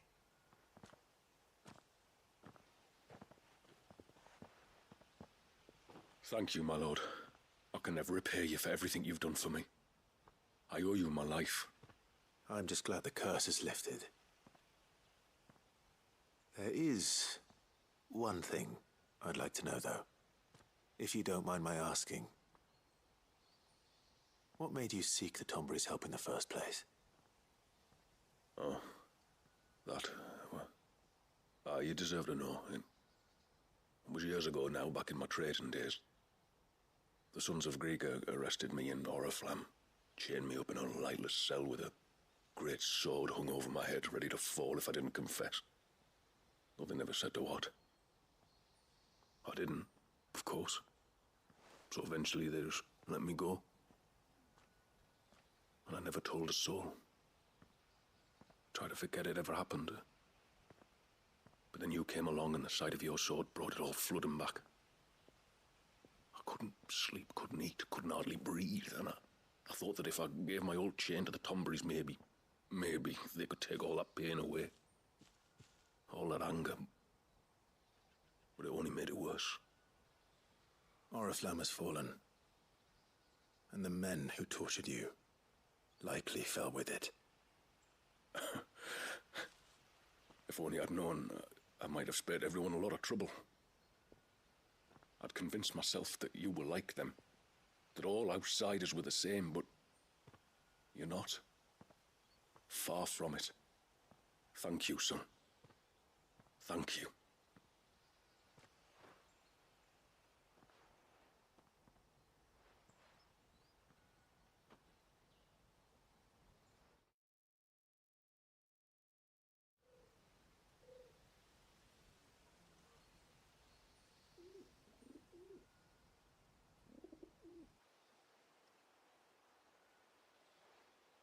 Clive, there's something I need to tell you. After we parted ways on the path to the cloak, I went straight back to Talor and explained to him what you were doing on his behalf. And just like that, his pain began to fade. What do you mean? Just like that? The Tombury King would have still been alive. I had to contend with dozens of his minions before I found him. Then, perhaps one of them warned him of your coming and he broke off his ritual. Or, perhaps,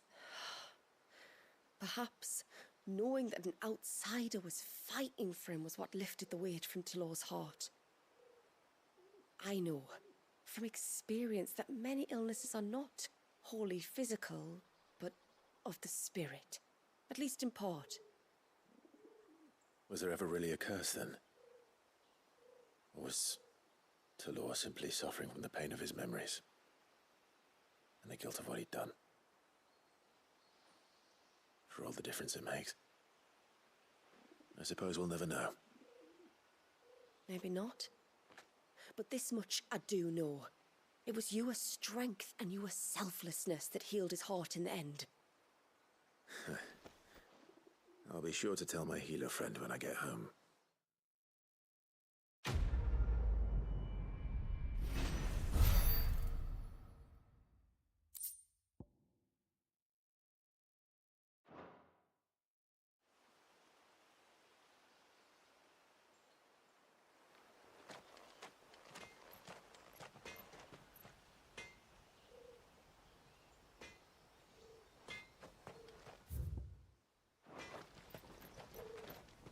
You saved my life, son. Talor's back to his old self. No. Reckon my steel's just as good as any.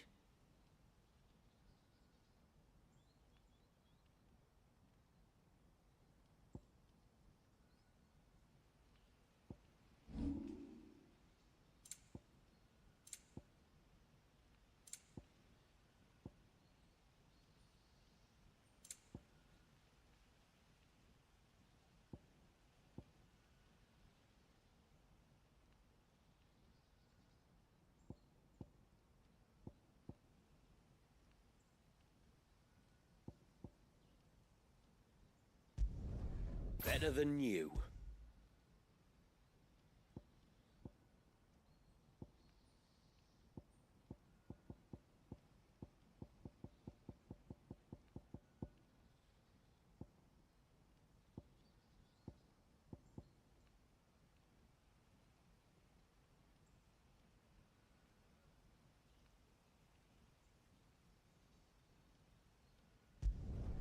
Will that do you?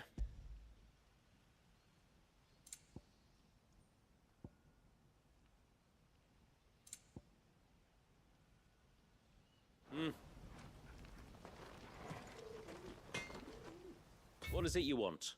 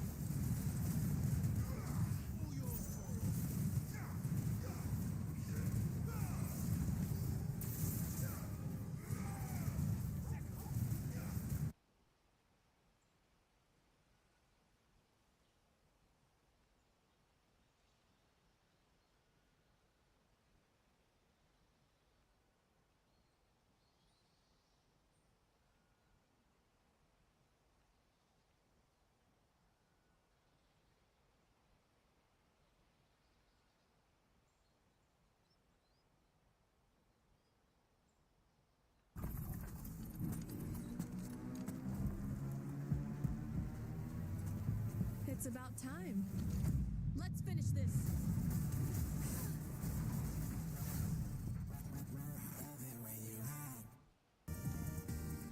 Trouble with your gear, or so will it be?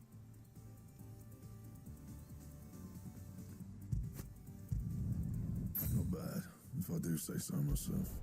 I'd like to see another smith do better. There. Not bad, if I do.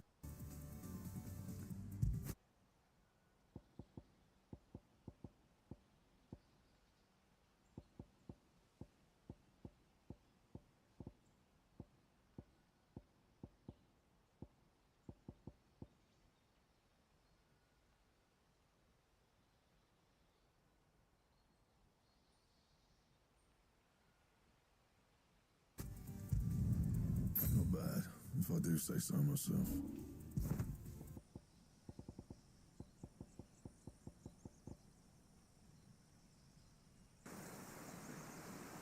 A good tide to you.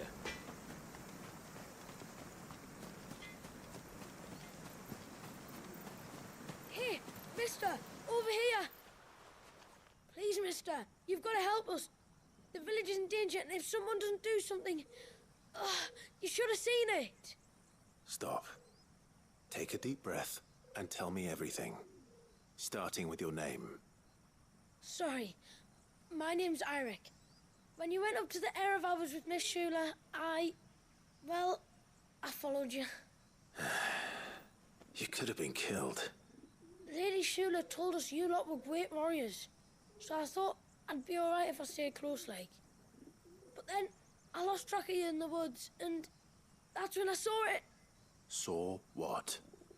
A great, big, dripping, drooling monster. Spitting out great spouts of water it was, that were tearing up the ground and cutting down trees. Spouts of water? I don't recall seeing anything like that in the forest. Well, I did, and I don't ever want to see it again. You'll get rid of it, won't you? All right. If this creature is as terrible as you claim, it could well pose a threat to the village. I'll see what I can do. Thanks, mister.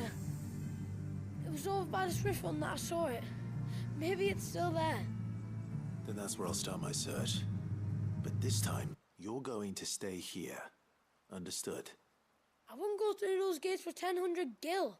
Not with that thing out there. Good luck, though.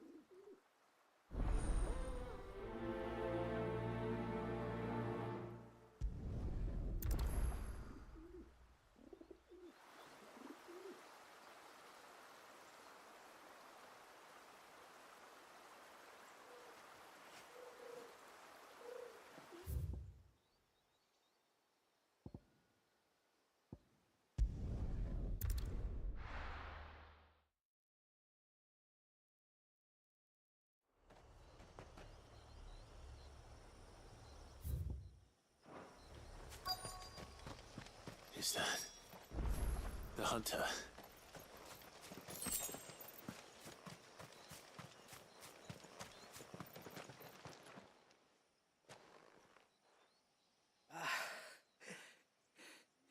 It's you. Nasef's savior. Are you all right? What happened? I was tracking an ibex when a great spout of water struck me square in the back. Sent me flying all the way across the clearing. Did you see what made it? No. All I heard was a noise. An ear-splitting din.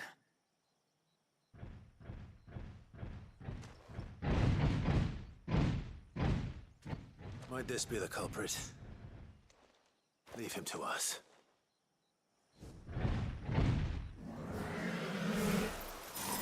You've caused enough trouble.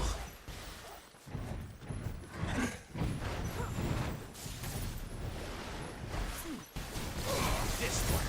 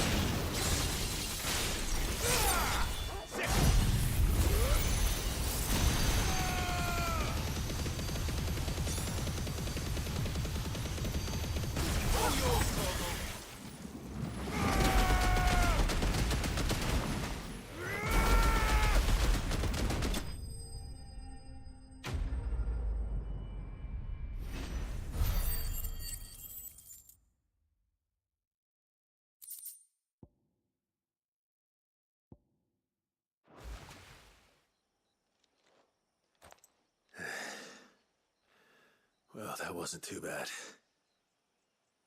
Hardly a threat to the village, but you can't blame the boy for being scared.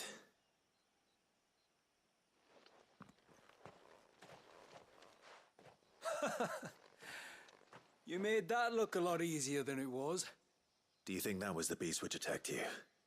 That thing? Not a chance. Would have heard it coming a league away. And the blast of water that hit me was beyond anything an Archelon can manage. Oh. A boy from the village sent me in search of a beast that could conjure such things, but...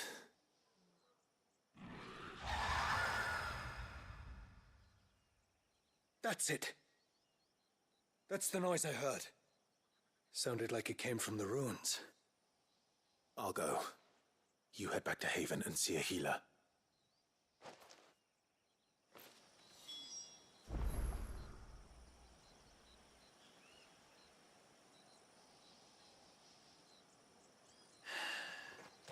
Keep your wits about you, all right?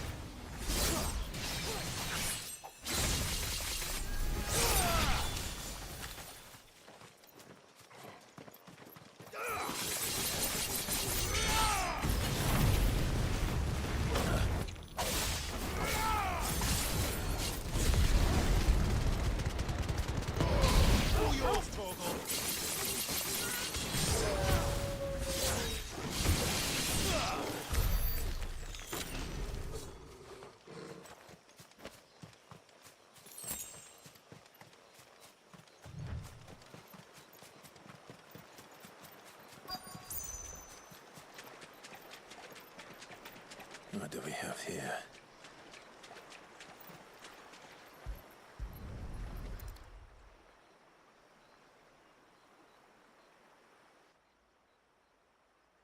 Found her. Something's been busy.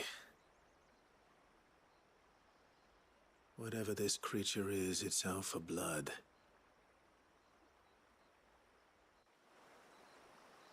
But it's not having ours. Stay close, Torgal. Where are you?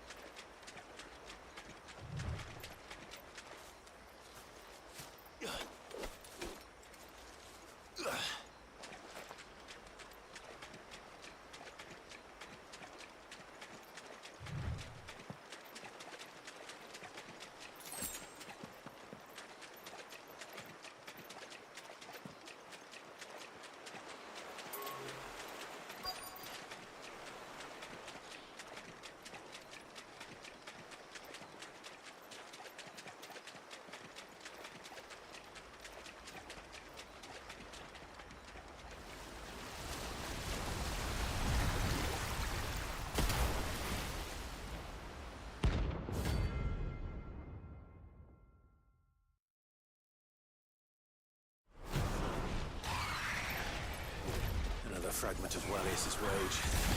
I should have known. Time to put you to bed too.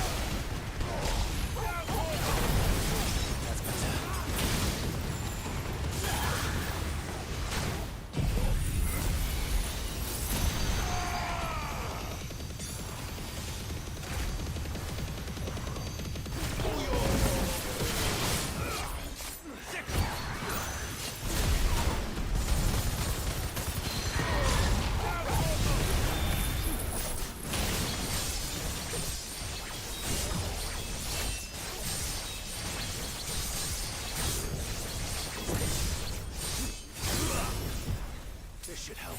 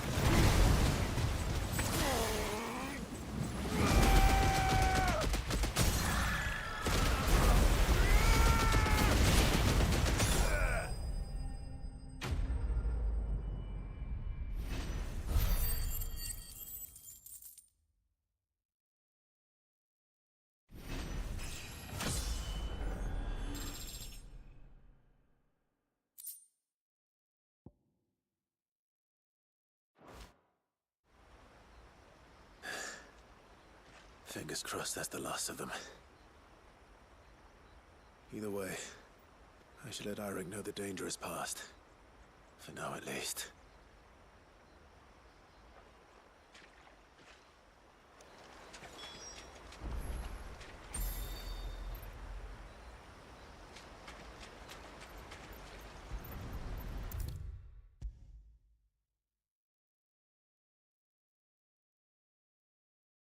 How many times do we have to tell you? You're not... You're back! So? Did you find the fiend that attacked me and young Eirik here? I did. It won't be troubling you anymore. Yes! I knew you'd get it. Only because you warned me of its existence. Not that you should ever have learned of its existence, but all's well that ends well, I suppose. What was it, anyway? A manifestation of Leviathan's power. When we visited Wallius in the Surge, he was angry and afraid. The Icon summoned these creatures for his protection. Though why one would be wandering the ruins of Riversmeet, I don't know. Maybe it was looking for his mum. That's where she died, isn't it? The falls. The falls? Aye. When they took her baby, she threw herself off the top. We go there once a year to pay our respects. The whole village. An Eggy is a part of its master's spirit, but Wallius wouldn't have been aware of what had happened to his mother, would he? Well, either way, you did us a favor putting that thing to rest. Us and Wallius. Thank you. Aye. Thanks, mister.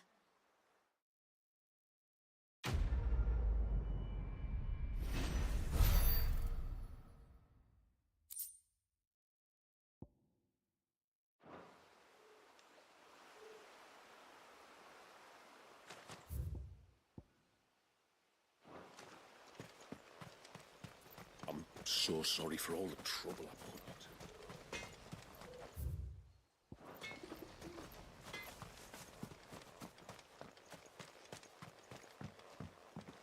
When you've decided what you want, just let me know.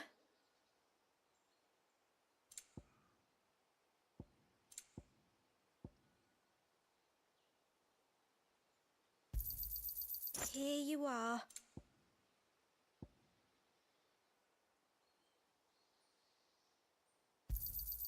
Well, if you're sure you need it. Here you are. Well, if you're sure you need it. Then I bid you good tide.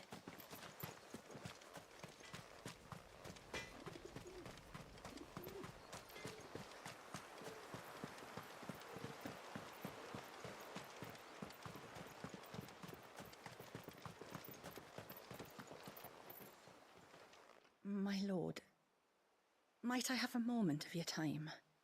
I would beg of you a service. Certainly. What is it?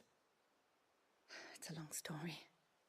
But before we get to that, would I be right in thinking Lady Shula told you about the witch from the north? Yes. She said that your ancestors found her here, and that it was she who taught them the spell to stop time. She was like Wallius, you know. A dominant. The Warden of Ice.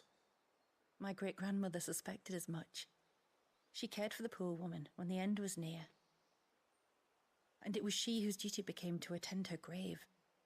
A duty that was passed down to me. I see. And the service you would beg of me? Well, until recently, the path to the grave had long been blocked by a fallen tree. But when our woodsmen finally found time to move it, we quickly realized it might have been better had they not.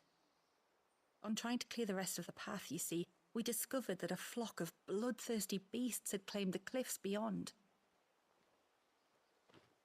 None of us was a match for them. But you, my lord, have proven your strength many times over. Would you drive them away for us? Of course. I'll see the path is made safe.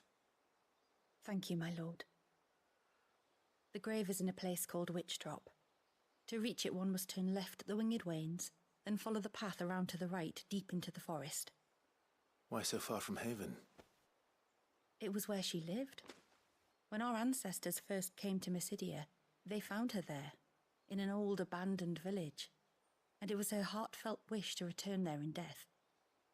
So when she passed away, my great-grandmother had a stone erected for her on the cliffs overlooking the place she once called home. How thoughtful. Well then, no time like the present. Left at the ships, then round to the right, you said. Just so. Thank you once again, my lord. I will join you at the grave anon.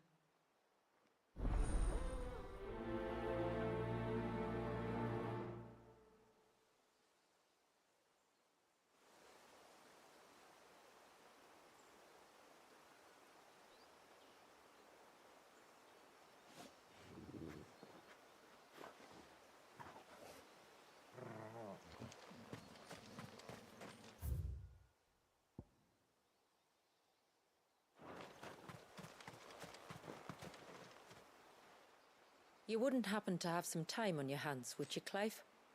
Only I was wondering if you might help me with something else. Don't tell me. Another unruly dominant. Not quite, but a dangerous foe nonetheless. It promises to be quite a hunt. Care to join me? All right. Tell me about our quarry.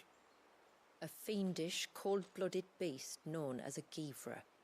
Normally, we leave such animals well alone, and for good reason. But I have an even better reason to want its tongue. Its tongue? If you'll permit me, Tributary, I can explain. Certainly, Yamila. It's been over a week since me sister gave birth to her first child, yet she still isn't back on her feet.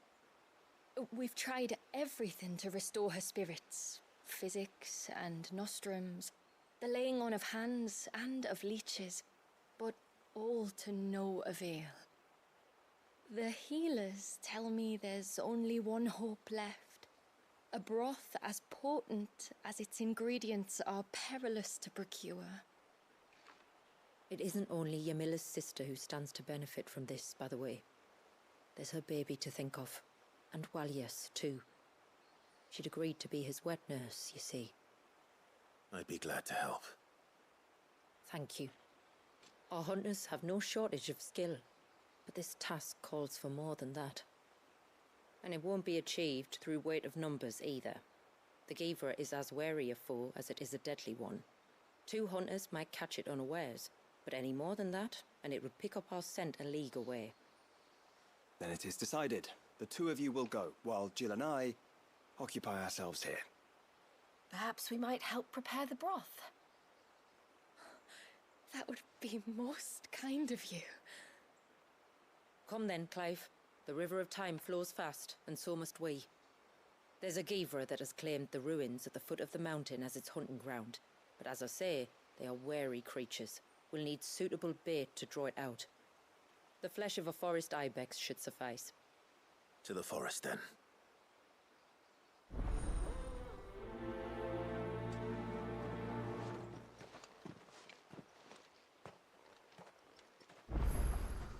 There's nothing a Givra loves more than a fat haunch of ibex.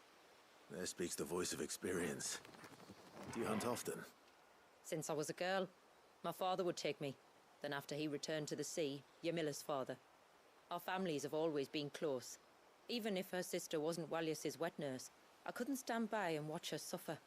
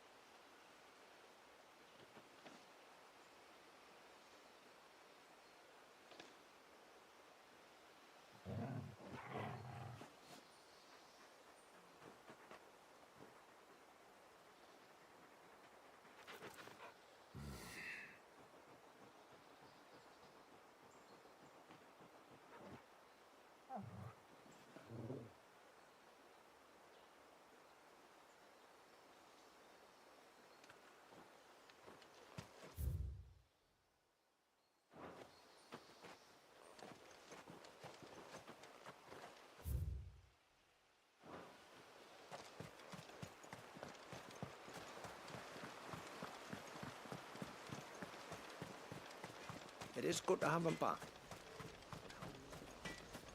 I'm so sorry for all the trouble I put you to.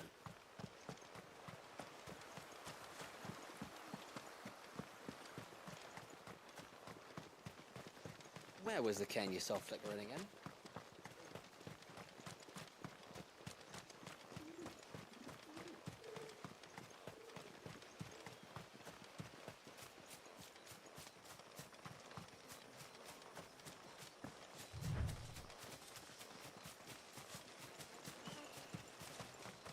Where will we find them? Further in.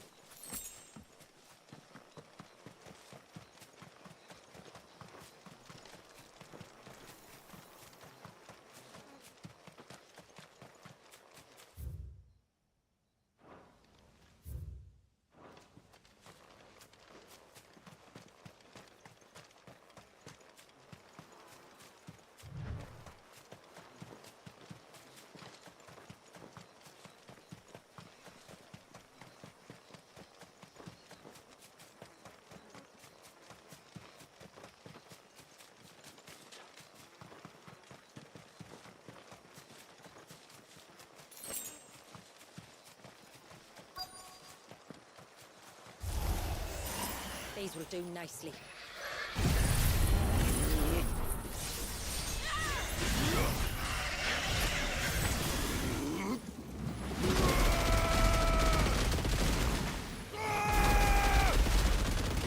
It's over.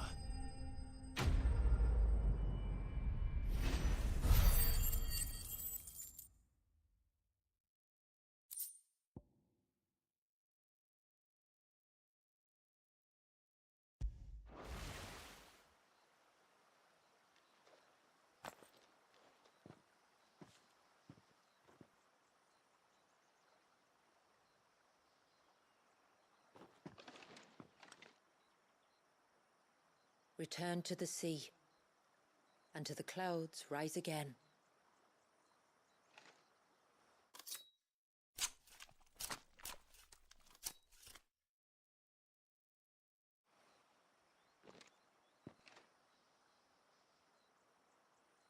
We have our bait then.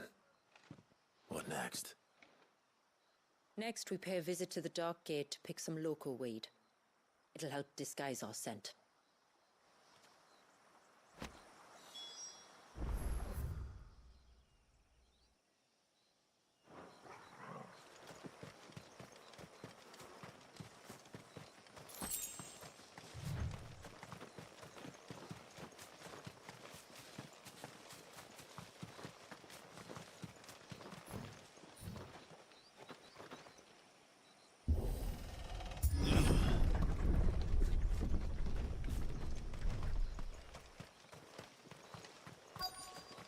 There should be a sprig or two of local weed growing somewhere around here. Look for the golden leaves.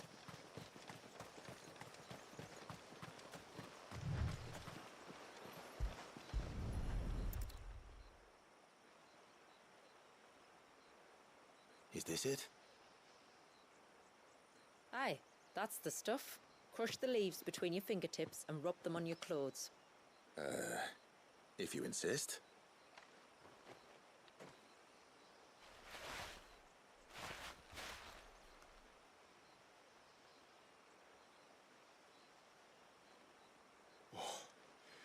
You could have warned me about the smell. Like corruption, isn't it? We'll have an honor guard of flies before long. But it'll stop the Givra from noticing us. Its nose will tell it we're nothing but a feast for worms. Oh, I feel so much better. We can wash it off afterwards. If there's one good thing about the Givra choosing the ruins for its hunting ground, it's that there's plenty of fresh water nearby.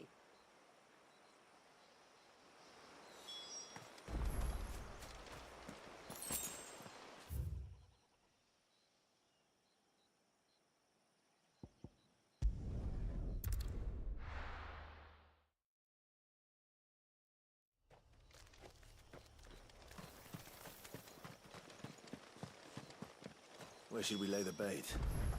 Givras are creatures of habit. Look for some sign of its passing. It's sure to return to the same place sooner or later.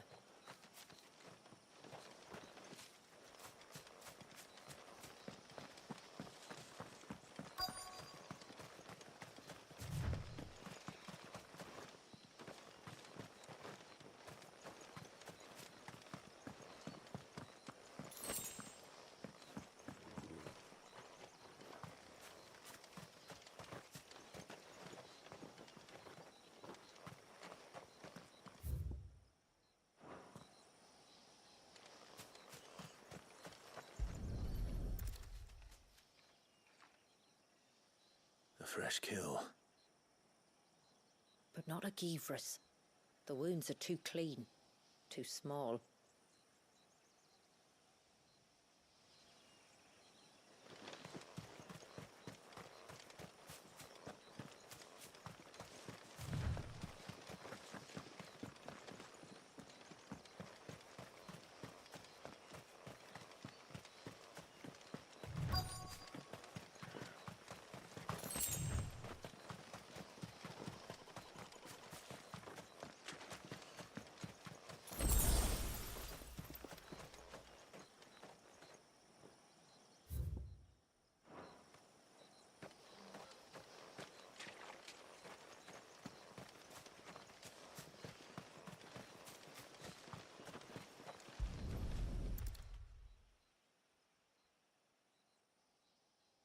These look like a predator's tracks. You can clearly make out the claws. And not just any claws. These belong to a Givra. There's no mistaking them. We'll lay the bait here. Let's hope our friend is hungry.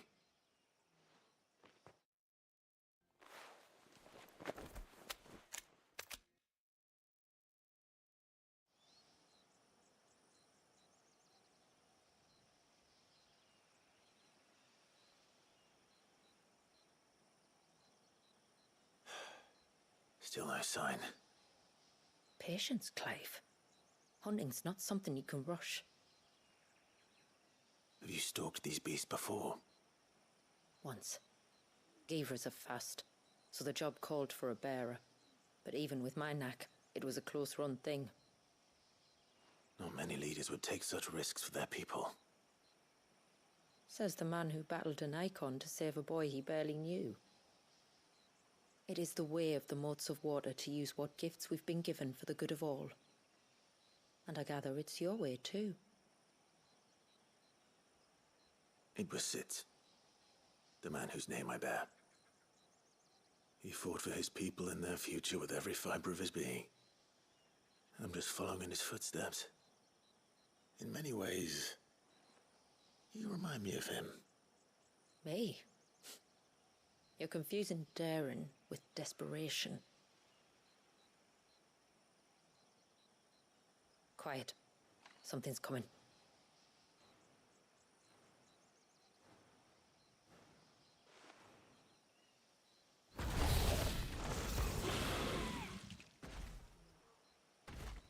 Our guest has finally arrived. Shall we greet him? It'd be rude not to.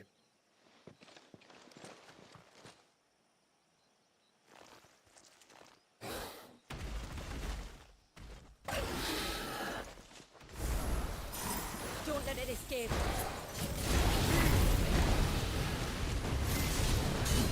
Let's try. This one.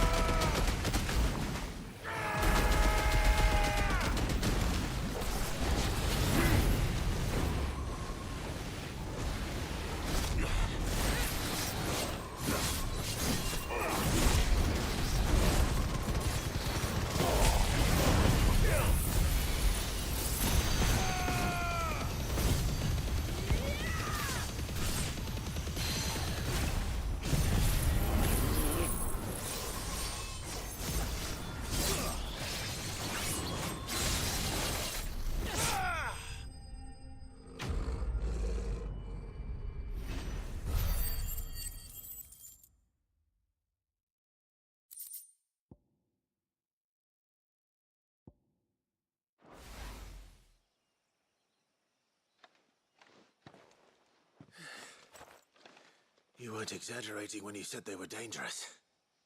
They're forces of nature, all right. And with this one's passing, the river of life has calmed.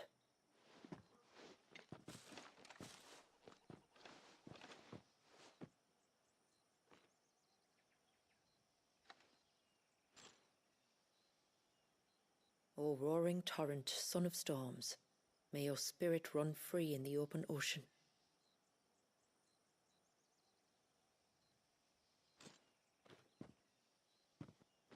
This flesh I claim, that your gifts might rain down upon us this day, and our river flow in spate once more.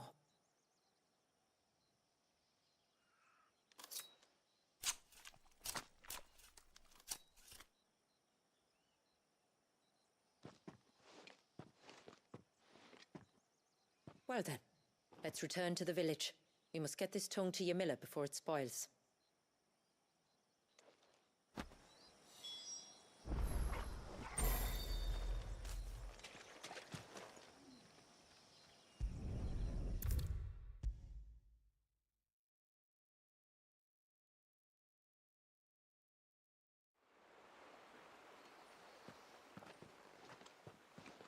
Tributary, my lord. Did all proceed as planned? It did. Here. One Geaver tongue, as promised.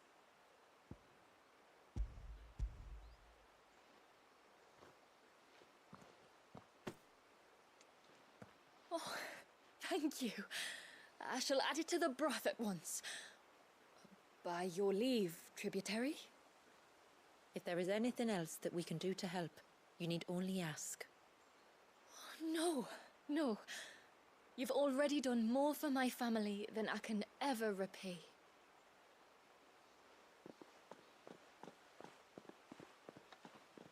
Just as you have, Clive, for my family.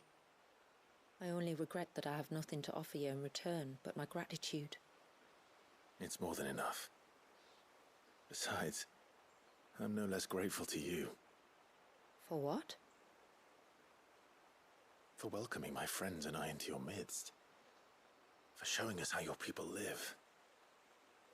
For reminding me that the world we strive to create, where bearers can live alongside their fellow men in peace and comfort, is no mere fantasy. I'd hardly call it comfort. Every day is a struggle. Though we do at least struggle together, it's true. As must we all. I only ask that you remember the cost of using your gifts as a bearer.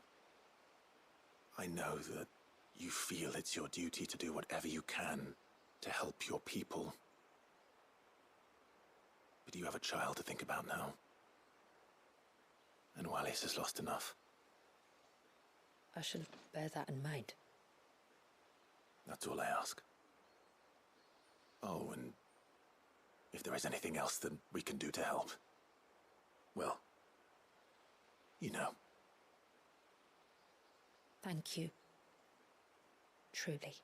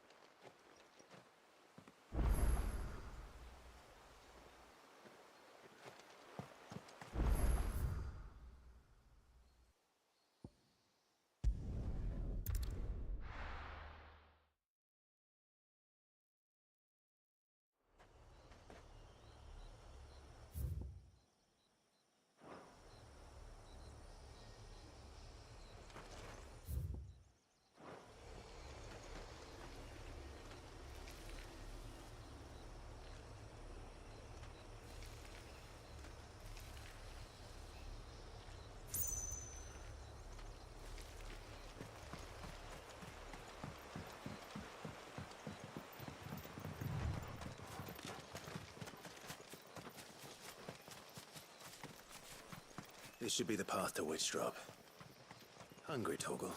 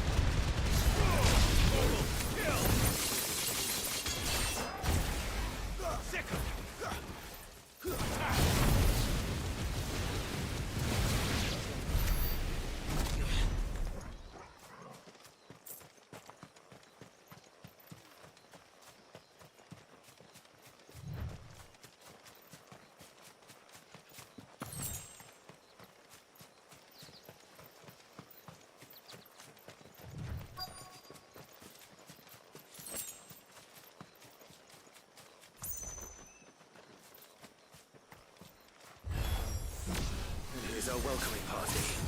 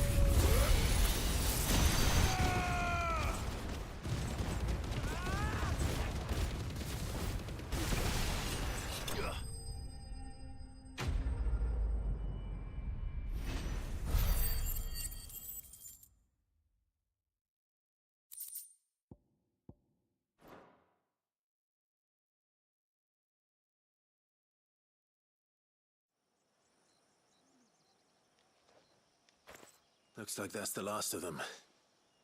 Now, where's the grave?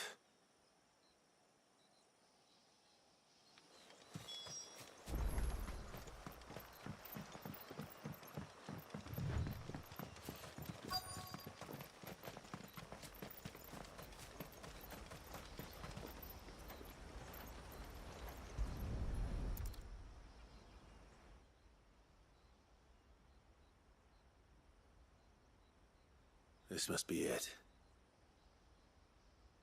My lord, thank you for making the path safe again. He's Was that her name?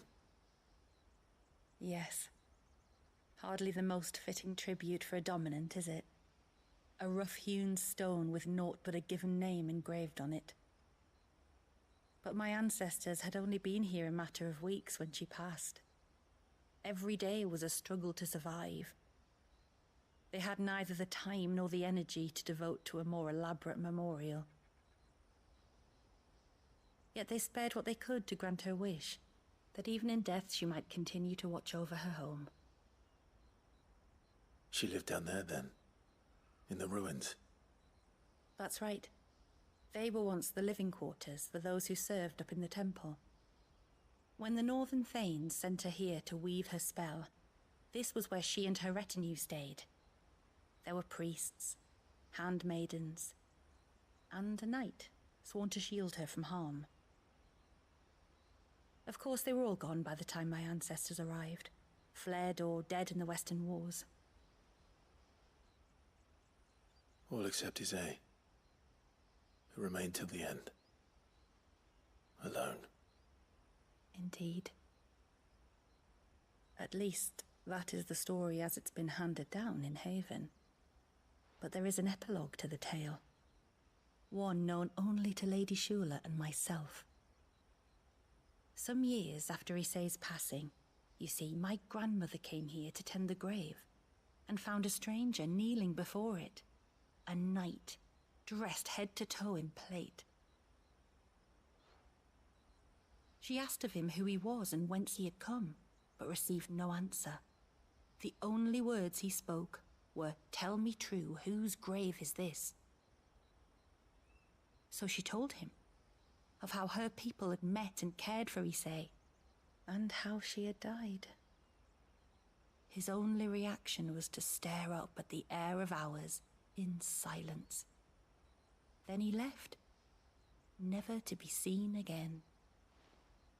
You said he was wearing plate. Was it black and gold? Do you know something of him? When we went up to the Air of Hours to unravel the spell, we were set upon by a shade in the shape of a knight in full plate. It manifested in front of the Vare, and in its ether, I felt Shiva, the witch. You think this may have been the same man my great-grandmother met? Isay's knight? I don't know. Maybe. All I can say for sure is it was intent on protecting her creation. Or perhaps her spirit. What remained of her ether, preserved in the Vare. Perhaps his spirit too became enraveled in her spell, frozen in an eternal vigil. Till we ended it. If the shade you fought was Isay's knight, then ending it was the greatest gift you could have given him. Now he can return to the sea, to be with his lady once more. And if his spirit should ever return here to visit her grave, I shall ask his name, that I might carve it in the stone next to hers. That they might be together. Once and for all.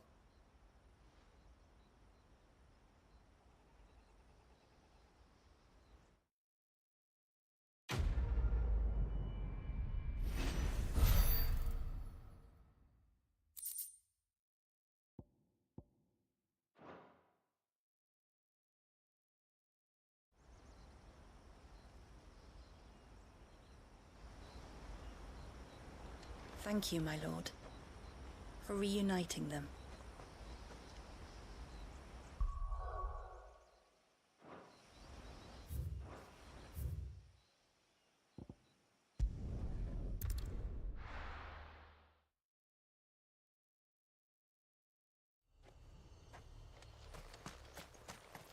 Praise be to the heavens!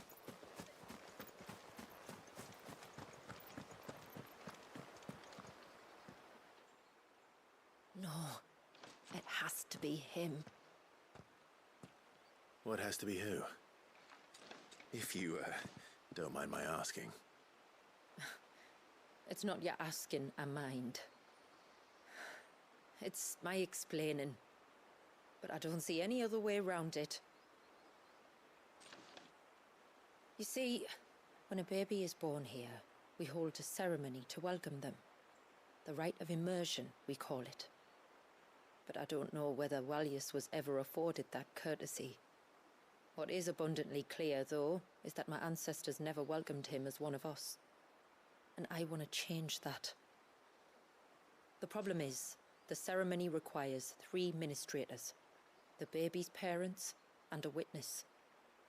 As tributary, the role of witness would normally fall to me, but being Wallius's closest living relative, I must play the role of mother. So you want me to serve as witness in your stead? That's right. A witness must be a trusty guardian, ready to steer the child through the stormy waters of life and on to tranquility. Which is why I thought of you. It would be my honor. Thank you, Clive. So, if you will serve as mother and I as witness, who will take on the father's role? I have a younger brother. He should be making ready for the rite as we speak, though whether he is or not. Let me introduce you. Please do. If he's anything like his sister, I'm sure we'll get on famously. I'll bid him come to the Witten Hall. Will you wait for us there? Gladly.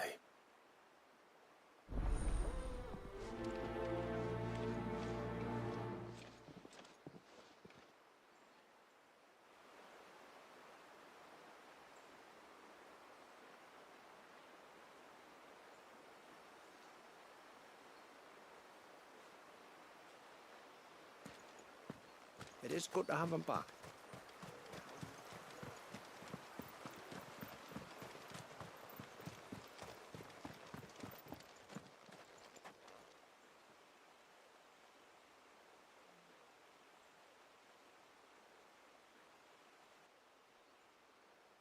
Clive, my brother.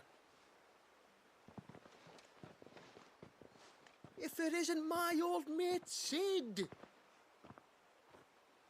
You? So you do remember me, even stripped of my cunning disguise? I'm touched. You two know each other? My friends and I crossed paths with your brother on our hunt for the dusk crystals, during which we saved his life. 3 times, was it? 3, 4, who's counting? All I know is when Shula mentioned she'd called in Sid the Outlaw to help young Wallias, I could be sure that the little rascal was in safe hands. I mean, having seen you in action back at the tower, I know exactly what you're capable of. So the mercenary you met in the Sage Spire, that was Clive. And he saved your life? That's a rather different story from the one you told me. And a far likelier one at that. It would appear my family owe you twice over. Whether they admit it or not. Honestly, Fammy, would it kill you to tell the truth once in a while? What? I said sorry, didn't I? How about we save the, recriminations until after the ceremony, eh? Speaking of which, what does this ceremony involve exactly? It's simple, really.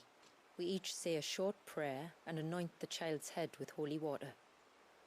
Nothing too onerous, then? Not about the rite itself, no. But it does call for some preparation. One of the witness's responsibilities is to collect the holy water, you see. 3 phials for the 3 ministrators, each taken from a particular place. Don't worry, though. It's not as if you have to go alone. I can show you the way. I'd appreciate that. Famiel, you stay here and ready the Witten Hall. Leave it to me. If there's anything Jill and I can do to assist you... We'd be glad to help. Thank you both.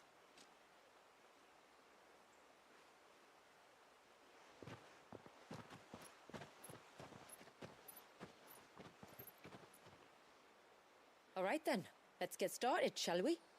There are 3 types of holy water that we must collect. The water of the mountain, of the river, and of the sea. We take the water of the mountain from the spring atop Maiden's March. The water of the river from the course that flows through the ruins of Riversmeet. And the water of the sea from the shallows of Tailwind Bay. Here are the files we'll be using in the ceremony.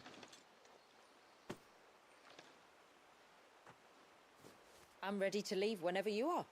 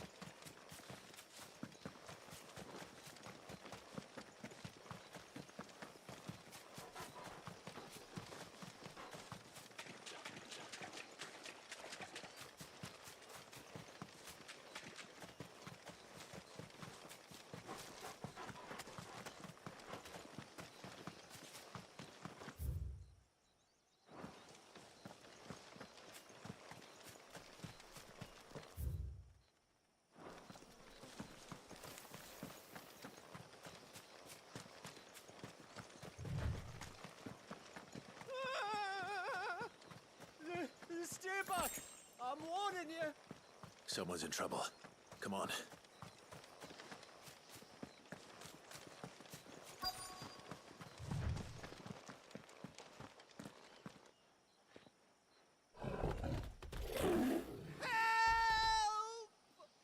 Help! What help? Nobody's coming to... Help? We're here to help. Keep its attention on us.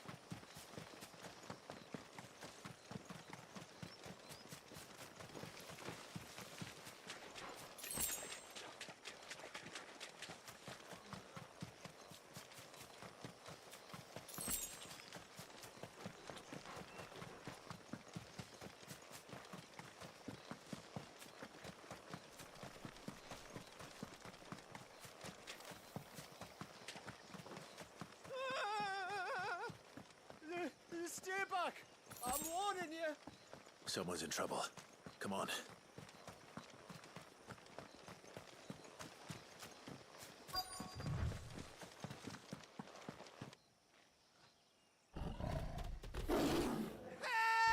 Help!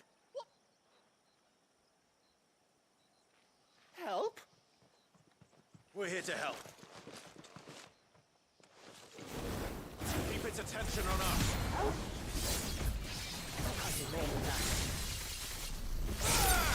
Get him! This one.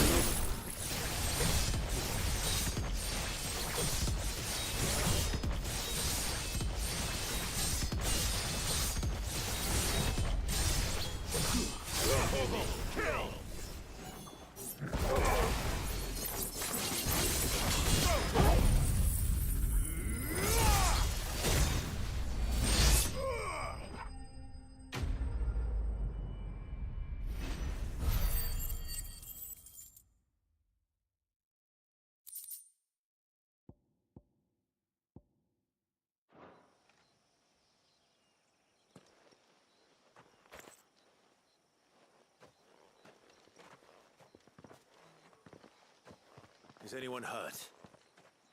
Oh, Sid! Thank all the clouds in the heavens you came. You saved us. Again!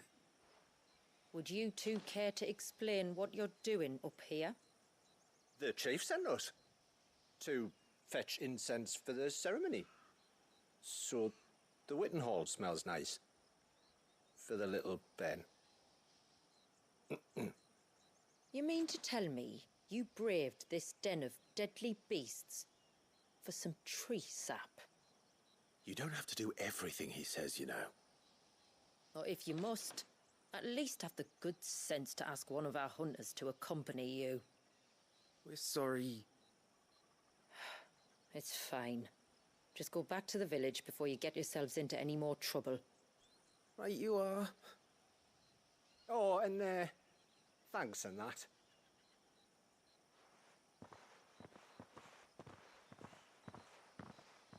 Remind me to give my brother a cuff round the ear when we get back.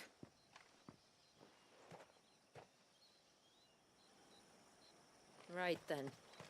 Let's collect this water, shall we?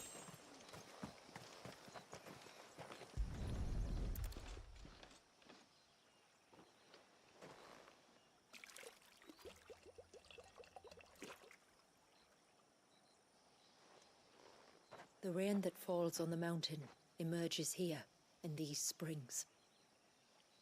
The source of the river. The source of life. Precisely. Take care not to spill it. Right.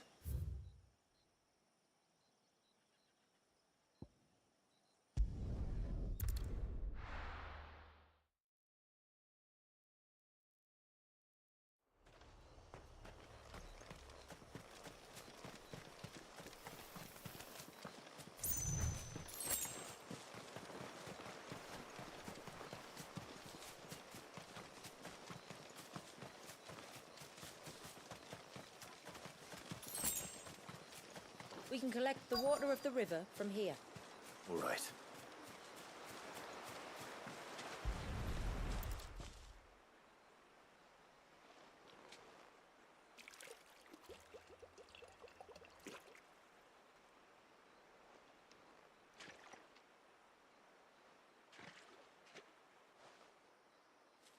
The water of the river represents life. It is constantly moving, constantly changing.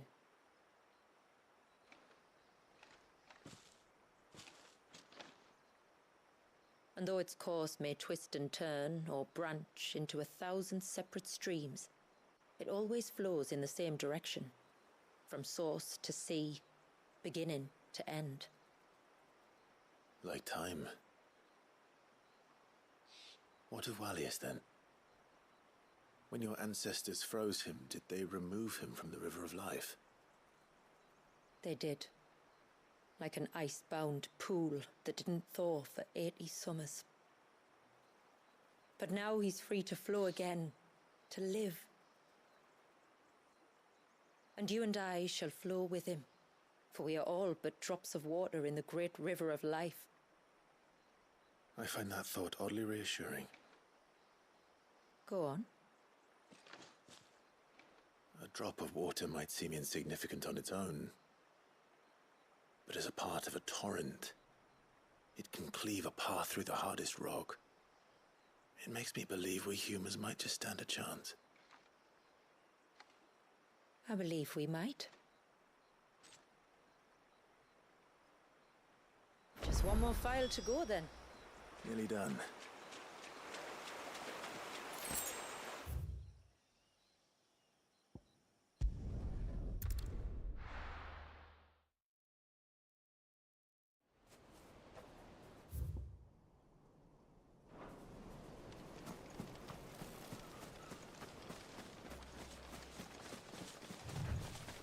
Careful.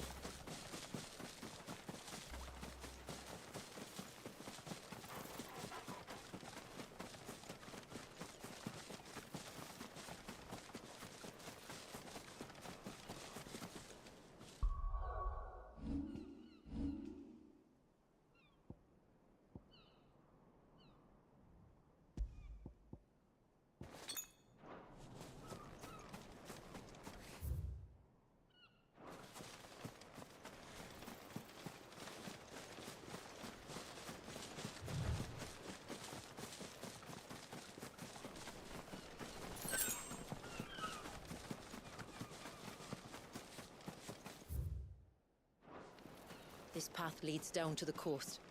Usually we keep this gate shut tight, but since this is a special occasion...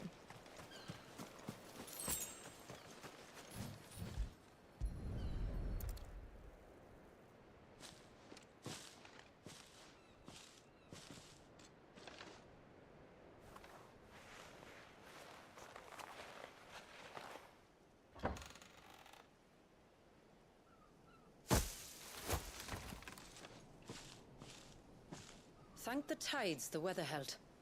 This place can be treacherous when the waves are high. If it weren't for the holy water, no one would ever come down here. I'll be sure to watch my step.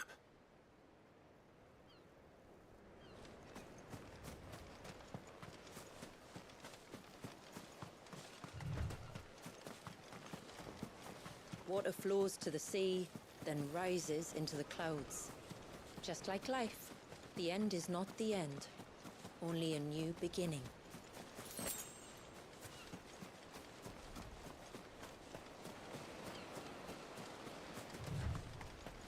My ancestors chose this place because it was where the first boat landed.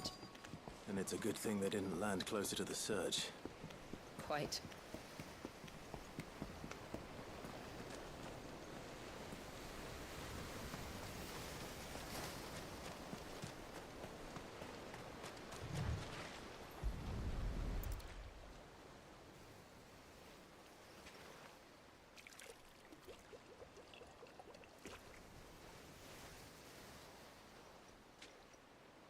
The water of the sea.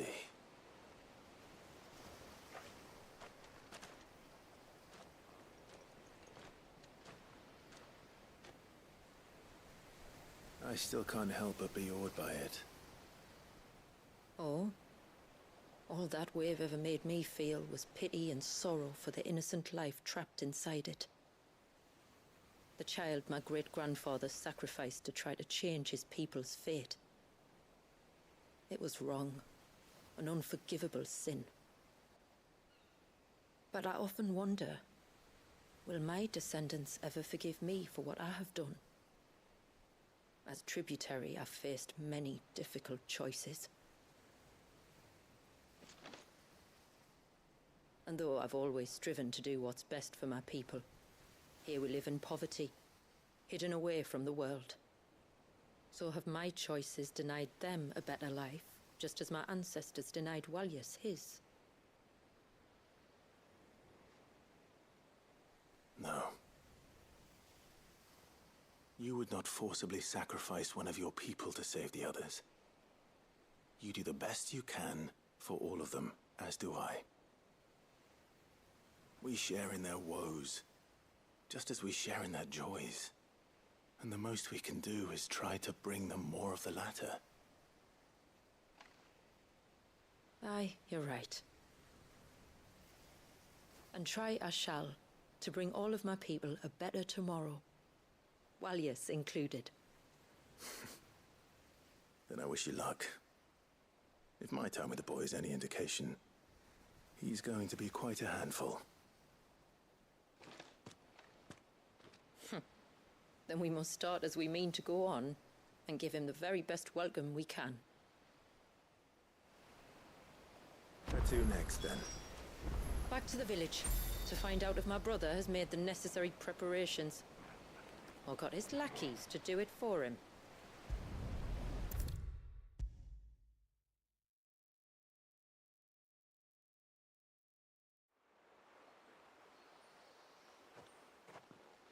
We have the holy water. Is everything else in place? All ready to go.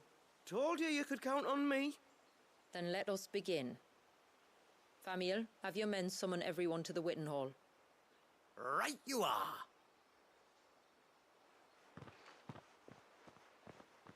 Ashula, wait. I don't know the words. Don't worry. There aren't many of them. We'll have time enough to practice before people arrive.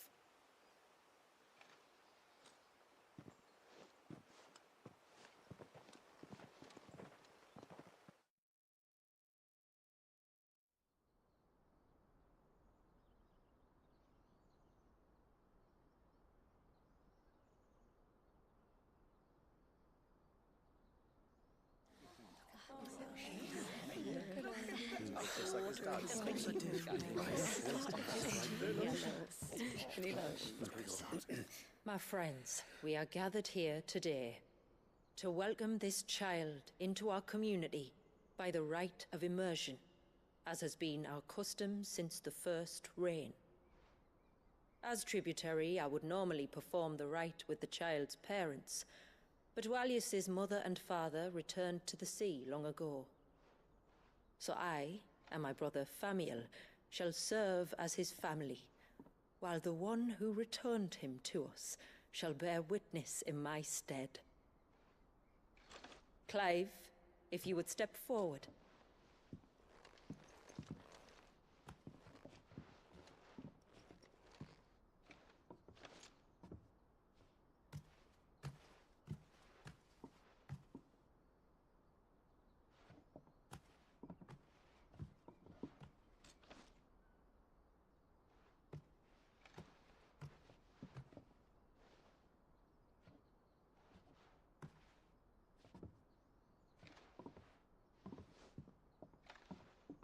Like the rain that falls on the mountains tall, are we born.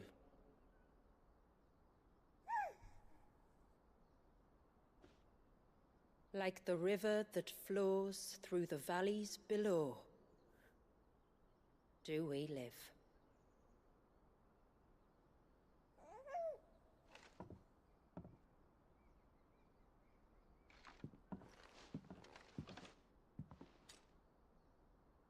Like the boundless sea, where the currents run free, do we die, and to the clouds then rise again.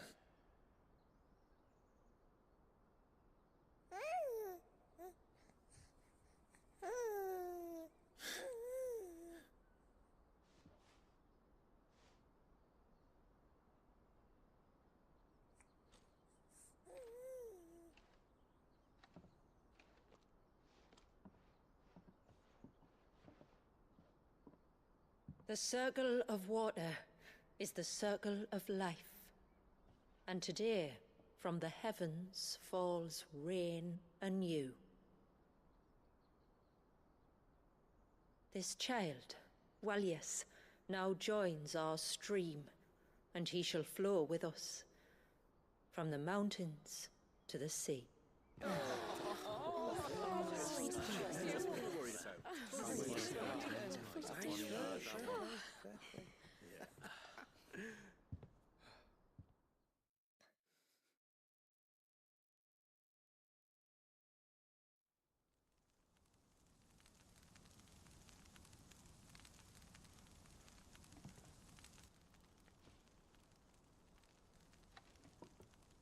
You played your part to a T, Clive. Thank you. It means a lot to us. I was honored to be asked, and terrified I'd miss. Now that you're part of the family, young Walyas, my lad. Uncle Famiel can teach you the ways of the world. Oh no, he can't. Eh? Don't be so hasty. Your brother's knack for self-preservation might serve him well. Ha! You are never going to let me live that down, are you?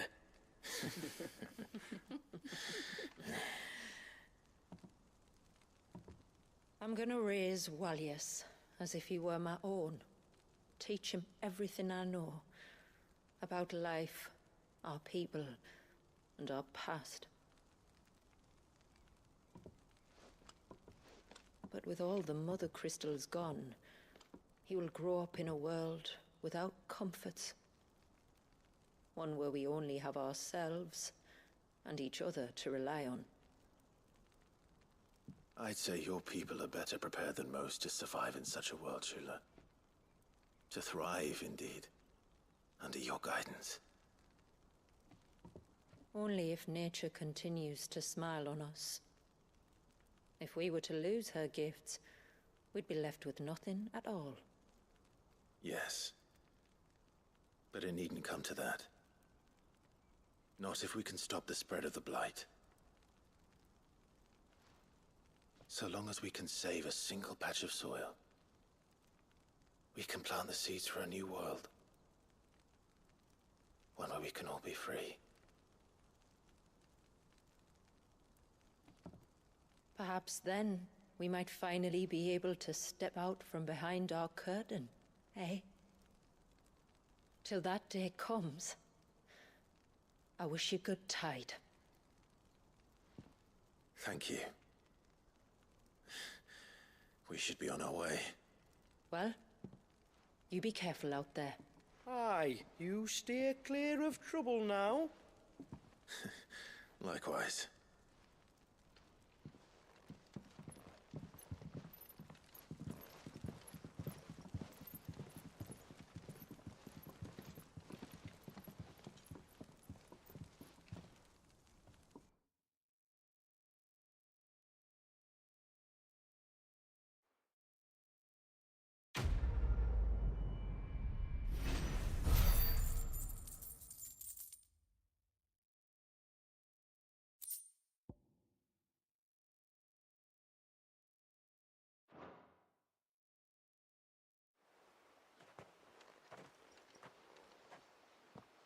To think, we must be the first outsiders to have witnessed that rite in over a century.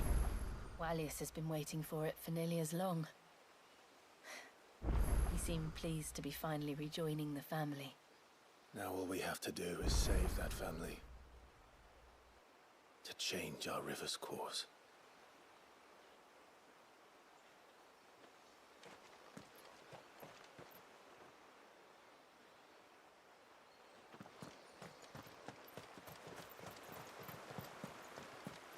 Oh, Marius is a little sweetheart.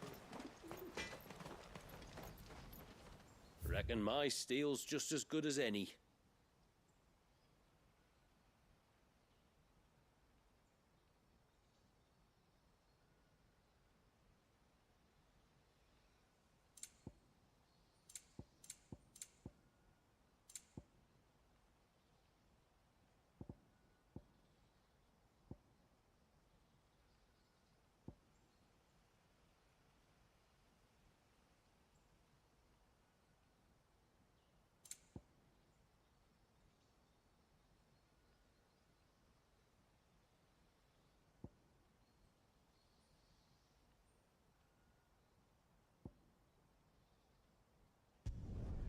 I'd like to see another smith do better.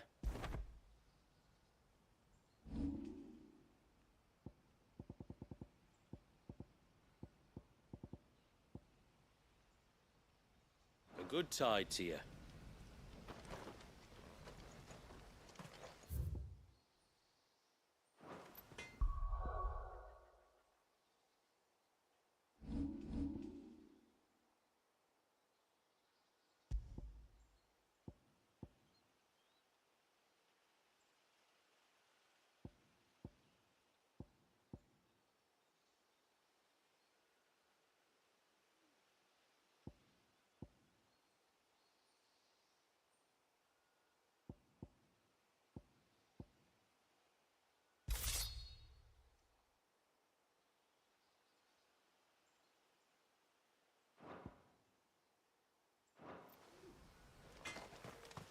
You don't reckon Shula's thinking of dispelling the glow? Nah, do you?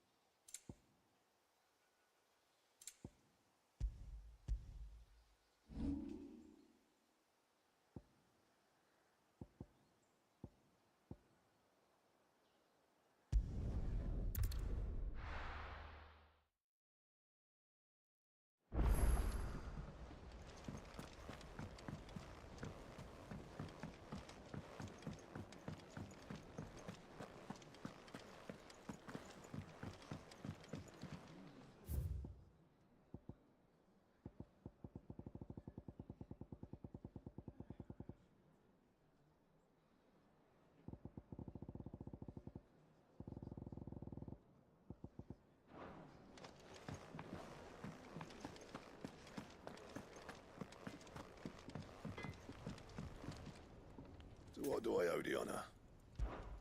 What do you want?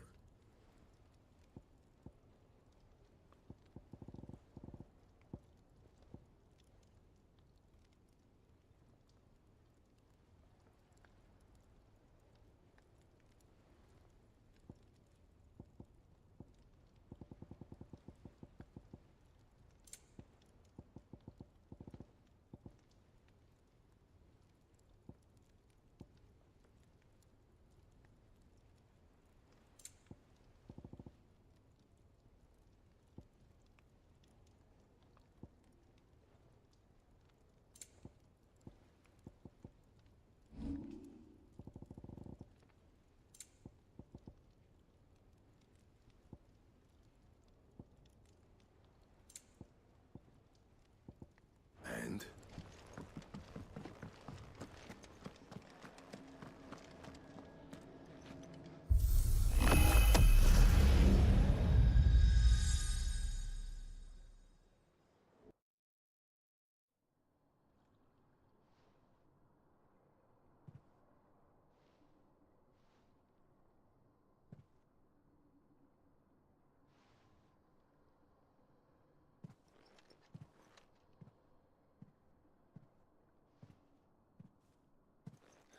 What is this? Muthos.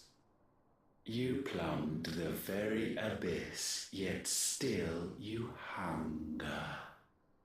We are impressed. Is that so?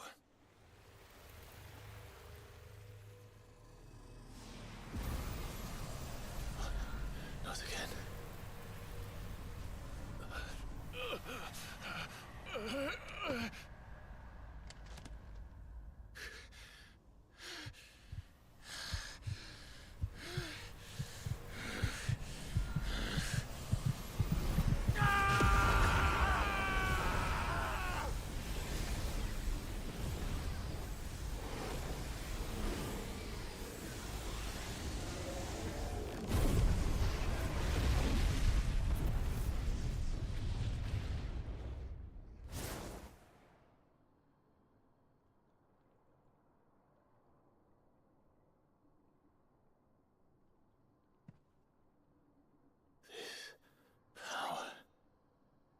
Is ours, and now it is yours. Consider it a gift from us to you, a taste of things to come. You still think I'm going to be your vessel?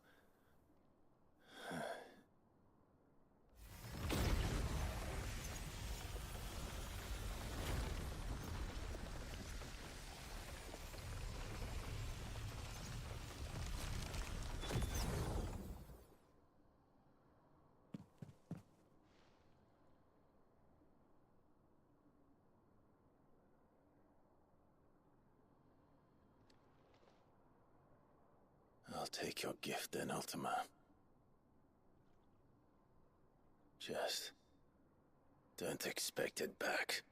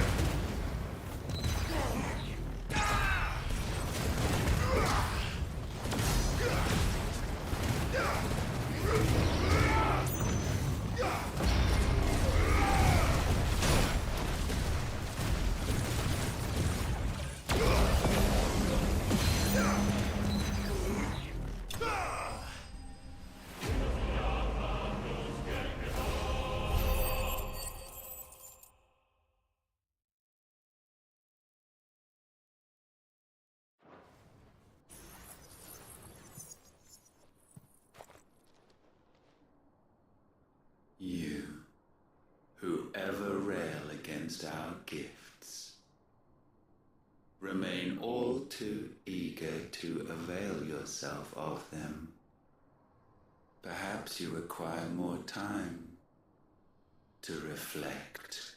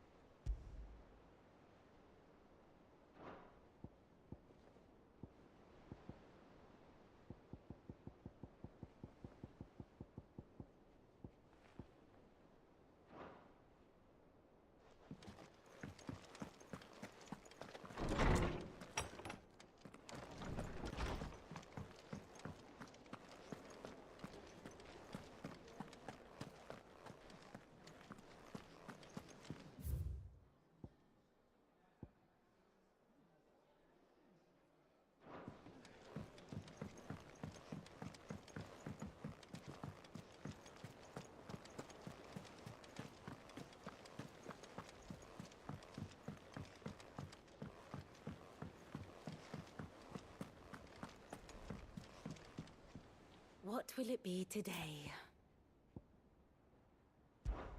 Truth is but a matter... Alas. Allow me to educate you. I have the details here.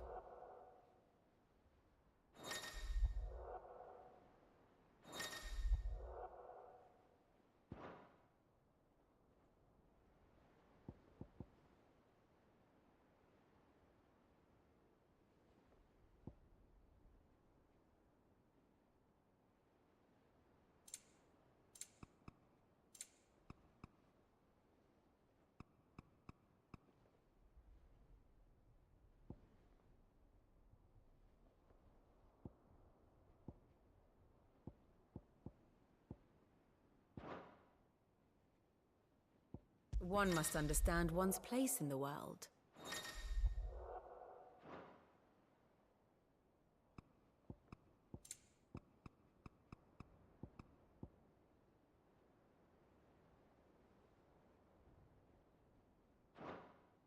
Thus ends today's lesson.